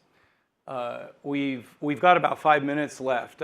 Should we should we open up to possibly some questions out there, all of you folks that are unseeable in the blackness? Any questions? Otherwise, we'll keep going. Okay, I think we'll keep going. Oh, is there? Oh, up. Oh, here. Go ahead. First, I think this has been a great panel. All of the talks are excellent. Shauna, I have a question for you. Have other Caribbean countries reached out to you as an example, and are you starting to take what you've done to other places? Thank you for that question. Excellent. Yes, so other countries have, other Caribbean countries have reached out. I know throughout the region in Anguilla, St. Lucia, St. Vincent, etc. There are a number of countries that have been inspired by the work that's happening. And not just the fact that, it's happening in the region, but the fact that it's also Caribbean people that are doing it. And I always say, there were some blessings of the you-know-what of 2020, because as opposed to when we could rely on, people coming in from overseas, we only had the people that were there. And so luckily for the EAG, because we've built this conservation capacity, our work never stopped. We were able to continue doing the monitoring, continue doing that. And even we offer regional exchanges as well. So for example, some members of the St. Lucia National Trust were just over with us in August volunteering with our Antiguan Racer census. And so definitely within the Caribbean region, we are, everybody that's in our rewilding circle, we network and talk all the time. Hey, did this work? Hey, did this not work? Can you come and teach us? Can we come and show you? That kind of thing. Thank you for that question. We still can't see. Hi, Vinny Lindoso from UNESCO, and there's a question for Jim. I was really interested, I'm completely flabbergasted by Forest Blue. Oh, I also think it'd be a great TV series. I'm also in comms, so I'll be one of those people who would call you and do the what ifs, hopefully nothing too out there. But I wanted to ask, you deal all the time with your scientific partners, with scientists, and scientists deal with you. Mm-hmm. What's the sharing or exchange of skills that happen because you're doing all these things together? Are you teaching the scientists survival skills, and are the scientists, bringing you into the scientific work that allows you to go deeper? Not just doing the boring stuff, but actually coming in and learning, getting into the research. Yeah, that is a great question, and I'm so happy you asked it, because when we started this, literally 6-7 years ago, it was never my goal to start a nonprofit. It's not the world that I came from. I actually used to work in advertising, and started it because my fellow co-founder was a recon Marine who was just in a really bad place, and we went diving together, and the idea kind of just was born. But it could have been the easiest thing in the world for the scientists. The first scientist in lab was one of them, to partner with us, to be like, yeah, we don't need this. This you guys have a lot of issues. We don't need that. But that never happened. And I'll just say one anecdote that I think kind of sums this up that I often tell people. So usually the way a Force Blue mission works is with a scientific partner, and this has happened with scientific partners all across the country and the Caribbean, is day one, there'll be a little bit of, pardon the expression, but butt sniffing on the boat, right? It's kind of like, who's who are these guys? They don't really act like us, they don't look like us, with the scientists, kind of like, okay. Day two is kind of like, hey, that's a cool hat. Or those patches you guys have, those are kind of cool, you think I could get one? And then by like day 3 or 4, they're coming out at 8 in the morning to do PT with us as a team. And then by the end of the week, or the end of the 2 weeks, it's not just everybody gets along or they have learned anything from us. It is like, it sounds hokey, but it's a family. And it's like love. And I've gotten letters from our scientists that we've worked with. A turtle researcher comes to mind who'd been working for like 30 years and said, you know what, thank you. He goes, I was burned out. I teach, I won't say what university, but he's like, I teach kids that don't listen, don't pay any attention. I write papers that nobody reads. You guys reminded me of why I got into this 30 years ago. Just the passion, that service ethos. And I think the trade, you know, it's hard to put into words what exactly it is. Yes, we have learned skills. We're now Force Blue is actually a part of the AAUS. So we're actually a scientific diving entity that we couldn't be without Ladd and Frost and our partners. But I think what actually is transferred is way deeper than that. It's about humanity and believing, you know, I'm getting a little long-winded here, but this is really important to me, right? We have 3 words in our logo, okay? Buoyancy, belonging, betterment. Buoyancy, easy to understand. It's a concept of diving. You want to be neutrally buoyant. Also, for our veterans who are getting out of the service, it's about trying to find that equilibrium in civilian life. Betterment, we all know what that means, right? That's just, again, something, making the world a better place, doing something greater than yourself. But that word belonging is so incredibly important. I feel like we have like a crisis of belonging in the world right now. And what you give people a patch, you give them a mission, whether they're scientists, they're civilians, they're funders, you know, they're our veterans, and you make them part of a mission to go out and do good, that is amazingly intoxicating. People want that, we need that, and I really think that's the way forward, and that is what the dynamic we create with our scientific partners is. So a long-winded answer, but thank you for asking, because you let me say a lot of things that I wanted to say, so thank you. That is the quote of the day. Crisis of belonging. These projects are an opportunity to belong. Can't thank you guys enough. Thank you. Really a great session. Awesome. It really was a fantastic session. And I just want to say, I actually do think there's a reality TV series in this. I absolutely do. The Rewilders, I'm going to pitch it when I get home. We've got Jim in Force Blue, we've got Shanna and the goats, we have Bailey with his half-eaten specimens, and Laura Lee with her tent. You can see it, prime time. So thank you so much. It's been wonderful to have you all on the panel. It's time for a break now, 20 minutes, but please do come back. We're then going to be talking about, you know, what businesses can do, and crucially, where we're going to get the funding. So see you in 20 minutes. Thank you. That's great. I wasn't sure if we should have hugged.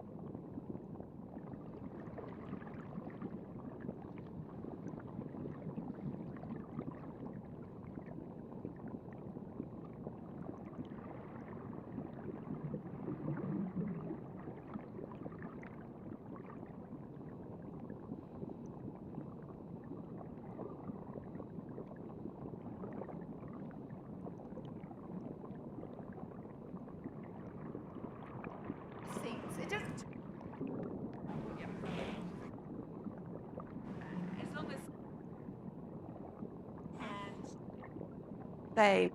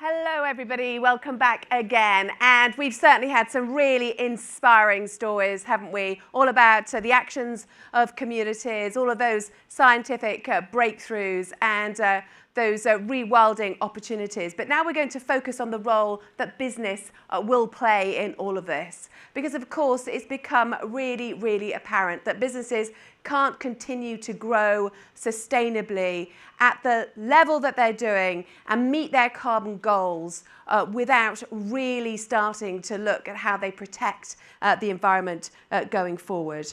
And I'm delighted to say that we have a raft of business, financial and philanthropic leaders who can really help us shine a light on the role that business can play going forward. So without further ado, because we've got a lot to get through, I am going to introduce our next panel. And I'm very, very pleased to introduce as the moderator of the first panel, Damon John, who is founder of the Shark Group. You will probably know him best as the CEO of Fubu, a company he started by borrowing $100,000 from his mum and setting up a company. I'm told that there were strings attached to that deal, but certainly he has become very, very well known for his branding and marketing prowess, and I think he's going to share some of that with us today in moderating this panel. So please do give a warm welcome to Damon John. I'm right here. Right. There we are. Hello. There you go. So if you'd like to take a seat just over there. Thank you. Appreciate it. Thank you all for being here. Thank you. And with Damon on the panel, we have Dax De Silva, who's a global tech leader and environmental activist, and Dax, some of whom we've heard from already today at this event. And they, of course, are working on the ground to protect endangered species and ecosystems and to actually make all of this possible. So it's really going to be great to hear a little bit more from you. Next, we have Professor Jan Bebbington from Lancaster University. Now, Jan is an academic accountant, and she focuses on how companies can address their ecological impacts and progress sustainable development. And she really does consult with companies. She holds them to account to quite a large extent, I think, when they're seeking to contribute to ocean stewardship. I'm going to be really interested to find out what Jan has to say about all of this forensic accounting.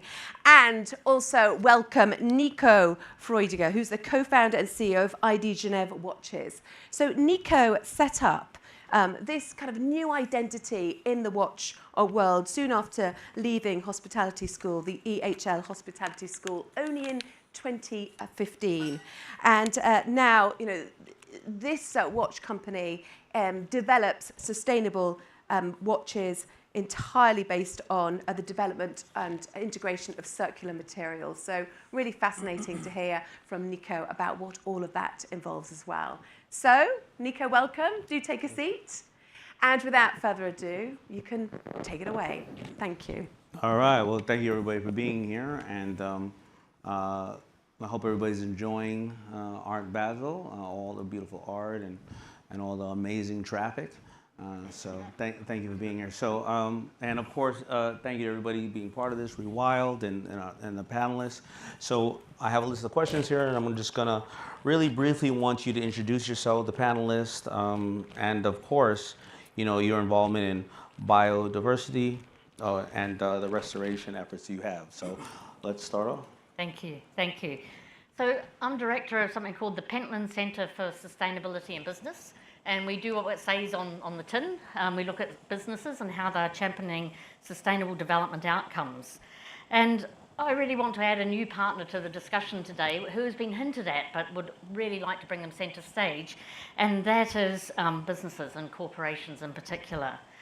And corporations are undertaking support for biodiversity restoration. Some of it in a philanthropic sense, and I know that some of my colleagues will be speaking about that. But at Lancaster University, we've been doing a project together with our ecologists, looking at how businesses are also addressing restoration in their own line of work, either because they rely on the natural environment, so they're using restoration to make sure they can continue on their business, or because they have impacts upon it and they've decided that restoring it is part of their deal. So one of the things that we did is we looked at the 100 largest companies listed on the Forbes 500 across 10 sectors, and all of them were providing some information about their environmental interactions. 66% of them told you about their restoration activities. So we know, well, we kind of knew in our hearts, but now we know on bits of paper that companies are being involved in restoration and they're producing, most likely, and you'll see why I said most likely, good outcomes from it.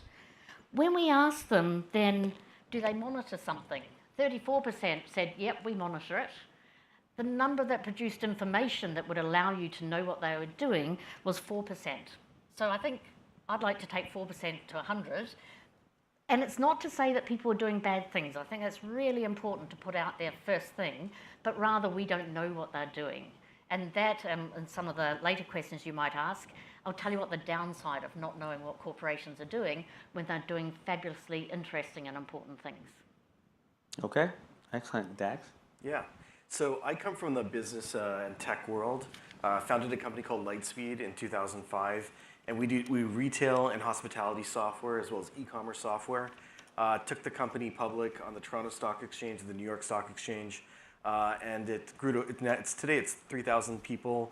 And I transitioned from being the CEO for about 16, 17 years to the chairman just last February. And started at Age of Union, which is a conservation organization. And that's now my full-time job. So I'm new to the conservation space, but I'm really enjoying it. And you know, I grew up in the beauty of British Columbia in Canada, and so became like sort of an early conservationist when I was 17, when I watched the old growth forest being cut down and joined those protests. So I knew, even though I'd started programming at 13, I knew I'd be coming back to conservation, and that's what I'm doing now. I took $40 million in 2021 and put it across 10 boots on the ground conservation projects. And what's happened over the last 2 years is film has become a really big part of telling the stories of these projects. There's these incredible change makers at the heart of these projects, you know, local indigenous leaders that actually, if they can do the amount of things that they're able to do with the resources, now we're backing them with budgets, that I think it should inspire everybody to be able to make this the kind of change that's possible. It's not time to give up on the planet. You know, individuals have this great ability to really move the needle on the environment, and so collectively, I think that we can. Finally, just on the film stuff, we've had some early success. One of our early films just won an Emmy for Best Nature Documentary, a film that was being shot around one of our projects called Wildcat. And I just came back from the Amazon with Jane Goodall. We're working on 2 different films with a couple filmmakers. So I love that the conservation work is exciting, but I love telling the story of what's possible for nature. Oh, congratulations. Nicholas? On the Emmy. And of course, all the work that both of you have done. Yeah. So, good afternoon, everyone. My name is Nicholas Ferdiger. I'm one of the 3 co-founders of ID Genève Watches. So ID stands for a new identity in the world of luxury. When I tell you about Swiss-made watches, usually what comes top of mind are quality, wealth, elite. Well, in 5 to 10 years, we're trying, and we will achieve that goal, that we will talk about the transition and the work that we're doing in that field. So we've started 3 kids from the Swiss-made in December 2020. And we've built the first impact native watch brand, only using circular materials. So, for example, we've launched a watch that uses 0 mining materials. So we use 100% recycled stainless steel sourced locally that has a huge, less impact than the industry average. And I'm very glad to be here today in this panel because I strongly believe that the private sector can act on the transition and is one of the key drivers, especially startups, what I call agitators in the industries.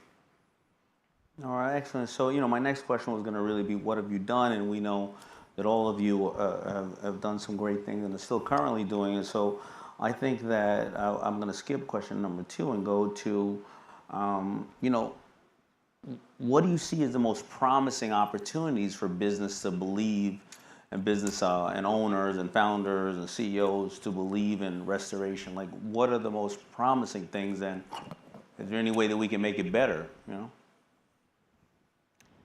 I suppose I have two promising things. Yeah. Firstly, I think corporations should be less shy.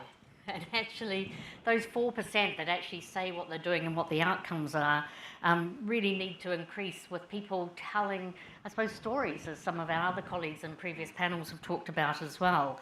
And in particular, I mean, accounting and reporting is not very sexy. It doesn't produce the kind of visuals that we've seen in the storytelling that we've had to date. But providing corporate reports and transparency about actions has three really important effects. The first effect is that it allows people who have maybe given you money or allow you to operate in their communities, it discharges accountability to them, because you will have an impact on their lives, the species they might depend on, or the nature of the ecosystems that they live in. The second thing about reporting, and this is the basis of every self-help sort of program, is that if you can't articulate to yourself what you're doing, then it's very hard to know if you're doing the right thing. So it's not about walking the talk, it's actually figuring out how to walk. And corporate reporting does that, because you have to be considered, self-conscious, and really think about what you're going to say. But the third thing, and this is where the shyness comes into it, that formal reporting does, is it allows people to meet you, to find out what you're doing. And that is a really sort of energizing effect. And of course, the scary thing is that as you are open and transparent about what you do, you think, oh, my head is going to get shot off if I put it above the parapet and try to do things. But invariably, and in many instances, corporations who say things that is well-founded and backed up with data, people go, oh, that's great, I can help you do that. Or, that's great, now I know that, I can go and do better things. So I think that's one of the big opportunities, is for the data to support then a whole range of other actions, both for the companies and for other people as well. The second thing that I think is really possible, and I can say more about that after the other colleagues have spoken if it's of interest, is that in our work we've integrated the principles of restoration science to what you would disclose if you were a company. And so it's not some mad accountant's dream about what we might say, but rather it integrates the restoration science that's done at Lancaster University into principles for corporate reporting. So those two things can work together. So that's, I think, my two promises to this group. Okay. Yeah, I think that some of the biggest opportunities, when I stepped into this space and I sort of looked at what the biggest return would be, I was just thinking, how can I make the most impact with this investment I want to make into conservation? And I think that as I looked at the kind of different groups doing conservation, there's many different aspects, but some of those boots on the ground grassroots projects that Rewild supports, that we really believe in, these are folks that are doing a lot of their work with almost no budget. Give them an annual budget and they can hire a real team. They can do 5 years of planning. And I think why that could be really appealing to businesses is because I recognize the entrepreneurialism in these projects. It got me excited. I was able to mentor some of these conservationists from what I could contribute from a business perspective, but it was exciting to see them grow a team and go from a string of losses on the ground to a string of wins. And that has a big influence not just on the project, but on all of the surrounding stakeholders and all the surrounding towns and villages to see a conservation project start to thrive. Right. And there's some incredible, and I think one of the other great aspects of supporting this kind of project is that there's some incredible stories inside of those projects. Like for example, we're talking about island conservation and island wildlife. One of our projects is in Trinidad, and it's about leatherback turtles. So the leatherback turtles make a migration from the Caribbean islands all the way to Canada, where they eat the jellyfish and come back. And then this 100-million-year-old species, which was a contemporary of the T-Rex, is in so much trouble, And so this woman, Suzanne Lacan-Baptiste, she grew up in Matura Beach in Trinidad. She saw as a young girl, she grew up seeing these turtles nest, these mothers that take till 30 years old to nest. She saw young men poaching these turtles, stealing the eggs, these mothers, and she started to combat with them on the beach. And she turned that whole community from a poaching community to a conservation community. And now it's a complete transformation. So, you know, for businesses that want to support real progress, they can get behind these folks that are really where in is the I mean, trenches. I'm Trinidadian as Yeah. well, so I love hearing that. Where is the how are they making money with the alternative? Because you know, as much as we talk about this, at the end of the day, the consumer all wants to. They're very selfish. If they can give at the same time as purchasing, fine. Right.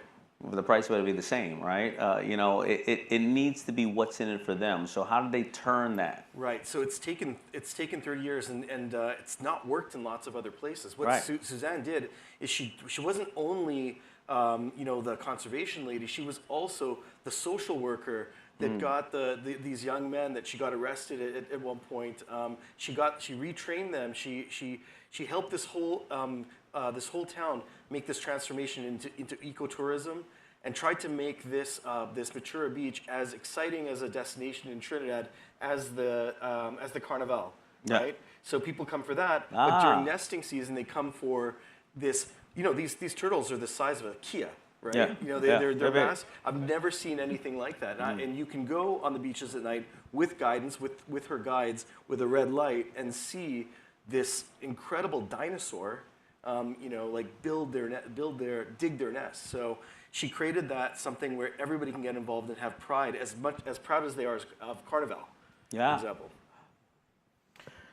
Nico? I'll come back to one thing that Jen said earlier, which is reporting data. I think we work in an opaque industry and one of the most traditional industry in the world. You have no idea, and but they're doing great stuff. They are doing great stuff, and you cannot imagine the people that would really be cheering from the sideline if you're transparent. And then the second point I would add to that is traceability.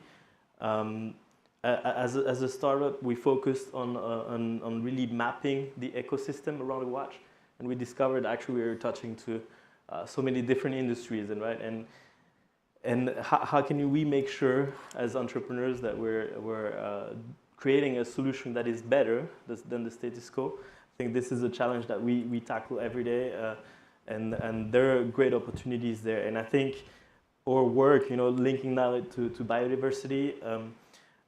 We just had a call for the industry, for the watchmaking industry, for less mining extraction. You know, you would think this is their biggest impact. It's about 50% of the gold mine worldwide is for the Swiss watchmaking industry, and we're saying today in 2023, you can wear something else on your wrist, something that is more positive. Something that has a positive impact, or at least the least impact possible. That's what we're calling it, and also lead by example, because you know, if a big brand, if Louis Vuitton, if Rolex, they do something, this will cascade down, have this cascade effect, and influence other industries also to act upon it. So if we're at 100% recycled stainless steel, you know, imagine if we could do sinks, if we could do automobile parts out of this 100% recycled material. So we're trying to increase that level, and we've started that 2 years ago. I think all you bring up a good point. You know, what the professor said about companies not being shy. You know, Tom Shoes has a great program, but Bombas Socks came onto Shark Tank. They're the #1 invested company in Shark Tank history. I didn't invest in them. I invested in them because I like them, right? They'll do $1.4 billion this year. It's socks, right? I already had sock companies, but why? Well, you know, I think that the corporate giving in the past, like when I gave, when food was really big, I didn't want to advertise it. Right? The internet didn't exist yet, and I didn't want to advertise because I felt ashamed, like I was trying to make a profit off the hardships of others, and I was saying, "Look at me." But the reason why Bombas Socks works really well is the story is very clear. With so many levels of transparency today, people want to know, why am I buying from you? I can buy from 10 people, why am I buying from you? And they get to brag at the dinner table, right? So let's say my daughter, I always say this, let's say she was at a pizza parlor, and I say, well, you know, I gave away at the end of the year. She said, Daddy, I gave away 20 times this year. How do you do that? You work at the pizza parlor. Well, every time I bought this, I helped clean up the ocean. Every time I bought this, I stopped human trafficking. And every time I bought this, a pair of socks went to those in need. And for Christmas, I want to buy somebody else 10 pair of socks. And it becomes a form of bragging. And people want to know what you're doing. So I totally agree that organizations, people want to know what's behind it. You know, so that's really critical. Being part of this organization and many people behind this, 10 years ago, we did something where I went out to the ocean and I actually dived in the Bahamas, no cage, with live tiger sharks to understand and try to help bring awareness to finning and what it's doing, you know, to us, because we all know these sharks, you know, I think there's 100 million that are potentially harvested a year. And they're eating usually the sick, old, and dead. Yeah. Well, you know, and if they're not around, then that food's going to end up on our plates.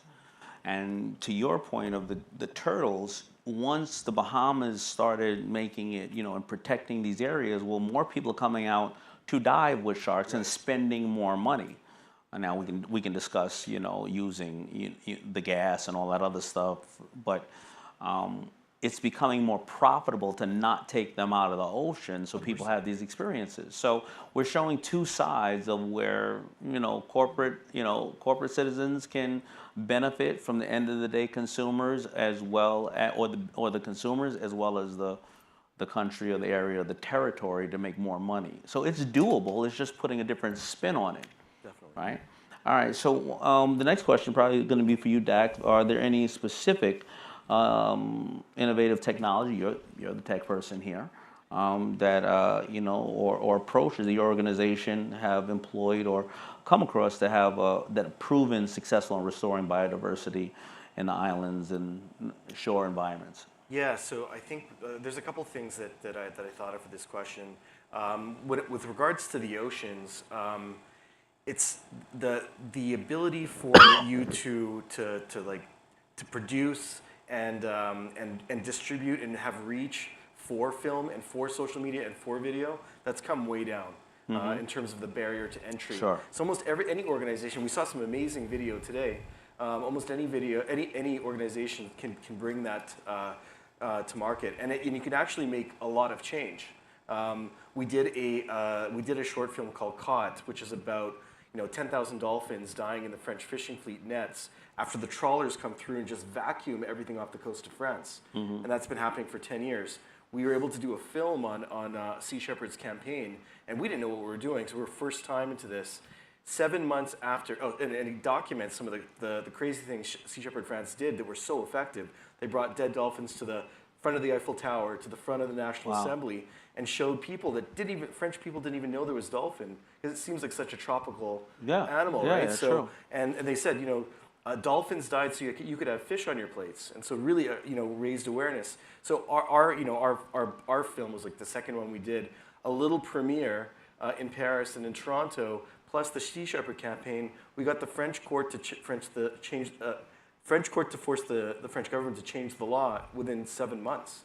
So even an unsophisticated sort of attempt can make a lot of change. Another technology that I find is really promising is the accessibility of satellite data.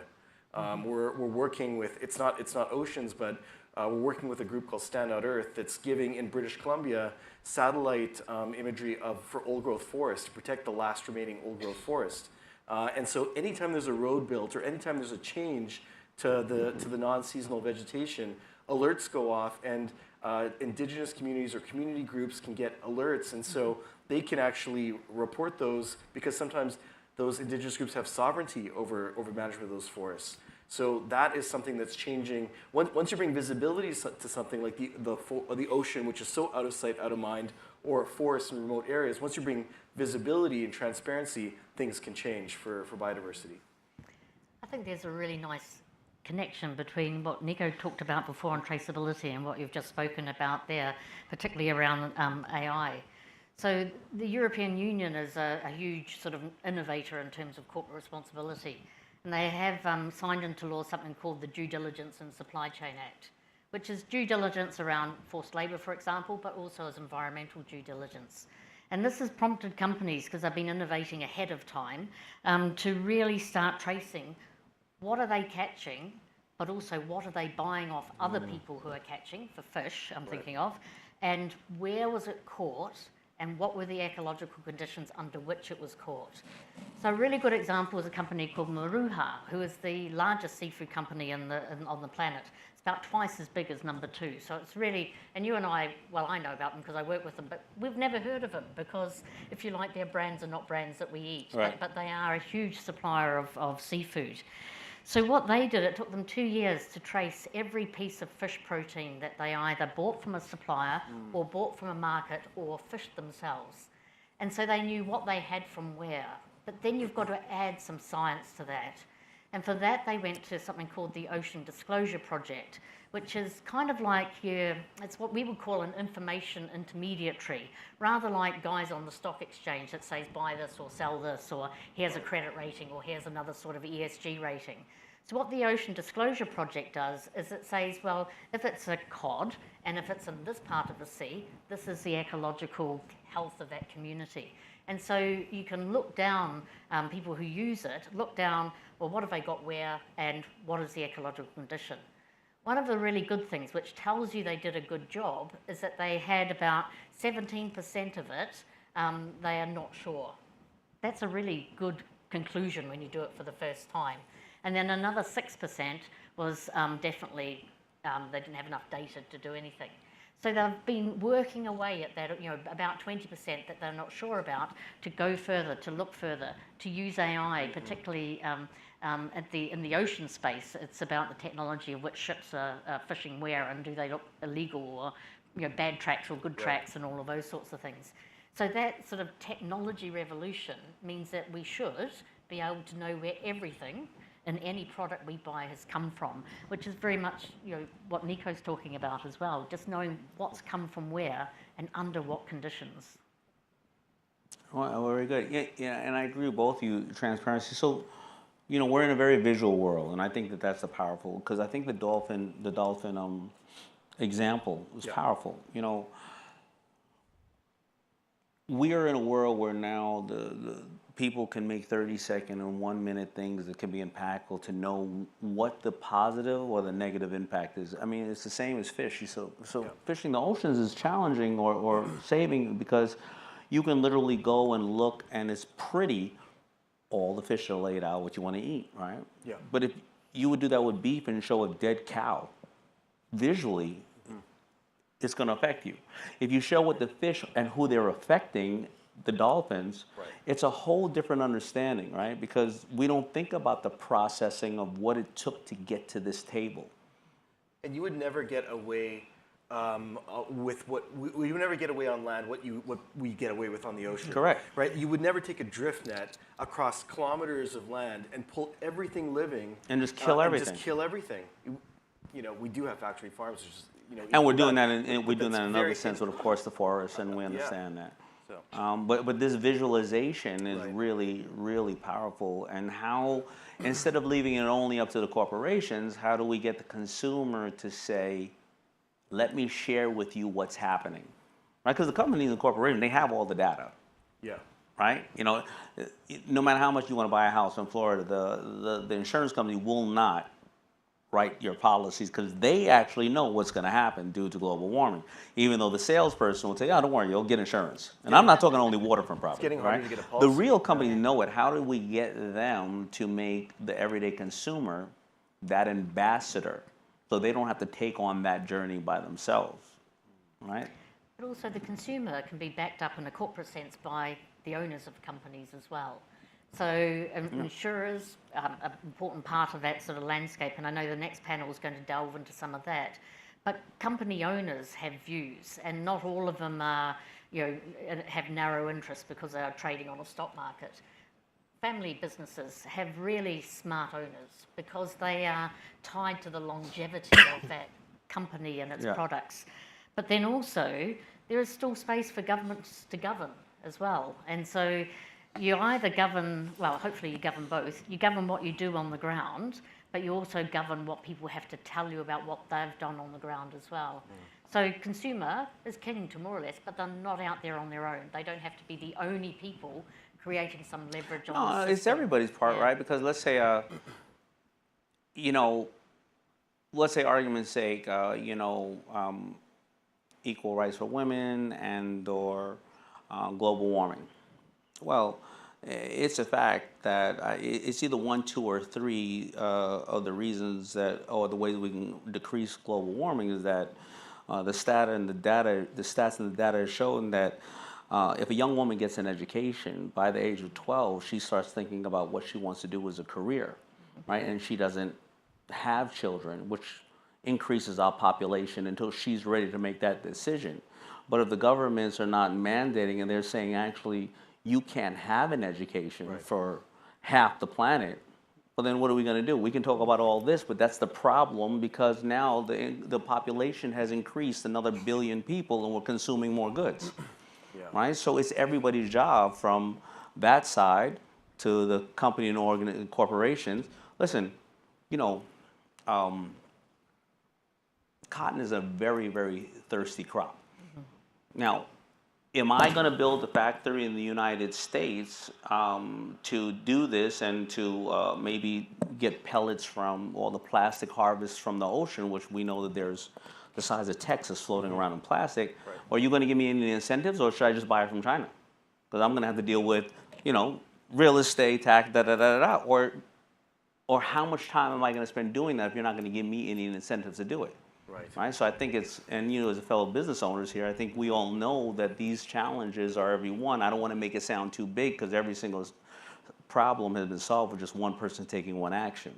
But this is for, you know, and I don't know who's in the room or who will see this, but somebody's going to go, oh shit, maybe I should do that.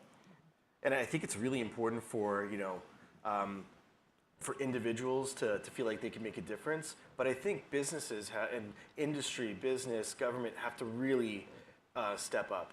Because, you know, we had everybody sort of be housebound during COVID, and it reduced emissions about 7%. 7%, and that's yet we it. blame everybody for everything that they do when most of this is industry. We would have to, the stats show that we would have to shut down the way we did with COVID to reduce global warming. We would have to do that every other year till 2050 to just get to what we're trying to accomplish. Shutting down the whole world. I mean, think about how big that challenge is. But I think a business has such a big role to play. I think you need startup DNA, you need business DNA in conservation, and I think I think conservation needs they need business energy for us to get like to where we need to get. Yeah, Nico? Perhaps even more than businesses, we need to go from businesses that have a linear business model to more circular models, and that's why we're really collaborating with a lot of startups worldwide and we love doing work with startups because they think differently, right? I'm going to showcase this example. Please do. This is the world's first packaging made out of seaweed fibers, 100% seaweed fibers, no binders, no anything, and you can dissolve into water within hours and use it to fertilize your plants at home. Nice. We as brand owners were saying we will never deliver you a packaging that you will hold at home and just put it in your basement. We're accumulative humans. We've seen that we're accumulating, but the idea is, you know, how can you stay lean? And at ID Genève, we like to talk about credible alternatives. We are trying to create credible alternatives through a collaboration process. This is with Nautilus. They're based in the UK. Look at them, they're amazing. They're harnessing the power of seaweed to replace single-use plastics. And together with them, we're tackling also a problem in the luxury industry in the hope to inspire also other industries. So we're very proud to do that. Inside there's a watch also that will be auctioned actually for Rewild. Oh, so excellent. Have a look if you want to come and smell it after that. We'll leave it here. It has a bit of the seaweed. All right, so we only got a couple of minutes left and I'm going to open it up in a minute. Just really one quick question is, you know, what are your hopes and aspirations for the future in biodiversity restoration, and how other ways that you think businesses can, you know, what they should do to advance in this area? So when we first founded ID Genève was December 2020. It was during a COVID wave. So we started with the idea before COVID. But COVID sort of made us think about, the way like the metal travels, for example, twice around the planet before being remelted. And we said, let's go back to basics, short routes, and ideally, how can we create this credible alternative to luxury? And what I would like to see is also more tangible actions from corporations and much more startups creating those alternatives. Because I think we're in desperate need of solutions. We're here also to inspire. We live in Switzerland. Switzerland is very good at recycling, right? But recently we didn't vote. We voted against a law that would create a tax. So we see that humans are against tax by nature, I guess. But the idea is how can we inspire and also make. You're talking about a carbon tax, right? Yeah. Mm-hmm. And the idea is how can we actually make it more desirable, make ecology more desirable. And last but not least, we decided not to plant trees while you purchase one of our watch. We're going for the complex problem, which is in the value chain. And we're seeing a lot of claims of climate neutral. I'm happy regulations are coming in Europe also to ban those claims. And we're tackling the complex problem. And I know it's not easy, but collaboration really makes you jump forward. And we're looking also to create even more collaboration with what we call climate heroes that really offer real solution for climate change. And we're here to use the power of the wrist in order to make them visible. So we like to make the intangible visible for the people. Okay, Professor?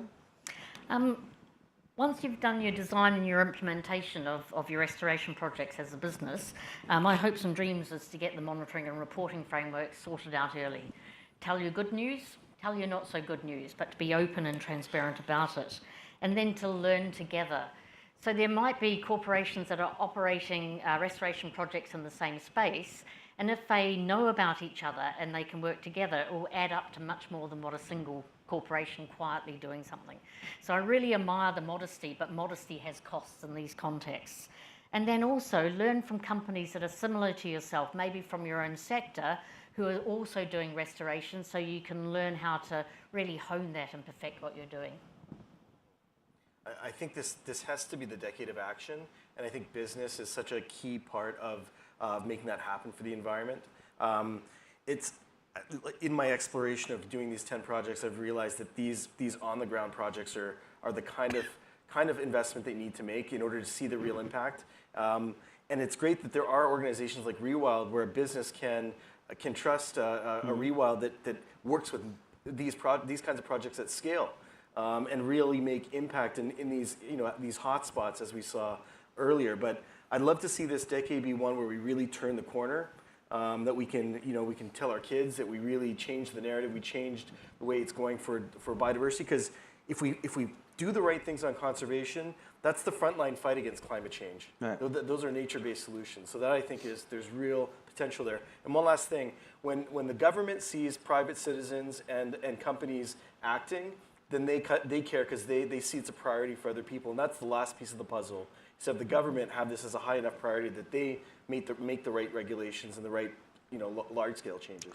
Yeah, and I agree. I think some of the disconnect is the lack of the proper marketing. I think because when you're looking for marketing to grow businesses, you do it. And I think that the beautiful part of scientists and doctors and a lot of other people is they don't concentrate on marketing. They concentrate on solving a problem that's a really complex problem. But whether you're the oyster community saying this is an aphrodisiac, or the milk community saying this is for calcium for your bones, or they were using lobster to feed prisoners and pave the streets until it was a delicacy, or the Chilean sea bass that nobody knew what it was. It was ugly ass fish until they created a different name around marketing. Or unfortunately, finning is supposed to be aphrodisiac. No scientific proof there. The marketing has worked in that favor to help destroy a lot of things. We have to find ways to get a lot of these brilliant kids and or whoever it is to market it all the great work that everybody's doing. So I'm going to open it up really quick. We have time for 1 or 2 questions. Now, you have a very powerful light. I cannot see. Or can any of you see? All right, well, there you go. Who's going to help us with the questions? 1 or 2? There you go. There's the light. Thank you so much for the conversation. I think one of the things that's been obvious to me is that in the presentation of what's happening is the dire outlook, right? It's when you're marketing, it's how you're marketing. So I think there's an opportunity to definitely shift the messaging around what making a change will produce, what outcomes it will produce versus focusing on what's wrong. So I guess my question is what, in your expertise, my background's in finance, not so much marketing. So what do you think the consumer, how would companies approach, marketing in a way that's, positive, right, as opposed to negative? Because that's is that for me? Yeah, or anybody on the panel. It's more likely to be you. It's a very good question because there's various marketing, right? There's fear-based marketing, which a lot of people like to really clearly talk about. Oh, if you don't do this, this will happen. I happened to be on a show with Kevin O'Leary, and he had something called Reading Rabbit. His marketing was very clear. If your kids don't use this, they're going to end up on crack. Pretty simple marketing. It worked out quite well for him. But, if a lot of marketing out there is, you will look beautiful, you will look like this, or you will do this if you do that. There's no one way to market, right? But I totally agree with you. We do only talk about where the planet will go when you kind of say, oh, well, 50 years, I'm not even going to be here. Right? How do we immediately affect those people? But user-generated content is probably better today because even when I created my brand, no matter what marketing I did, I would see other people use my brand in ways that I never thought, and I was like, that's absolutely amazing. I never thought of it. So I don't know if I have the answer, but there's both those kind of forms of marketing, fear-based or aspirational. And doom and gloom, I've noticed when I've seen talks of environmentalists, doom and gloom disengages the audience. Mm-hmm. When you talk about things that can be done and you show wins, everybody's stance changes in the audience. Like the people are like, "Oh, we can actually do something." It's it clearly says on cigarettes you could probably die. Yeah, doesn't change much. People will give up. Yeah, but good point. Hi there. I really appreciate the discussion about monitoring and reporting for some of the environmental issues. Really trying to find a way to make it more transparent how actions are taking place. But in the natural resource space, we don't have a very clear schema for monitoring, reporting, let alone the transparent access to the data. How do we create that market? It exists for some of our bigger commercial markets, health industry, et cetera. But in the natural resource, it seems like a lot of the dollars come in and there's not that accountability, that 96% without the accountability. How can we create that market of monitoring and reporting? That's something I'd really like to see and get your thoughts on. Thank you. The best example in this space for my money is the Extractive Industries Transparency Initiative. And it does 2 things, which I think is really clever. Firstly, if you sign up to it as a company, you say where you get your stuff from. So really speaking to Nico's point. But at the same time, countries can sign up to it as well, so that they also provide transparency about who's operating in their country and what resources are being exported, what licenses are being offered. So it's a 2-way intersection, which is, in some ways turning out to be a bit of a theme of this panel. Now, it's voluntary, so both as a country or as a company, you can sign up to it if you want to. But when people do, it has a potentially transformatory effect in a country because you know what the revenues are, you know the revenues are correctly gathered. It starts to drive down corruption and all of those other problems that generate their own adverse outcomes. But as a company, you can also be assured if I'm buying stuff from this country, it's been properly regulated. And so those kind of voluntary arrangements exist. Now, how they might mainstream, how you'd put restoration and ecological science alongside them is an ongoing task, but the models are there for how you might do it. All right. Well, I want to thank everybody for being here. I want to definitely thank Professor and Dax and Nico. And you want to take it away? And Thank you very much. Your very own, or our very own, I should say, Shark Tank, Damon Shark Tank, here at this event today. I'm not going to ask you who was the best contributor. That would be unfair because they were all amazing. So, thank you so much. Okay, so from that focus on business, we're really going to look at finance now, because of course it's clear that sustaining healthy islands and a healthy ocean really does require the right funding. And until now, actually, the financial mechanisms for this have been pretty thin on the ground. But innovative approaches are starting to come through, which really could present game changers for the types of initiatives that we've been talking about here today. So I'm talking about things like blue bonds, debt for nature swaps, also carbon and biodiversity credits. And we're going to be talking through some of these, what they mean, what they could mean for projects on the ground. So I'm really delighted to invite to the stage to talk with me about all of this, Dr. Martin Schäfer, who is the CEO of Fundación Jocotoco in Ecuador. Martin and his organisation specialise in regional conservation. Welcome, Martin. It's great to have you with me. And so part of their initiative is, for example, been establishing the marine reserve linking the Galapagos with the Cocos Islands. So thank you, Martin. Do come and take a seat and we can discuss further. But also I want to introduce down with me Professor John Verdin from Duke University. Welcome, John. Great to have you with me as well, if you want to take a seat. So John studies marine conservation policy pretty broadly, teaches it to students, and he really focuses on tropical fisheries management to try and alleviate poverty. But prior to his role at Duke, John worked with the World Bank for 12 years. So great to have you with me. Let me perch as well. And I want to first start talking about biodiversity credits.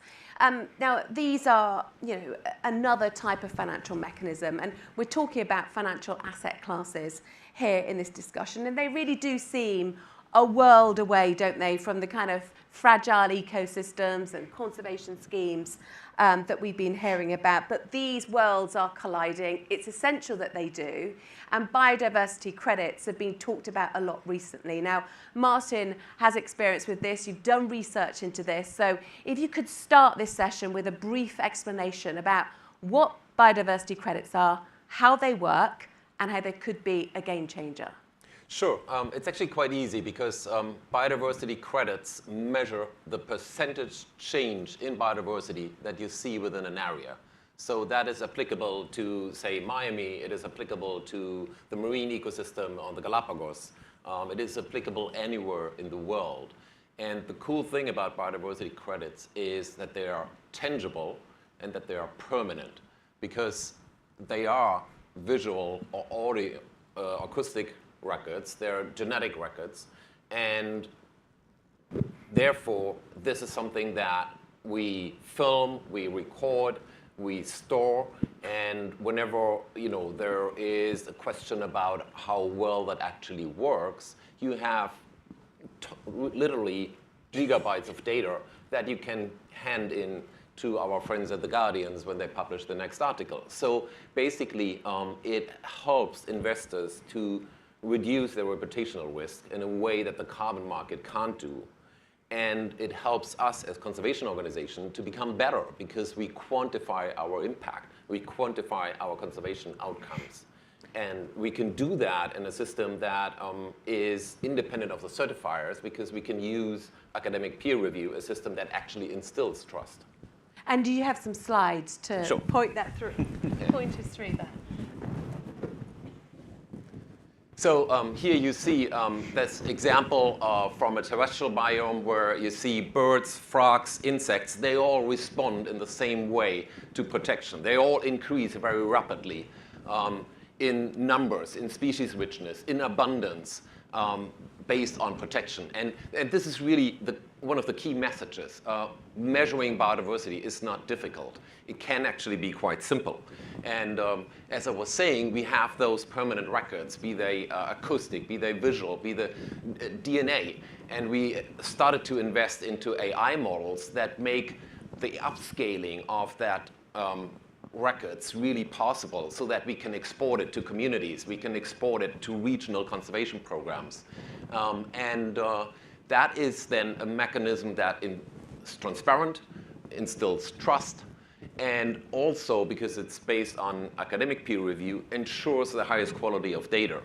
And this peer review, for example, there's one UK nonprofit, Biodiversity Future Initiative. It's actually really quick. It can do a review within 2 or 3 weeks at 4% of cost that you pay for carbon certification.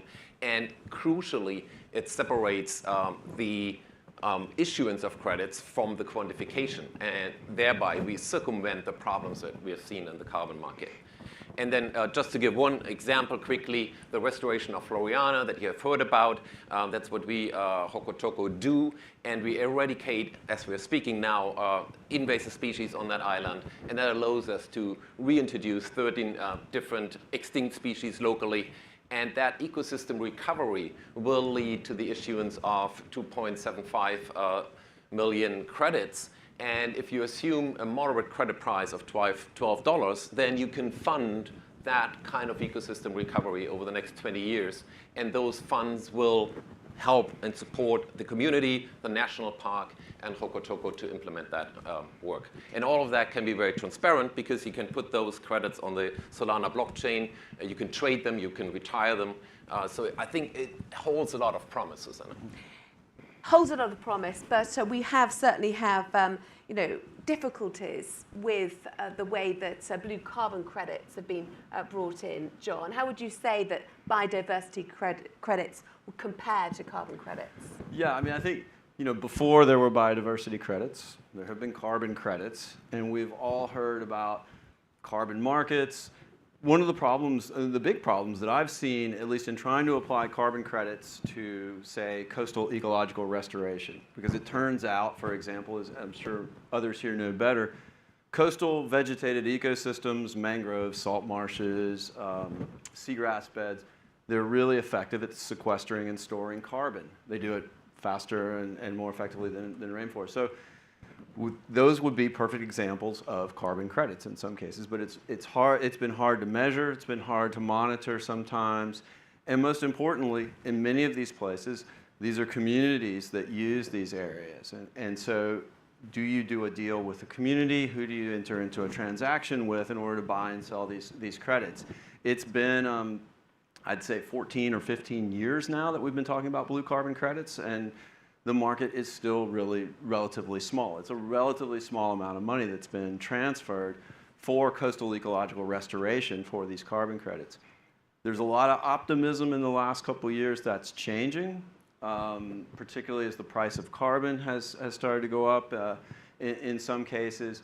And there's been more attention to it. Pakistan is doing now the largest blue carbon project in the world, 350,000 hectares of mangroves. I worked with a project in Guinea-Bissau where the Parks Authority has sold 53,000 hectares of mangroves worth of carbon there to protect the mangroves. But it's taken time, and it's what I think Russ mentioned earlier this morning. To do these blue carbon projects and to do them quote unquote right, where you are measuring and monitoring and verifying the actual carbon that's being sequestered and stored, and you're ensuring that communities who depend upon these ecosystems aren't getting locked out of them, it takes a lot of upfront time and work that might be a lot more expensive than, say, putting solar panels on a building or other types of carbon credits. And that's where you really need, what Russ mentioned, you need some really quick, flexible capital to develop these projects in a lot of times and build the market. And I don't think we have that yet in blue carbon. So why are you then more convinced about the prospects for biodiversity credits, Martin? I mean, are they easier to benchmark, would you say? Yeah, I think because they are tangible, because they are really more transparent than what you can easily achieve in the carbon market, and because everyone is moved by the creatures that we've seen today. You know, the sharks, the turtles, you name it. That is something where we human can have an emotional connection. And that connection, I'm convinced, is something that will ultimately also drive the corporate world to invest in it, because you can use that in your marketing. You can use that by showing this is a real impact we're having. How do you think the tsunami of data that's kind of undergoing and the advent of AI as well, developments, further innovations in AI, I should say, how do you think that's going to kind of move the dial in this space as well? Massively, because I think it moves it massively because all of a sudden we have those data available that we couldn't have 20 years ago. We couldn't even have 10 years ago. And with AI, we have the ability to, you know, screen data in really seconds, and we can monitor the threats, we can monitor gunshots, we can monitor boats, we can monitor fishing activities, all remotely, and then have algorithms that, you know, within real time actually allow us to act. And the same thing on the biodiversity side. So we will know within 5 years much more about biodiversity than we're knowing now. So do you think then, John, that this is going to mean that we're going to know much more easily, you know, who needs to pay? Yeah, that's the hope. I mean, one of the things that, just for those who don't know, I work a lot on policy and with government, so this is a bit of a new space to me, but we have been trying to figure out almost sort of just simply where is the money coming from in oceans? Who's benefiting the most from using the oceans? And so working with Jan and other colleagues, we've done a bit of sleuthing and accounting to say if you have a global economy, really well connected. If you draw a red circle around the bit of it that's linked to the ocean directly, who's using it as an operating space, who's using it as an input to production, and then you start to see, are there really quote unquote big fish in this ocean economy, or what some have called the blue economy? Turns out there are, just like the global economy. We have this incredible sort of pooling of capital and wealth across the global economy. It's no different in the use of the ocean. So we found out, we went industry by industry, whether it's shipping, shipbuilding, offshore wind, seafood, on down the line. And you find that if you just add up total industry revenues and then who the biggest players are, across the board, 60% of the revenues were generated by 100 companies. We called them the Ocean 100. We weren't creative enough for a better name, so we just took the Fortune 100. But it's the same case across all these industries. So that's what we're asking now is, well, this is where the money is. This is where there are big pools of capital based on the ocean. Okay, how do we tap into that capital? I think, is it through better reporting and transparency and some of the things that were mentioned in the panel earlier for these companies to even know that, hey, they are really dependent on the ocean. Well, let's pick up on what Martin's just said. It's actually going to come down to marketing. So on one hand, companies may see that it's going to be extremely important for them to be seen to be investing in biodiversity schemes. But on the other, do you think that they're going to be forced to do that with fear, the companies that you're talking about, the Ocean 100, through fear of reputational risk? And if they fear that reputational risk, where do they fear it the most? Coming from consumers or institutional investors such as pension funds, for example? Well, that's our hope now. I mean, we're just trying to look at, I suppose as academics studying this system, where are these leverage points? So certainly consumers are one, and we've talked about that in the previous panel with seafood. Consumers want to see that their fish was sustainably caught in some cases. But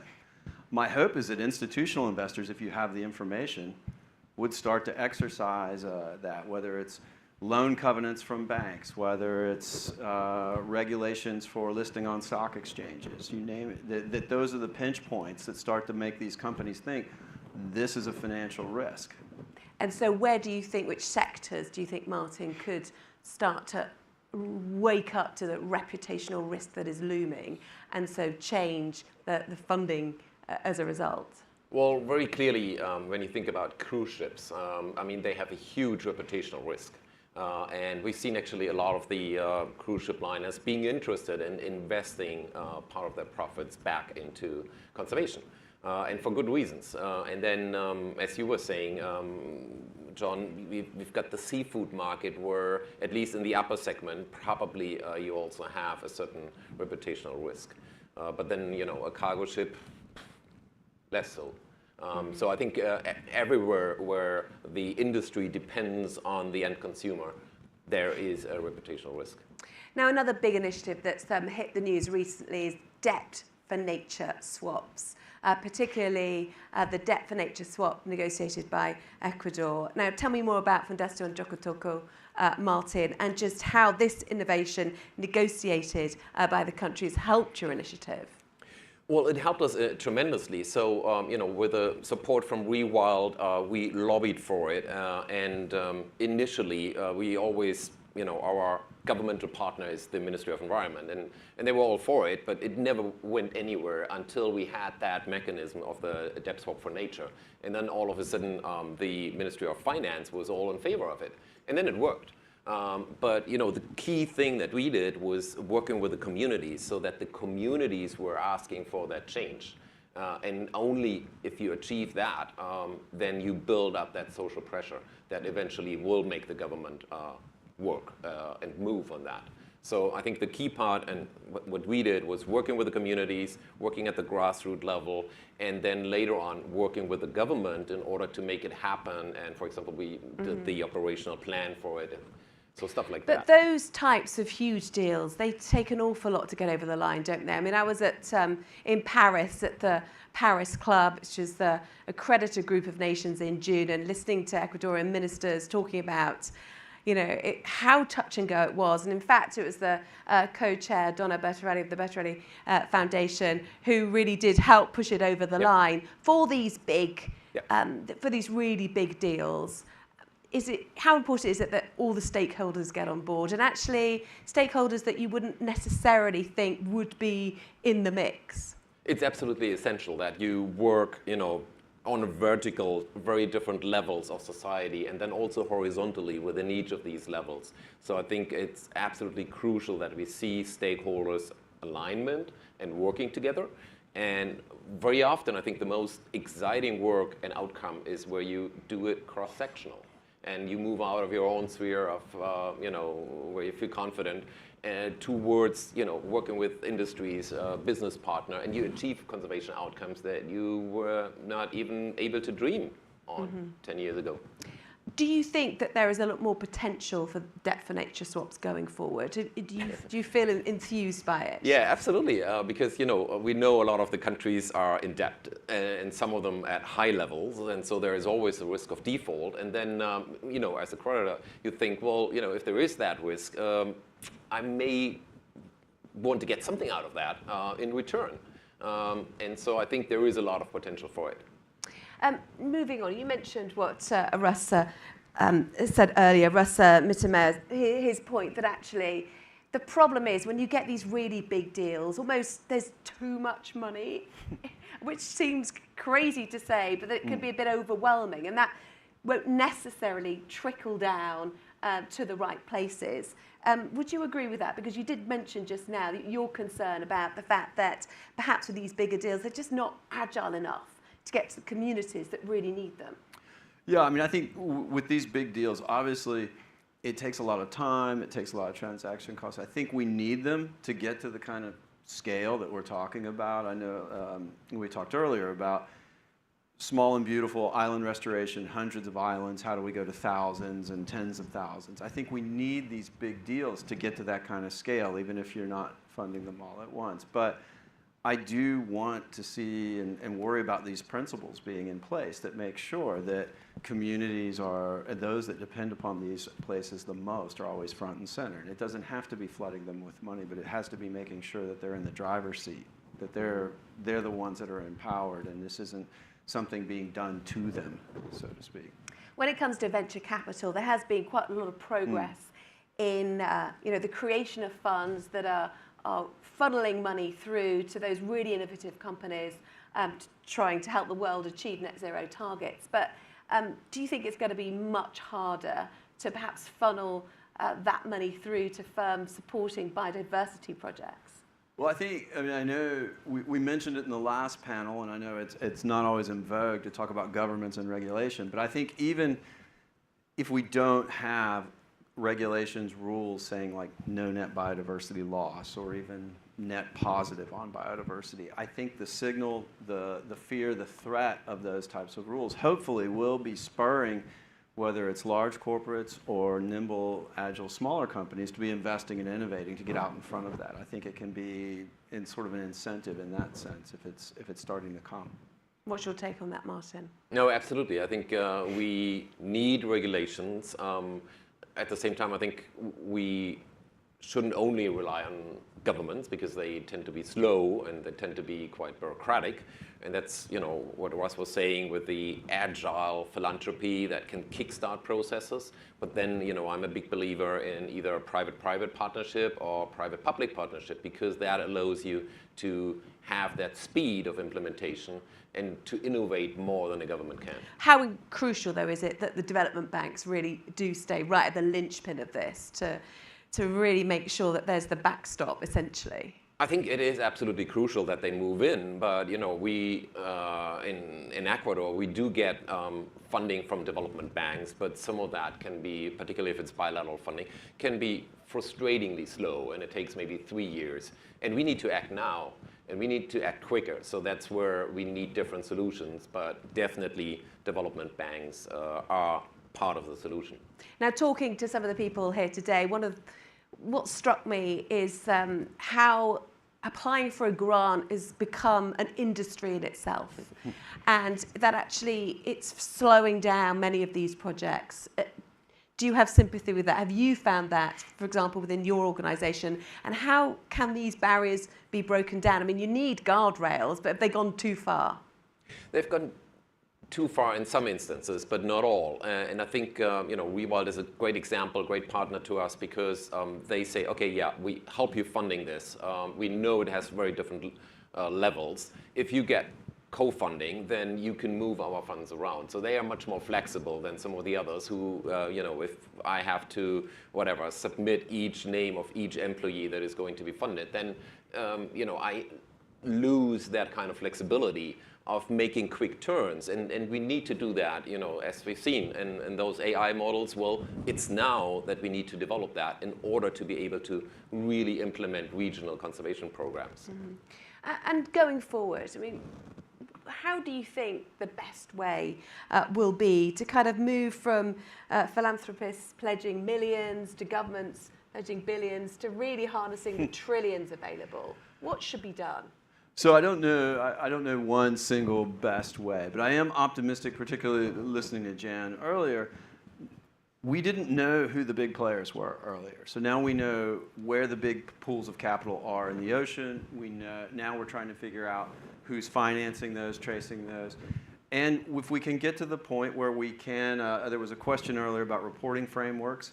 There are a lot of those coming out now, but if that becomes clear, more transparent, then my hope is that transparency and accountability can happen in these companies, and then companies are starting to invest in biodiversity credits, invest in restoration at a much larger scale. The companies who are generating tens, hundreds of billions of dollars from using the ocean see the health of the ocean as part of material to them, part of their financial risk, and are going to start investing in these stories and these cases that are part of it. If it's all transparent reporting and part of doing business now. Okay, well, thank you. Now, we've got a few minutes left.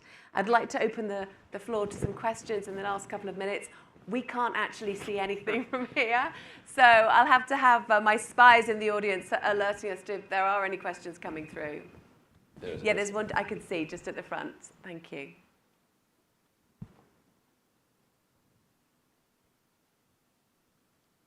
Well, first of all, thank you to the speakers and the moderator. Excellent panel. I want to ask a question to John. When you say that we have identified the 100 ocean, or however they're called, and we refer to corporations, and it was brought up, for example, the attention of the cruise industry. The cruise industry today, especially cruises that come from Europe, the US, etc., Japan, there are regulations that, in place, and most of the time they're becoming greener and greener, or bluer, however you want to call it. They do not send trash to the ocean. They keep the water and deposit it when they get to shore, etc.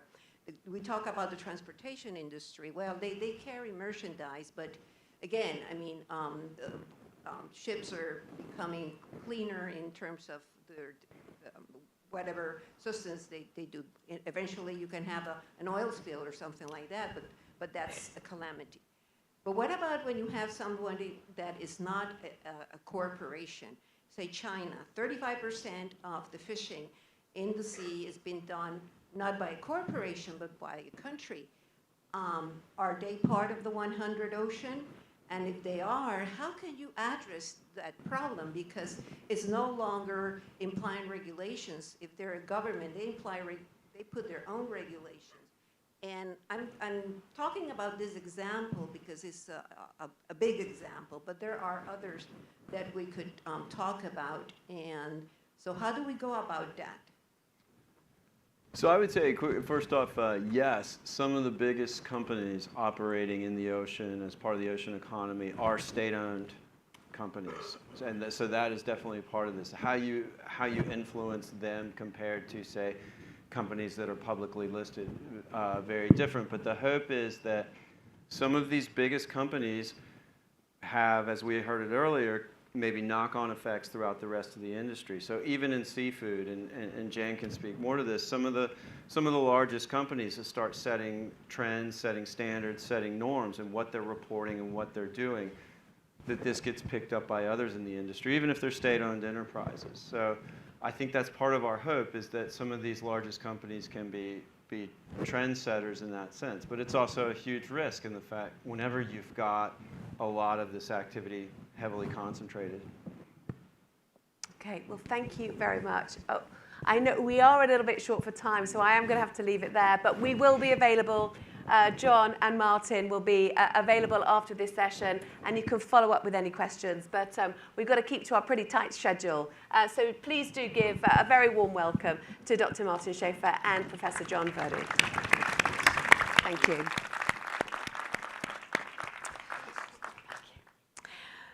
So I am now delighted to welcome a very special guest who's here to really shine a light on the United Nations Decade of Ocean Science for Sustainable Development. We are, of course, now in this decade, which is aimed at supporting efforts to reverse the cycle of decline in ocean health by gathering ocean stakeholders worldwide in a common framework. So the goal is to ensure that ocean science can fully support countries by creating improved conditions for sustainable development of the ocean. So to tell us more, I am very, very delighted to welcome Audrey Azoulay, the Director General of UNESCO. Welcome.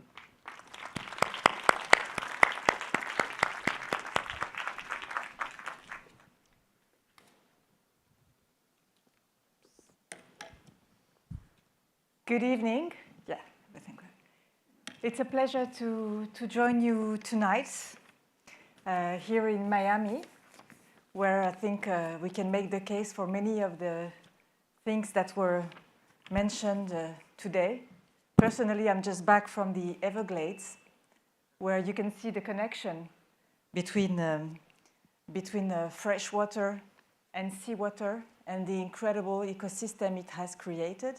That, of course, we broke, but that we are, when I say we, I mean the National Park with the support of many organizations, including UNESCO, which is now with a restoration plan of a fantastic ambition. Susanna just mentioned the Ocean Decade Science, the Decade for Ocean Science, which UNESCO is leading. And I think many of you here contribute to this decade. We know that we need more, many things to better protect the ocean. Before coming to science, we need, and you mentioned it today, we need more protected areas where we reinvent the balance between human activity and nature. And this is precisely the aim of UNESCO's designated sites. 50 marine World Heritage sites across 37 countries, 214 marine biosphere reserves in 76 countries. They are not just nature reserves, they are blueprints for coexisting with the ocean. UNESCO, as you know, also protects, promotes indigenous knowledge, which is a key for biodiversity. But to come to science, to truly protect the ocean, we must understand it better. And this is also our mission, and especially during this decade, to advance scientific research. I'm speaking to you today from the state which is proudly home to the Kennedy Space Center. And it seems that we know more about the surface of the moon, thanks to this center, than we do about seafloor. And this is why one of the objectives among many of our decade is to map the seafloor.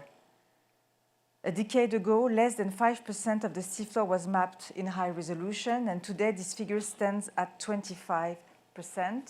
And our goal for the ocean decade is to reach 80% by 2030.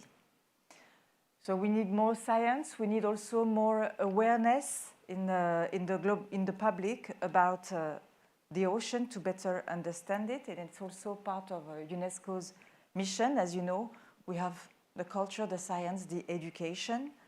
And so we need to educate also about the ocean.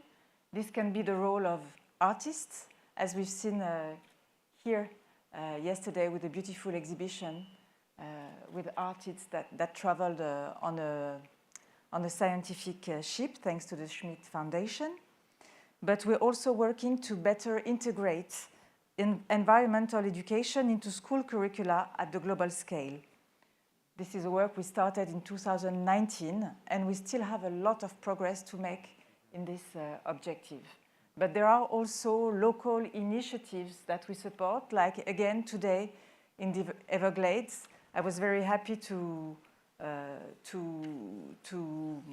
announce that we will be developing with one of our partners, LVMH. We were talking public-private partnership. Thanks to their support, we will develop a guide for education, for teachers, for school children about this fantastic ecosystem of the Everglades, and we will use it in other sites as well.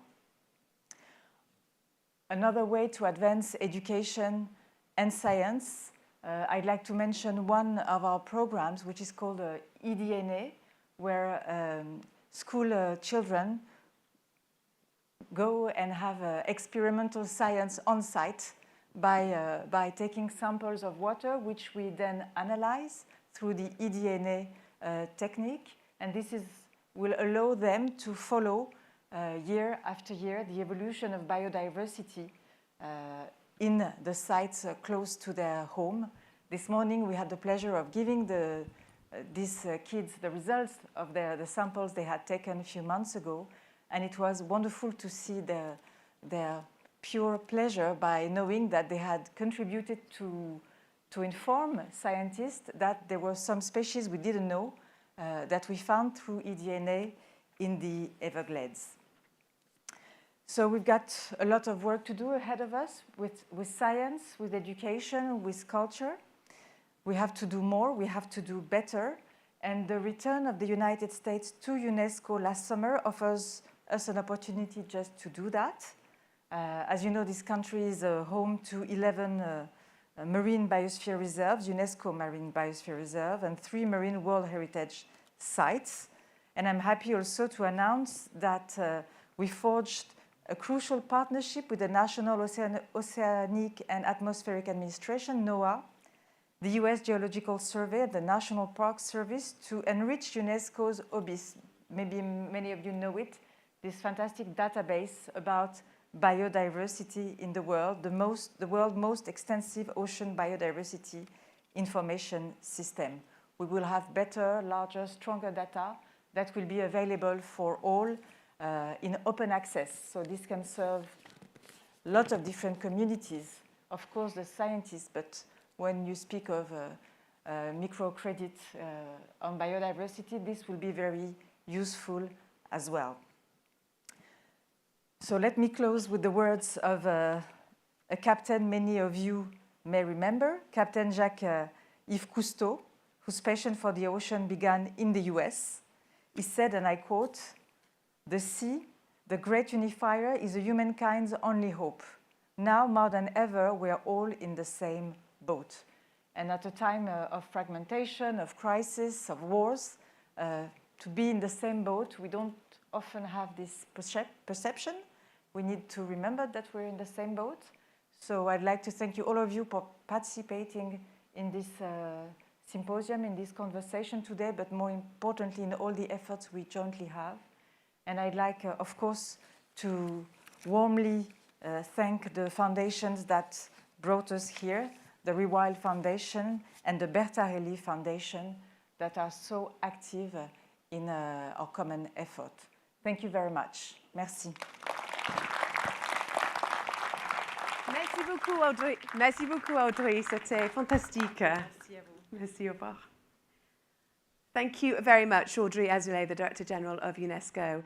And really great to nearly finish the day with that vision to round off our day of action. But we're not quite there yet. We have a few more words of inspiration. So please do welcome Ernesto Bertarelli, the Chair of the Bertarelli Foundation. Welcome.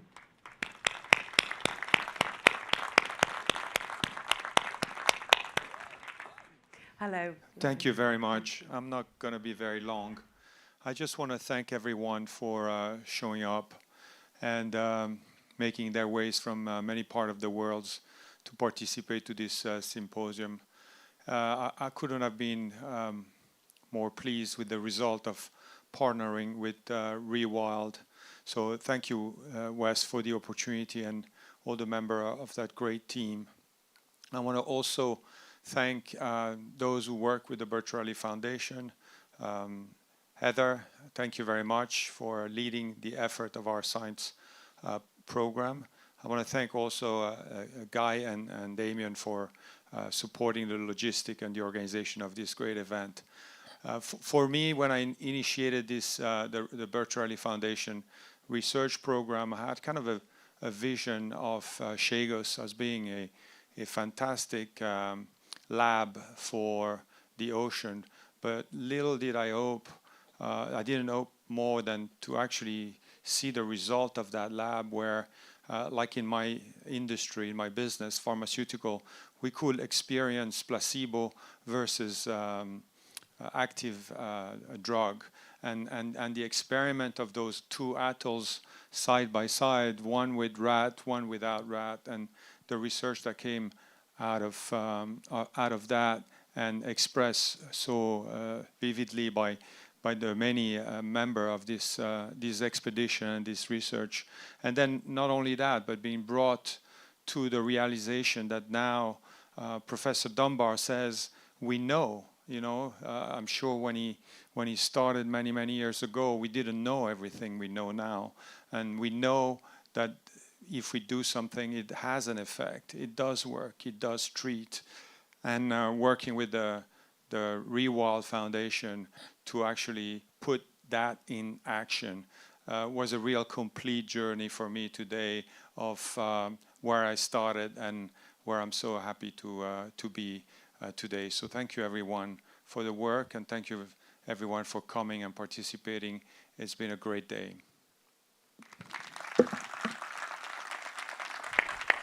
Many thanks. And it's great to finish with those words of hope, really. And I think hope really has been the emotion that many of us have felt all day long. And now it's time for a celebration to give thanks to the huge efforts that our communities are making in the worlds of science and business and finance and academia, and all those individuals and all those groups who are deep in the art of saving the ocean. So please do join us for a cocktail reception on level 5, and thank you very much for your participation, your enthusiasm and your insights. Thanks again.